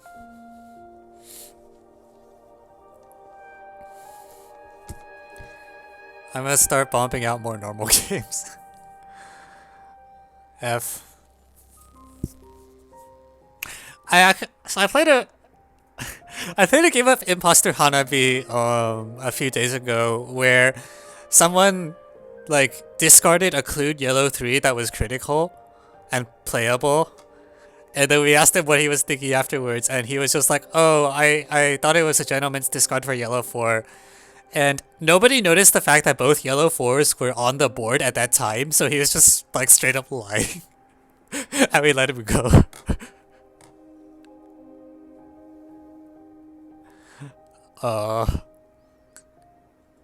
Yeah, so mistakes were made.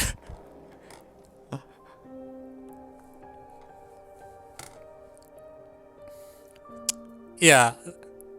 Like, Hanabi is actually a really difficult game, so it's pretty hard to tell. What is the easiest recent IMO? Look at the most ratings and see which IMO looks easy. Honestly, probably 2019. Do you play poker? No. I don't. I like know the rules of Texas Hold'em vaguely, and that's about it. I also I also know you're supposed to fold most of your hands. Someone told me this once. Yeah.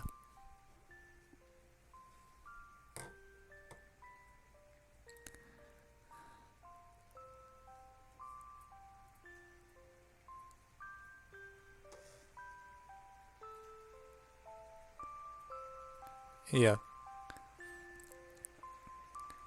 The reason I remember that is because that's what I tell people when they get to undergraduate and they're starting to take classes.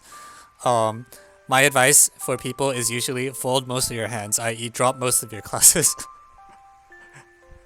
Like, you should just take like you should sit on go to the first lecture of like 11 or 12 classes and then pick the 4 that you actually want to go to or something like that. Because I don't know, it just costs so little to like look at a class and see whether it's good.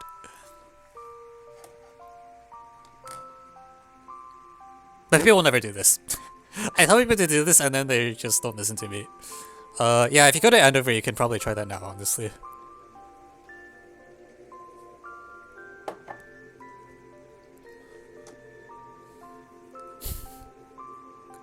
Drop out of my classes. Maybe not. I'm not sure. I don't know how big your course catalog is.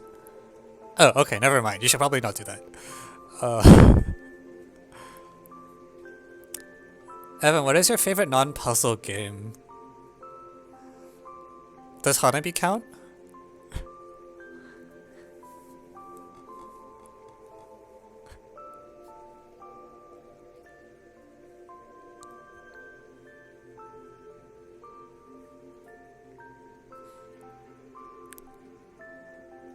So it doesn't count.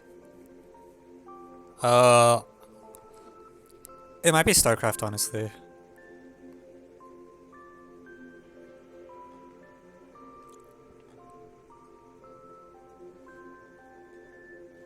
Live solve next IMO. I don't know how possible it will be for me to live solve IMO just because I will probably be invited in some capacity, either as like a coordinator or an observer for the US. Live solve. I definitely cannot live solve TSTSD Day 3 because I have seen the problems.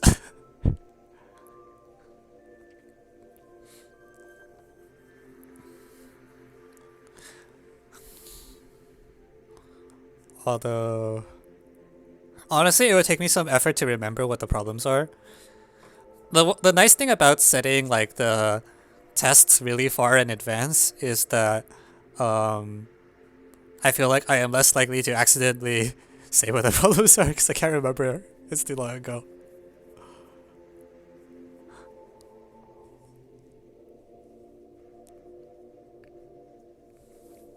It's also true for the Amy. Like, I definitely know that, I forget who, there's someone on the Amy committee who also, like, does training, and he's like, yeah, I'm really glad the Amy is, set like the test development starts 2 years in advance, so that when he's teaching a class in 2020, he doesn't.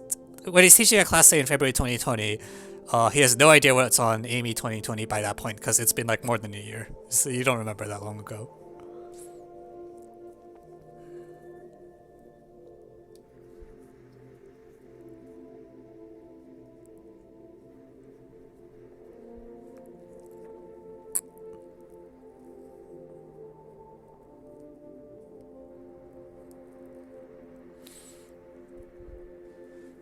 Maybe 2022. Yeah. Well, you gotta do what you gotta do.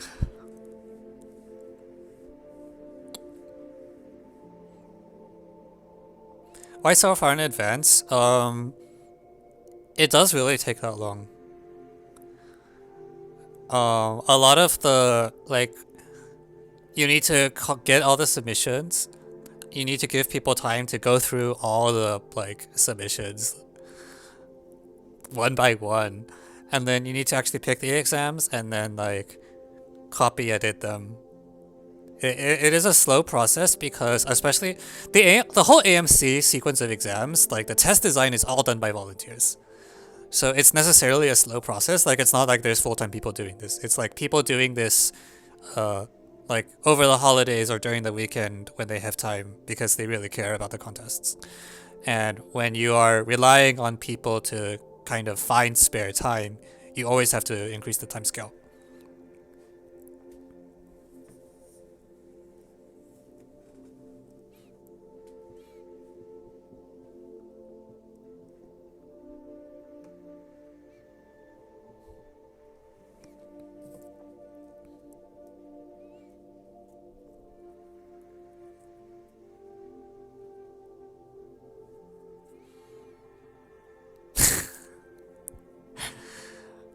No.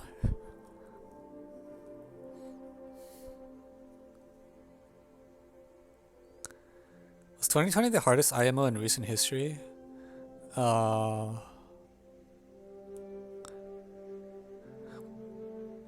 don't think so. I mean, it depends on what metric you use. Like, if you're looking at max difficulty versus average difficulty versus easiest difficulty, like I think for this year's IMO, it was probably like, I would say it was easier than usual to solve 3 problems, for example. Like if you know your stuff well and you have you have the experience, then 1, 4, 5 are very gettable. 2 is noisy, but it's definitely gettable. It's like you might just get unlucky and not solve it, but also like you don't need to be super experienced or have super good intuition to get IMO 2 this year. I would assume it's just a very special case.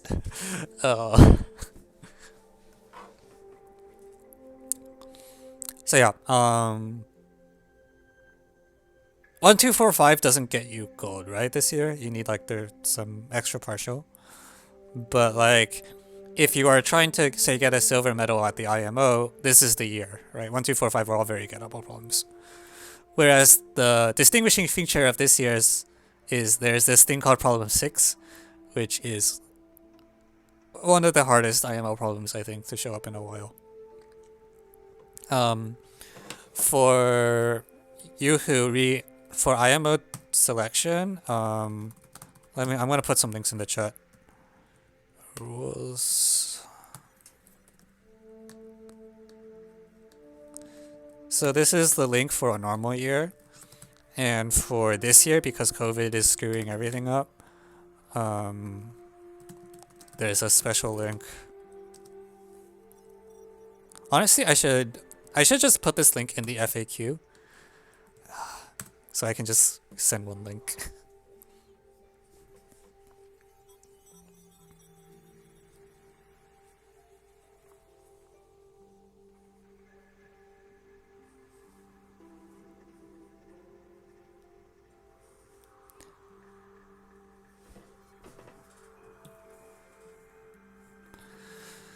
Alright, so I'm pretty tired because I've had a very, very long week, and I'm so far behind on checking off submissions that I will never finish.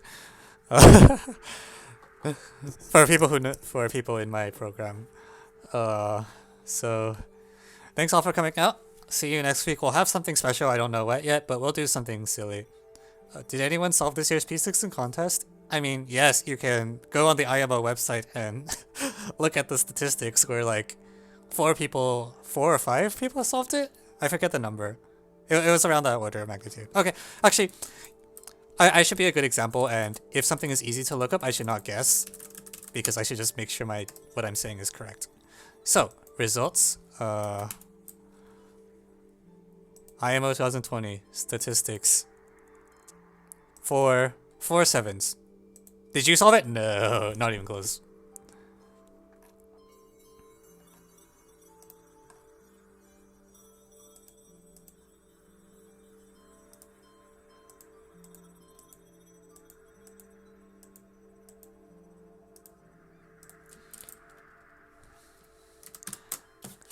Yep. So yeah. If something's easy to look up, don't just guess. Just look it up and say it. Say the correct number. Our partial in 2017-3. I mean, partial is mostly like a function of the rubric, right? Like, this is why average score is not a good metric for how hard a problem is. Because if there's like, or even just the shape of the problem, like for IMO 6, like there's an explicit thing that says if you get like a weaker bound, we might give you partial. And so a lot of people just get like cube root, a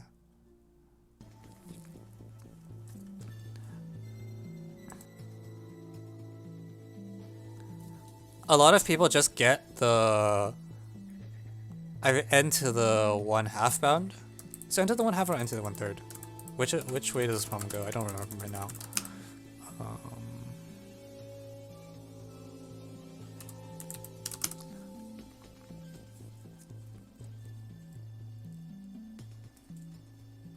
Yeah. Okay, it is reciprocal. Okay. Yeah. So some people just go what got. Oops. Did I mess up? Okay, good job. You got your V-Bucks back. So some people just get 1 over root n, right? And they get a point or 2. I don't know what the rubric is, but probably 1 based on this score. So you look at this like, these people didn't solve the problem. It's just the rubric had a point that was given to them. So now the average score is like 0.28 instead of where if the rubric decided this was 0, I mean, the average score probably drops to like 0.0 something, right? So average score is just telling you how much, what the rubric looks like. It says if you want to measure the difficulty of the problem, you should look at the number of solves. Any recent IMO USMO that swept? Not that I can think of.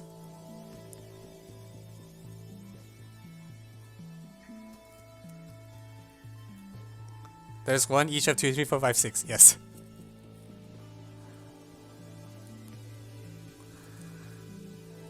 Okay, so I'm gonna close up the stream. Thanks everyone. Come through next week. We'll have something special. I don't know what, but we'll figure something out.